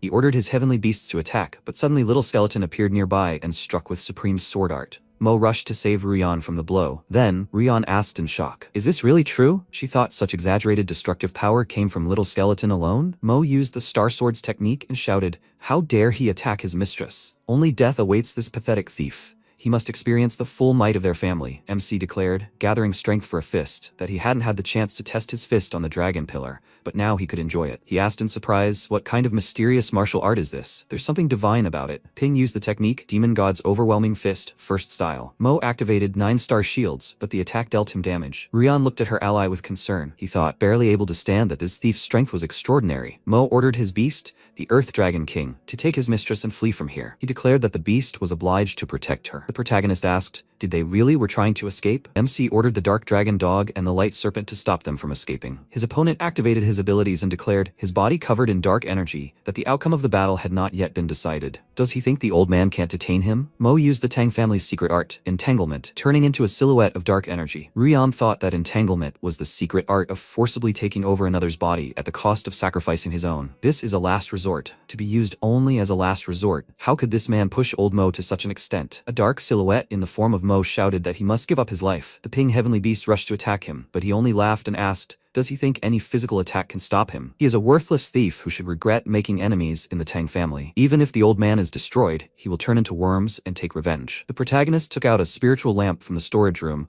while the opponent declared that his body would belong to the Tang family. Afterwards, Mo asked in surprise, why can't he take his body? Could this really be a secret treasure of spiritual protection? He is a terrible thief. He will kill him. After a while, Rian asked, what happened? Does the Dragon King of Earth really want to devour her? She ordered the Heavenly Beast, the Fallen Winged King, to pull her out. The protagonist asked, turning to the young lady, has she finally come out? Rian was perched on the shoulder of the Fallen Winged King with the combat power of the Midnight Stage. She declared that he shouldn't call her young miss. He didn't deserve it. Rian was dumbfounded, thinking, why couldn't she sense old Mo's aura? Could it be that Mo, with the strength of the mid-9th stage, had died too? She activated her aura and asked, who is he? Why is he killing their Tang family? MC asked, why are they doing this? Why did they kill those people? Rian declared, it's survival of the strongest. Does he mean that in his eyes, they are the same as those 8th stage masters who can be dismantled with a single blow? Ping activated his aura and declared with a smile that she guessed correctly. They are just his prey now, she thought. Looking at her heavenly beast, was the fallen winged king of the 9th stage bloodline shocked? She asked, what does he want? If he lets her go, the Tang family will be able to satisfy all his demands. The protagonist smiled, clenching his fist and remarking that if she wanted to beg him for mercy, she would first need to show him her sincerity. Rian looked at him in surprise and asked what he wanted. The protagonist said she didn't need to play dumb. He wanted her to free the fallen winged king. Rian wondered if he wanted her to free the celestial beast. The celestial beast's master would be weakened for several days if its beast was released from its contract. This guy was too cunning. She approached him and said she agreed. Rian remarked, using her stealth ability, that she would then break the contract with the celestial beast. Suddenly, she commanded her celestial beasts to pounce on him and destroy the enemy in her path. However, the little skeleton dispatched the opponent with a single blow. She thought, that's bad. MC used his storage to point out that since she didn't want to break her contract with the celestial beast, he'd have to physically separate them. His pet attacked the girl's beasts and Ping used the artifact on her, transporting her to another dimension. After which, Ruyan, dumbfounded, asked if this was really a spatial hidden treasure. The protagonist, surprised, said, this means that the scroll looks exactly like this inside. She asked why he didn't kill her. The protagonist replied with a smile that if she wanted to die, that was her business. However, that would only happen after he obtained all her valuables. Rian asked if he had the mark of the heir on his forehead. She laughed and noted that he was the one who had cleared 9 floors. MC asked why she was laughing. Rian declared that she was on death's door and still knew nothing. Soon, he would die at the hands of a unique master, legendary throughout the Asian region. Ping said irritably that she shouldn't speak in riddles, let her just tell him what she knew. She remarked with a grin that she would soon die. Why should she tell him anything? The protagonist smiled and asked how someone with such a cunning nature could not threaten people. If she didn't tell him, not only would he allow her to die in a very ingenious way, but after a while, her photos would be spread all over the world. She should already know who the sender will be. Rian shouted that it was too mean. The protagonist gleefully remarked that she had forced him to do this. Maybe now she would tell? She gritted her teeth and said with displeasure that the person who would kill him was Yuan Tianchen, the legendary master of martial beasts. He had already appointed his granddaughter the heir to the Dragon Ledge column. Therefore, anyone who could take away the inheritance would be eliminated by him. The MC asked, but surely the 4 large families fighting over the column weren't afraid of being dealt with by him? Rian said that he shouldn't even joke about such things. Or did he think they could really get past the 9th floor of the column? Furthermore, they all promised Master Tianchen that even if they were lucky enough to clear the 9th floor, they would voluntarily renounce their inheritance or risk extinction. Ping said he understood. This meant that the entire secret realm was firmly under the control of the legendary Master Tianchen. The vice principal had said that the federal government had sealed off the inner zone for security reasons and had temporarily improved the outer zone. This was merely a pretext for Tianchen to monopolize the secret realm. The protagonist commanded the heavenly beast, the light-bearing serpent of purgatory, to burn everything to the ground. The protagonist thought that, in the end, the 4 large families were no different from ordinary explorers, forced to make do with the remnants of treasure. Although he had defeated opponents at the level of the Beast King, this was only achieved through non-cash resurrections and trial and error. This time, he would face a legendary opponent he had never encountered before. This opponent was clearly not to be underestimated. No one witnessed him break through the Dragon Ledge pillar, but it was only a matter of time before Tianchen really wanted to investigate. His most important task was to find a way to upgrade the Celestial Beast Shop to level 3 and move in with his mother and sister to prevent them from being used against him by enemies. After a while, people joyfully greeted Ping. They said they'd been waiting for him for so long, they wanted him to upgrade their pets. MC awkwardly said he agreed, but they just needed to wait in line. Ping thought everything seemed fine for now. After a while, the system window reported that the shop's income had been converted into energy points, and it currently had 1,035 energy points. The protagonist reflected that the shop's current daily income was around 10,000 energy points, and that it would take 10 days to accumulate enough for an upgrade. The protagonist noted that during this period, he needed to find a broker to purchase the territory. The screen indicated it was a network of tunnelers. He can press to call private customer service. MC thought the Walker Network was an organization that offered customized services for walkers. With money, most walker needs could be met very quickly. A Walker Network employee greeted him and asked how she could help him. Ping said he wanted to expand his store and buy some nearby land. She said that was good. She had already confirmed his store address. How much real estate did he want to purchase? The protagonist noted that it was about 3,000 square meters. The employee explained that based on prices in his region, That meant about 200 million star yuan would need to be put down as a deposit, and the remaining 100 million could be paid after the property was handed over. The protagonist asked in surprise, "The total cost is 300 million? When did the price go up so much?" She explained that with the start of the Global Elite League, the cost of pet breeding shops had increased, making it more difficult than usual to acquire real estate. MC thought it was a strange coincidence right at this time. Ping remembered and said that he still had a bloody flame dragon. How much would he sell a Supreme 9th level wild beast for? The employee nervously asked if he really had a Supreme 9th level beast. She politely asked him to wait. The market price of a Supreme 9th level heavenly beast is around 400 million star yuan. The price of wild beasts would be much lower. However, live Supreme 9th level wild beasts are rare on the market, and his wild beast is the only one in the entire city. There are already organizations willing to offer 250 million star yuan. Is he really sure he wants to sell now? The price could go up even more if his listing remains online for a while. The protagonist smiled and said he was sure. He was selling it now. The deposit would be paid from the proceeds from cultivating the beasts. She nervously said that she understood. They would immediately arrange the follow-up process for him. The protagonist thought he had received 250 million, and he still had 60 million left,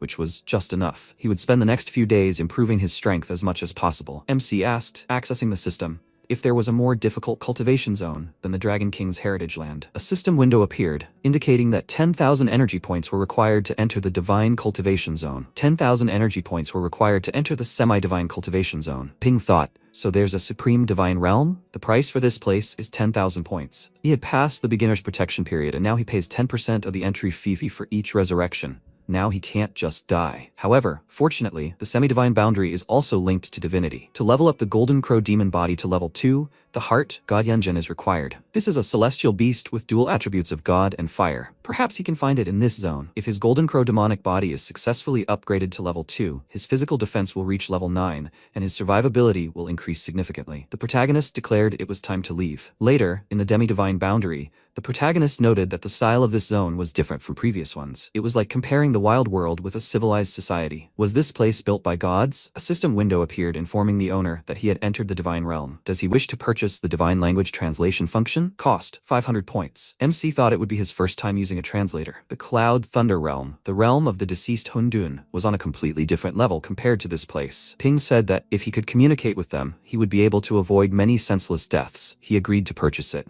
The system window announced that the divine language translation function was being installed. They asked him to wait politely. Meanwhile, an unknown person nearby spoke in the divine language. The protagonist looked puzzled, and the system announced that the divine language translation function had been installed, and now the owner would be able to communicate normally with the divine race. The protagonist, dumbfounded, said, upon seeing the singing divine being, that this was bad. He needed to meet her? She wondered if she had sensed some kind of energy fluctuation. Was it just an insect? A girl from the divine race shouted, using her abilities, that she hated insects. MC summoned the heavenly beasts to protect him from the blow, but they failed. Ping thought she had terrifying power. The protagonist noted that, however, his little skeleton also had power. The system window announced that the effect had been triggered. The fruit of the undead. Immunity to one fatal wound. At the last moment, Little Skeleton managed to redirect the blow from its master. The protagonist declared that the light-bearing serpent of purgatory should resurrect in the same place. MC thought he didn't have enough energy for resurrection, so he shouldn't fight. Ping said he had no ill intentions. He wanted to explain everything. She said he didn't need to translate. She knew he wasn't from this world. The protagonist looked at her in surprise and asked how she knew he came from another world. The girl from the divine race said that his small stature and his resemblance to them meant he was nothing more than an insignificant human being. This was the domain of the gods, a place of immense power. How did he get here if an outsider hadn't transported him? The protagonist asked if she wasn't surprised he was human. She sighed heavily and said that gods and humans often unite and produce offspring. What backward colonial planet was he from? One that even their divine race didn't know? MC said he understands now. He had no idea that humanity had traveled so far into the universe and even established contact with the gods. However, why hadn't they heard of this on the Blue Star? The divine race girl thought that although this guy possessed the strength of a disciple, he was using a celestial beast from the vast sea realm, and that beast had even been reborn. The strangest thing was that there was still an indistinguishable, yet terrifying aura in his blood. Could it be that he wasn't human? She declared, activating her abilities, that the pleasantries ended there. What brought him to the central lands of the gods? Who sent him here? He must tell her everything in detail. Ping asked, she's talking about the central lands of the gods? Wasn't that a semi-divine realm? The divine race girl looked at him in surprise, then struck him with a beam of light, using her abilities. Afterwards, the system window reported that the master had died. The protagonist noted that her expression had changed. Did the name Demi-Divine Realm really hit her where it hurt? The protagonist thought it didn't matter now. His goal right now was to increase his strength, He didn't need to worry about that. MC remarked, activating the system, that he could take his time and explore other places. After a while, Ping appeared in the desert and the system window reported that 500 energy points had been spent. A total of 5,035 energy points remained. The protagonist noted that the surface here was very strange. At that moment, a monster emerged from the sand, its mouth wide open. The protagonist used his abilities and dodged, shouting, "Does this monster really want to eat me?" MC used the skill Divine Fist, breaking several of the monster's teeth. Ping asked if the monster had only lost a few teeth. The protagonist decided to use identification, and a system window appeared informing him that the Zerg was a scout. Species, Star Zerg, unknown bloodline. Combat power, highest tier 9. Attributes, inferior. Special skill, unknown. The protagonist asked, summoning his celestial beasts, do scouts alone possess the power of the highest 9th level? This truly deserves to be called the land of the divine race. MC ordered Dark Dragon Dog to protect the light-bearing Purgatory Serpent, commanding it to take Little Skeleton in its mouth and entangle his sword in the flames of the Purgatory Dragon. The celestial beasts began to fight the Zerg scout while Ping gave orders to use his pet's abilities. The protagonist ordered Little Skeleton and Dark Dragon Dog to attack the enemy's eyes. The beast used the ability Petrifying Gaze on the celestial beasts. The system window reported that Dark Dragon Dog had died. The effect, Undead Demon Fruit, had been triggered. Immune to 1 fatal wound. The protagonist thought that in cultivation zones, after Little Skeleton was revived, it resets the undead demon fruit to an unused state. That's great. Now he can use such a useful ability. MC resurrected Dark Dragon Dog in the same spot and commanded Little Skeleton to continue attacking the opponent. Ping shouted that they must kill the monster while it was wounded. The protagonist rushed forward and commanded the light-bearing Purgatory Serpent to envelop him in Purgatory Dragon Flame. The protagonist delivered a powerful blow to the opponent with his fist. Afterward, Dark Dragon Dog discovered something and brought it to its master. MC asked what it was. A system window appeared, informing him that it was a divine crystal, an energy crystal produced by Star Zerg after devouring gods, with a strong divine nature. It can be used by celestial beasts to transform into divine beasts. Ping asked, accessing the system, if he could learn more about the divine beast. The system window informed that after a celestial beast evolves into a divine beast, its lifespan, physical strength, and comprehension will be directly enhanced, and it will gain the ability to confront demonic beasts and the undead, as well as the chance to master divine skills. The power of divine skills is 5 to 10 times more powerful than that of ordinary skills. The protagonist asked in surprise, so much more powerful than ordinary skills? Good. Another way to improve his strength. Since he's found a divine crystal, let it be his. Little Skeleton looked at Dark Dragon Dog with interest. The protagonist said to Little Skeleton that he has the noble bloodline of the Skeleton King and should pay attention to his image. He'd better get closer to the light-bearing Serpent of Purgatory. He should forget about some divine crystal. A system window appeared informing him that Dark Dragon Dog had acquired divine form. Rank, lower 6th step. Bloodline, Draconic, Demonic type. Strength, highest tier 8. Attributes, below average. Special skill Dragon Armor, Dragon Roar, 100-mile Soul Pursuit. Undead Claw, Wind Guardian, Earth Guardian, Hardening, Thundercloak, Severed Limb Recombination. Divinity is 1 out of 100. MC asked thoughtfully, so the stats haven't changed? Only the divinity line was added. He thinks he needs to fill it completely for him to fully transform. Then they need to hunt other Zerg creatures. Suddenly, an unknown voice cried out for help. Is anyone alive? Ping noticed the source of the noise and asked, could it really be the divine race? The intern raised his hand in fear and begged for help. The Zerg attacked him furiously, and he covered his face with his hands, screaming for it not to eat him. A powerful beam of flame struck the monster. He looked at the protagonist in amazement and asked, is that a human warrior? MC, standing on the Purgatory Candle Dragon, shouted for them to grab onto him. They flew up quickly, and Zerg hit a rock. The guy happily thanked him for his help, and the protagonist asked not to misunderstand him, as they were simply lucky he was nearby. What were they doing here? How did they get stuck in such a dangerous place? A member of the Sheffin Small Squad, at the level of the vast sea realm, replied that the Star Zergs were constantly invading their lands through space-time rifts. They were the ones responsible for clearing their nest. Their group had just been scattered by a high-ranking Zerg, and they both found themselves here in a deadly trap. The protagonist looked at the hole in the ground and asked, are these the nests they cleared? The small squad member agreed and asked what the man was doing here. Su Ping replied that there was no particular reason, just passing by. He wondered if the blue star wasn't the only one with star rifts. However, the divine race was even more unlucky. The very aggressive Zergs had arrived. The protagonist wondered if the gods had wings. If they couldn't defeat these insects, with their level, the squad members could have simply flown away. The small squad member sternly raised his fist and asked, how dare MC insult divine wings with such words? Dying in the battle to expel the Zergs is the greatest honor for them, divine gods. The intern sighed tiredly and added that in the entire divine realm, there were only a few dozen pure-blooded gods with divine wings. Moreover, the skills they, demigods, practice are completely different from humans, and they can't fly whenever they want. MC was astonished and, remembering Joanna, wondered if the girl he accidentally met was a rare pure-blooded goddess. No wonder there's such a big gap in strength between them. If you compare her abilities to celestial beasts, she's probably much stronger than the little skeleton. It would be cool to have such a cool celestial beast, Su Ping asked, Do they know anything about the demi-divine boundary? The trainee was surprised and asked, "What is it?" They grew up on the outskirts of the divine lands and have never heard of the demi-divine boundary. However, they do have a legend about the supreme divine realm. The warrior wants to listen, right? A small squad member tiredly noted that it had started again. Only fools believe in the existence of the supreme divine realm, the birthplace of pure-blooded gods, where one day of cultivation is equivalent to a year in the outside world. These are just the fantasies of fools. The protagonist wondered if the supreme divine realm was really just a legend. Why did they speak in such a tone as if this place had never been accessible? The trainee sadly explained that for many years now, the pure-blooded gods of the central divine lands have been trying to exterminate the Star Zerg's race. Wasn't it difficult to find traces of the supreme divine realm? If only he could train there, even for a little while.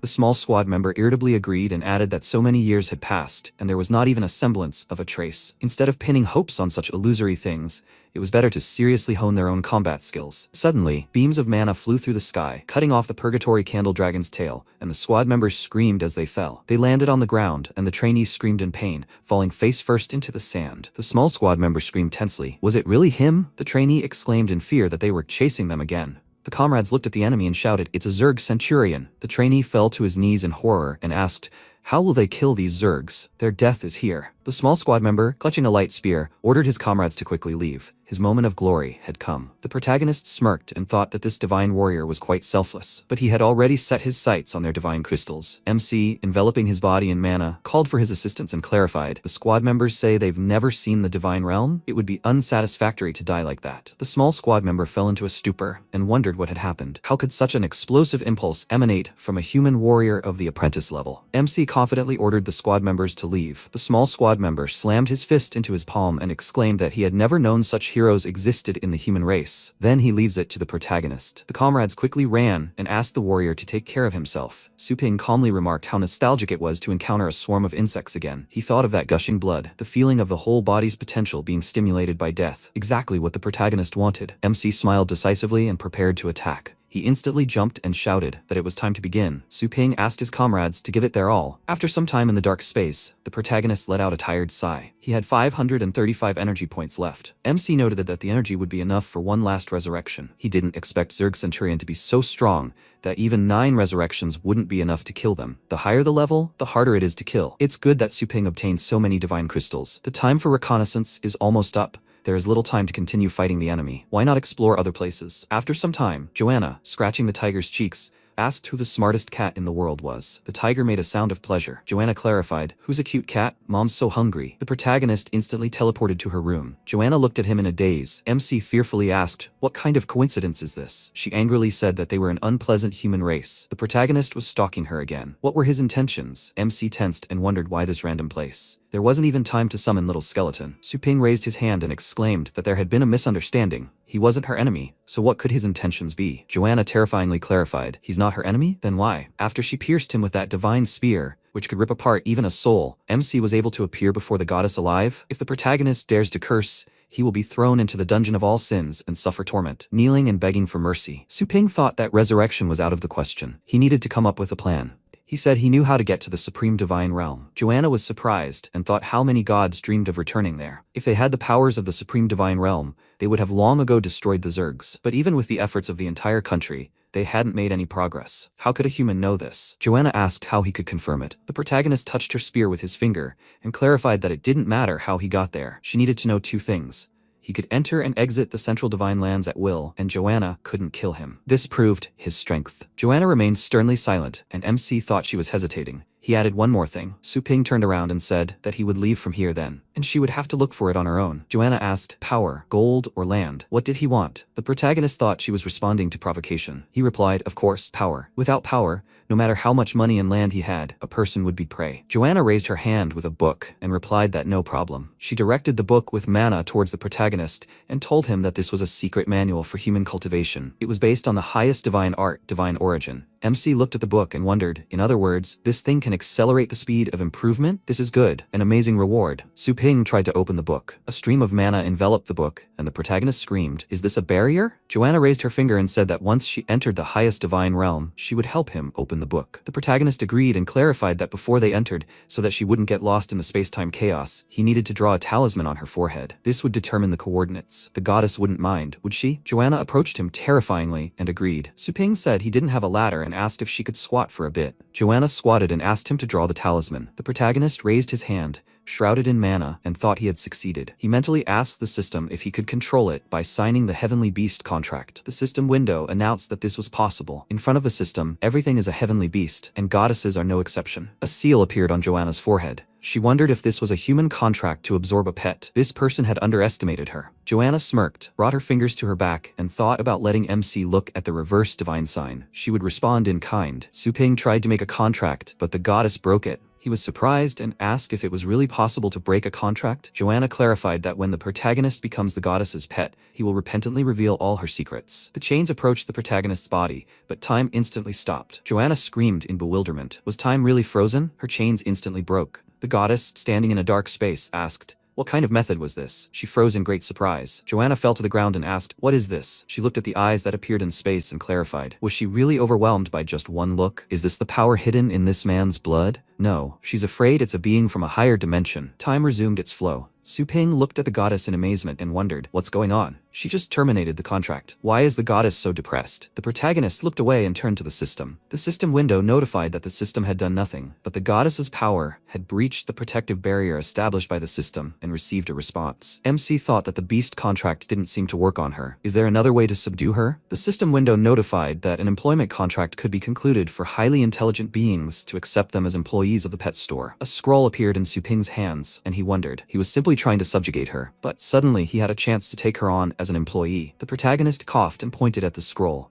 clarifying that it was a test. He congratulated the goddess on passing and explained that this was the official contract. MC asked the goddess to read it. The scroll said that this was the employment contract of the Eternal Hundun Pet Store. The first rule of the employees: ensure the safety of the pet store manager and obey the manager's orders. The second rule of the employees: maintain the reputation of the pet store. The third rule: never miss an opportunity to improve celestial beasts. Special benefits for employees: 7 days of free passage to any dimension. The contract period is 1 year. The protagonist clarified. Doesn't it say here about special benefits for pet store employees? Now she believes him? Joanna said that this item really does have an aura of heavenly law. After signing, both parties will be bound by the law, and disobedience is excluded. But for a monster like him to command a goddess for an entire year? MC smirked and replied that if she didn't sign, he would leave. Then she wouldn't be able to leave this village. Joanna angrily thought that this man was too cunning. She couldn't trust a single word he said, but the power behind him would fulfill his promise. She resolutely exclaimed that for the sake of the future of all the gods, she was willing to try. If the protagonist went back on his word, he would pay 1,000 times more. Joanna signed the employee's contract. The system window notified that the employee's information had been entered. Her rank was the God of Order. Her strength was the deified realm. The employee's rating was 100. Upon reaching 200, she would be rated as a very good employee. If below 60, she would be stripped of everything and turned into a heavenly beast. Suping wondered if he could see the ratings of others. Could this really be the boss's special powers? What even was that? The system window notified that there were 3 realms on the blue star: the realm of the vast sea, the realm of the empty cave, and the realm of fate. They were usually combined into a legendary realm. Above these 3 kingdoms, there are 2 more kingdoms that unite to form the deified kingdom. In short, this is a power that can conquer an entire galaxy in the universe. Suping was amazed and wondered, is the goddess really that strong? The gap in their powers is too great. No wonder he couldn't form a contract. But a system that can easily suppress the god of the divine realm simply by backlash. This is even more terrifyingly incomprehensible. What is the origin of this system? The system window notifies that it only knows how to worship the system. Connection time to the semi-divine boundary is coming to an end. The protagonist must prepare for return. MC asked when the system learned to show emotions. The goddess and Suping began to move, and Joanna asked if this was his domain. The protagonist replied that it didn't matter. He noticed that the goddess had shrunk and asked, "What about her height?" Joanna replied that the goddess's true form was inconvenient for activities in their world. What's the problem? MC said he wanted to ask about her height. Child labor was prohibited by law in their world. Joanna remarked that there was no need to worry about that, since the goddess had already lived for tens of thousands of years. Suping turned around and asked her not to pay attention to it. He needed to get ready, because the doors were about to open to receive customers. Joanna looked through the building and asked, "Is he talking about those insects spying on him?" The protagonist turned his head to the side and clarified, "Are those Tianjin people? Is it really that fast?" He called Qingzhu and thought it was a curse. MC thought he could hold out until the pet store renovation was complete. He simply underestimated the legendary master's power. Until now, Suping was looking for ways to hide his mother and sister.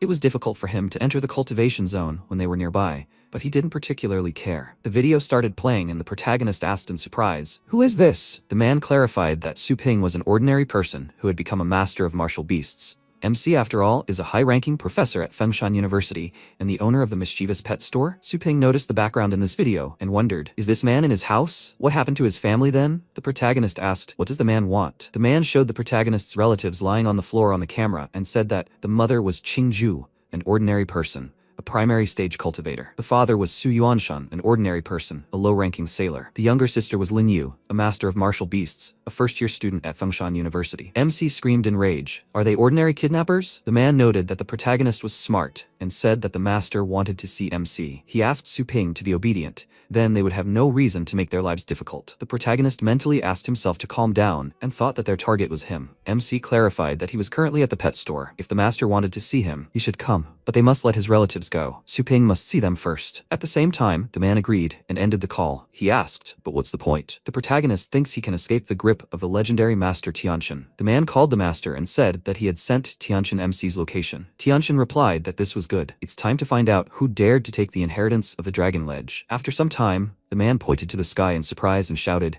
"Are those really the titular masters up there? What are such powerful masters doing in the lower districts of the city?" An elderly servant of the Mu family, with the combat power of the lower ninth stage, the Beast Emperor, rubbed his beard with his fingers and asked, "Are they mistaken? A man who has passed the Dragon Pillar lives in such trash?" An elderly servant of the Qin family, combat power of the middle ninth stage, the titled Master of Restoration, clarified. Servant Mu doubts Lord Tianqian's mental capacity. An elderly servant of the Liu family, combat power of the lower ninth stage, the King of Poisons noticed that a child of fortune was sitting inside. An elderly servant of the Tan family, combat power of the middle ninth stage, the titled Master of the Snake Heart, said that it doesn't matter. Anyone who dares to covet Lord Tianqian's things will die. A legendary master, combat power of the vast sea realm, Yuan Tianqian, appeared in the air. Title rank, combat power of the upper fourth stage. Dao Zun noted that time is of the essence. We need to end this quickly. The workers cried out in fear. It's Dao Zun, the old man next to Dao Zun. He has powerful star power. Could he really be of the legendary rank? Just one look makes him feel like he's dying. The Beast Emperor ordered the workers to leave. This doesn't concern their generation. He shrouded his body in mana,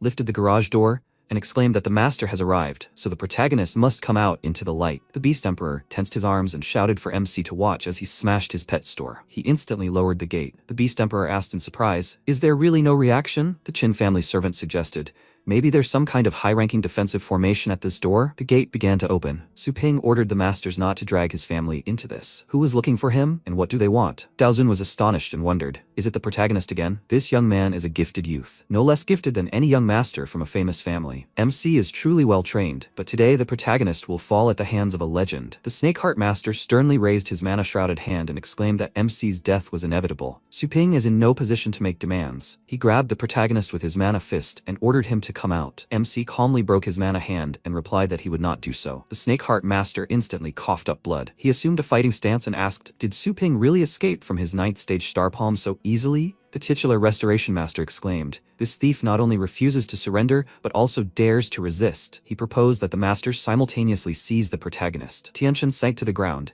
and the masters were stunned. A powerful stream of mana rose into the sky from Tianqian's body. The masters asked him to leave it to them, as they could still fight. Tianqian asked, "Can we really trust them with this job?" The strength this young man displayed. The protagonist isn't at the same level as the masters. Tianqian waved his hand, called over the guards and MC's relatives, and asked Su Ping to calm down. He admired the protagonist. MC raised his hand, enveloped in mana, squeezed it, and ordered his opponents to take their hands away from them. Mana ropes bound the guards' bodies, and the protagonist squeezed his mother's and sister's hands with his mana hands. MC knelt down, hugged his relatives, and asked what was wrong with them. What had the opponents done? Tianqian replied that it was just anesthesia. They would recover in half a day. What was this? It felt like the protagonist had been robbed by a stranger. Su Ping sternly remarked that this was not the correct concept. After all, the legacy of the Dragon Ledge is in Tianqian's name, isn't it? Or maybe the opponent made up the name? The Beast Emperor raised his finger and shouted, "How dare MC speak to the Lord in such a tone?" Tianqian asked, "Does Su Ping mean to say that since he has power, the protagonist has the right to inherit? I wonder if this child is afraid of adults?" The Beast Emperor exclaimed decisively, "Their minds can't penetrate the pet store. They can't determine their strength. This is very strange. You need to beware of the hidden master in the pet store." Tianqian sternly said that he is a legendary master of fighting beasts, a legendary master in the entire Asian region. He instantly approached Su Ping and asked how two legends could be in this small room at the same time. Tianqian said that if the protagonist submits to him, as the 4 major families did, he will not make life difficult for him, but will also train the MC. The masters clarified, does the Lord really want to take this guy in? The Poison King pointed out that, after all, there are very few people on Blue Star who can reach the title rank at this age, which truly makes people envious. Daozun thought that the previous Tianchen's manner was, if not kindness, then force. Su Ping thought that Tianchen looked friendly at first glance, but the star power he radiated was enough to make the surrounding people nervous. Even the 4 major families didn't dare refuse him. Tianchen said that the Secret Realm's resources, having fallen into the hands of mediocre people, were just that. Only by concentrating these resources on the best of the best can they cultivate true talent. The protagonist wondered, really? The best of the best? That is, those chosen by the master? MC clarified that he used to hate people who claimed that the rarest items in the game appeared on a certain map. If anyone dared to take them, they would be hunted down and killed. Tianchen raised his hand and called the protagonist a joker. He clarified that he had the power to hunt down and kill everyone. Children thinking they were on par with him was simply ridiculous. Tianchen warned that this was the last time he was asking and inquired whether the protagonist would surrender or die. MC asked sternly, should he ask again? Tianchen raised a huge mana sword and said that it was very pathetic. He ordered the protagonist to disappear. The master swiftly pointed the sword towards the protagonist, and Joanna raised her hand. She instantly destroyed the mana sword. The masters were stunned and shouted that Master Tianchen's strike required at least the 9th stage of combat power to barely withstand it. This young girl blocked the strike with one hand. The Beast Emperor asked, is she really a legendary rank? The titular Restoration Master cried out in surprise. Another legendary master has appeared in the Longjiang base city? Tianchen ominously noted that she looked young. Her star power was well hidden, and he was almost broken. She's the protagonist's mentor? MC clarified he didn't give the order, did he? Joanna replied that the first rule of being an employee is to protect the pet store. If the goddess understood correctly, by abiding by the employee contract, she would earn points to become a good employee. If she broke the rules, points would be deducted accordingly, including punishments. Does Su Ping want to deliberately lower her rating? The protagonist snorted in displeasure and remarked that she really was smart. Tianchen angrily raised his hand and, preparing to attack, shouted that they dared to ignore him. For this, a beam of bright mana struck the master, and he was interrupted. Tianchen was thrown to the side with tremendous force and hit the wall. Daozun was stunned and froze in place. The masters turned their heads in amazement and called out to Master Tianchen. Joanna noticed it was very noisy and asked if he should be left alive. Su Ping clarified that these weren't deserted areas, so no one could be killed. The one with the sword on his waist was his friend. He couldn't be touched. The rest were to be taken alive. Joanna asked if they had a couple of legs and arms less. MC wouldn't mind, would they? She filled the space with terrifying energy and said that if she controlled her own power, it would be very difficult not to kill these insects. The Poison King shouted that this was a demonic pet store. The strength of just one employee was already comparable to the legendary rank. The owner's strength was even more incomprehensible. Master never thought something like this existed on Blue Star. Tianchen asked the soul born of darkness to become a heavy axe to crush his enemies. He created a dark portal and ordered his strongest servant to come. A shadow beast of the Beast King rank emerged from the portal. With the fighting might of the vast sea realm, Tianchen shouted that they weren't finished. He ordered the Shadow Beast King to use a combination. Tianchen's body was covered in stones. The protagonist scratched his chin and asked, is it possible to merge with a heavenly beast? It looks beautiful. Tianchen changed his appearance to a combination with the combat power of the Void Cave realm. He terrifyingly exclaimed that he was the legendary master of the entire Blue Star martial beasts. Tianchen will teach the protagonist a lesson. The Beast Emperor fearfully pointed out that this was Lord Tianchen's hidden skill. This was the first time he had seen Lord Tianchen use it. The Snake Heart Master replied that it was terrifying. After the combination, combat power suddenly broke through the realm. The titular Restoration Master said that this was no longer a battle they could participate in. They must leave. Otherwise, they would be swallowed up. Daozun called out to Lord Tianchen and asked him to calm down. A battle between two legendary masters would lead to the destruction of all of Longjiang. Tianchen instantly disappeared from the scene and exclaimed that this was ridiculous. He's not stupid enough to destroy everything because of two people. Tianchen moved behind Joanna, raising his weapon and adding that one blow would be enough to kill her. He swiftly swung his weapon. Joanna calmly stopped the enemy's spear with her hand. She shattered his weapon into pieces and asked, is this all his power? Tianchen was stupefied and screamed, what does this mean? Joanna pulled out a light spear. She stabbed it into the enemy's chest, and Tianchen coughed in pain. The goddess calmly asked the divine spear to enjoy the sacrifice. Streams of light shot out from Tianchen's chest, and he screamed. The protagonist clarified that this was almost enough. He asked Joanna not to kill Tianchen. She asked the MC not to worry, because his original spirit had been scorched by the divine flame. It would take at least 3 to 5 years to restore the current cultivation base. The master screamed in shock. Really? With just one attack? Su Ping grinned, beckoned the master over with his finger, and asked, are they still here? After a while, Ling Yu opened her eyes. The protagonist asked if she was awake. Her sister wasn't hurt, right? She raised her head and noticed that her head hurt a little. What about Mom? MC replied that Mom was a little tired. Let her sleep some more. The Beast Emperor greeted Ling Yu with an ominous smile. She screamed in horror and asked, Who are they? The Beast Emperor raised his hand and said that she could call him Xiao Mu. Lin Yu pointed at the masters in confusion and asked, "What are they doing here? Why are they in their house?" Her brother has an answer, right? Su Ping calmly rested his cheek on his hand and replied that he had caught them. Or rather, they were private tutors he had hired to give her lessons. His sister noted suspiciously, but he had only said that he had caught them.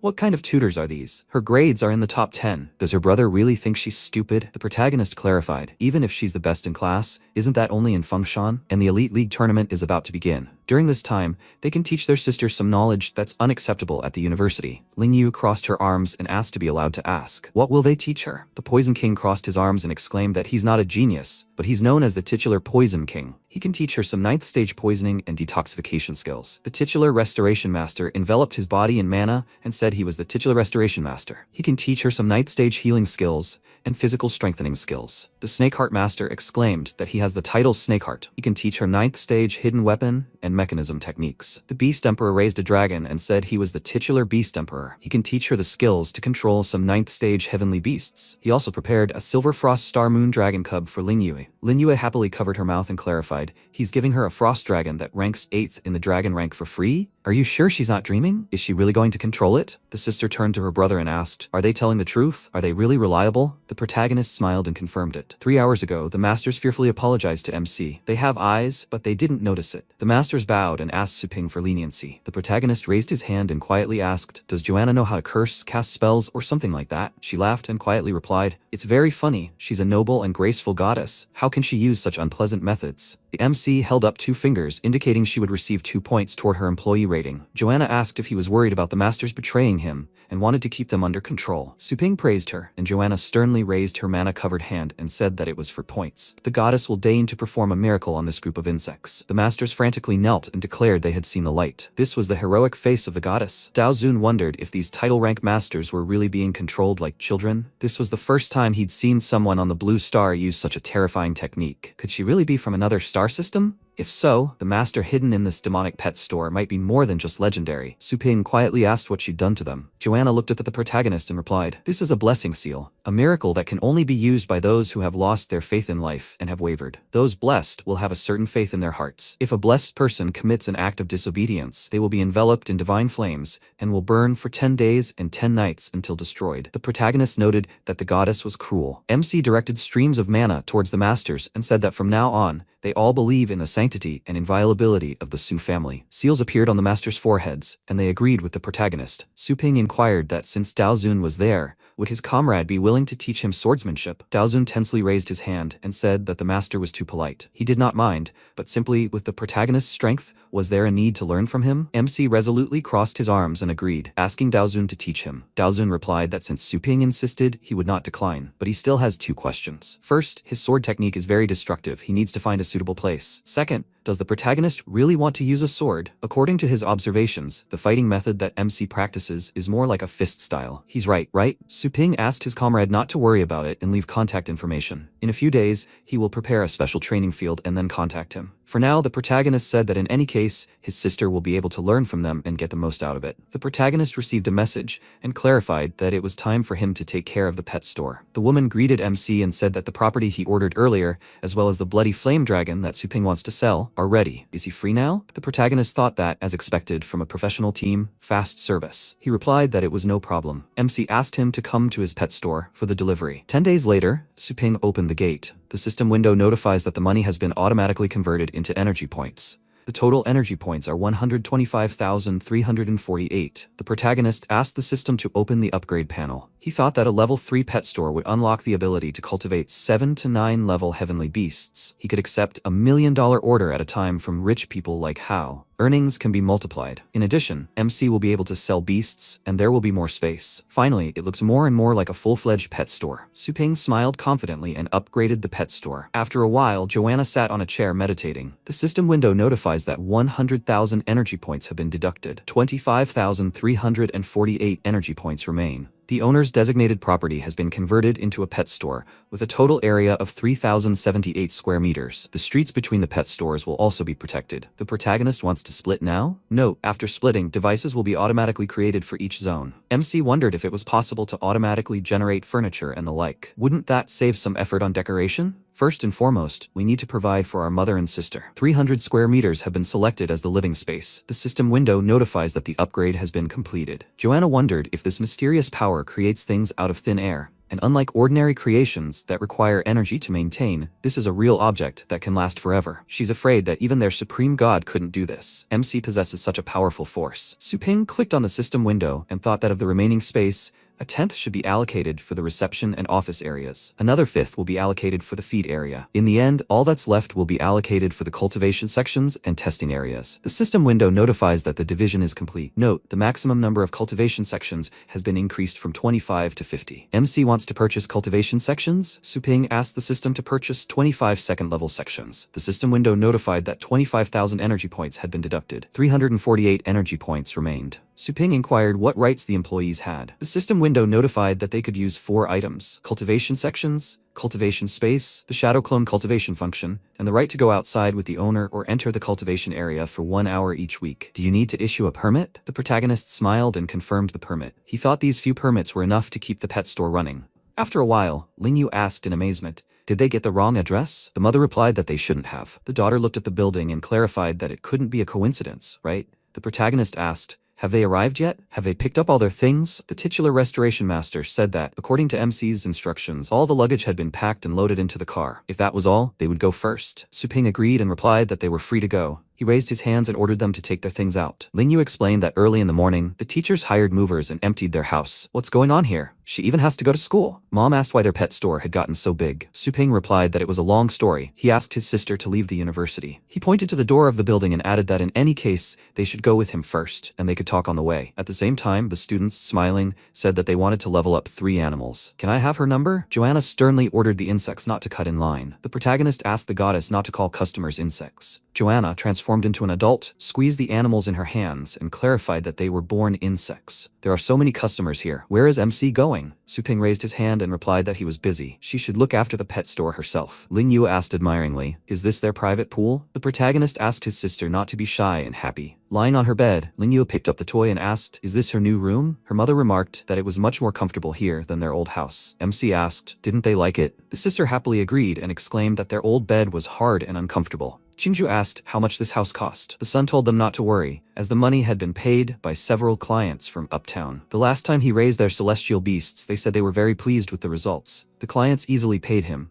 as money was no problem for them. From now on, mom and sister can live here peacefully. If they think the house is too big, MC will hire several servants to clean and cook. Mom smiled and, disagreeing, noted that she was retired and expected these duties to keep her busy. Otherwise, she would have nothing to do. Lingyue asked who the gentle and sweet girl at the pet store was. The protagonist remembered Joanna's terrifying face and replied that she was his new employee. Qingju grinned maliciously and, nudging her son in the chest with her elbow, said that mom understood. She asked MC to invite Joanna to have a snack with them at noon. Suping was surprised and remarked that this was not funny. After some time, Joanna lowered her head and greeted her aunt and sister. Qingju asked what the young lady's name was. Joanna introduced herself, and Lingyue said that the goddess's blonde hair looked very soft. Could she touch it? MC tensed up and asked his sister not to touch the goddess. Lingyu delightedly rested her cheek against Joanna's hair and said that it was very soft and fluffy. Qingju asked where Joanna was from. How old was she? Did she have a boyfriend? Joanna smiled, picked up her plate of rice, and replied that she was from the outer lands and was 18. She hadn't thought about finding a boyfriend yet. Mom exhaled and replied that it was very pitiful. The protagonist, wiping his lips with a napkin, quietly asked why Joanna was acting so normal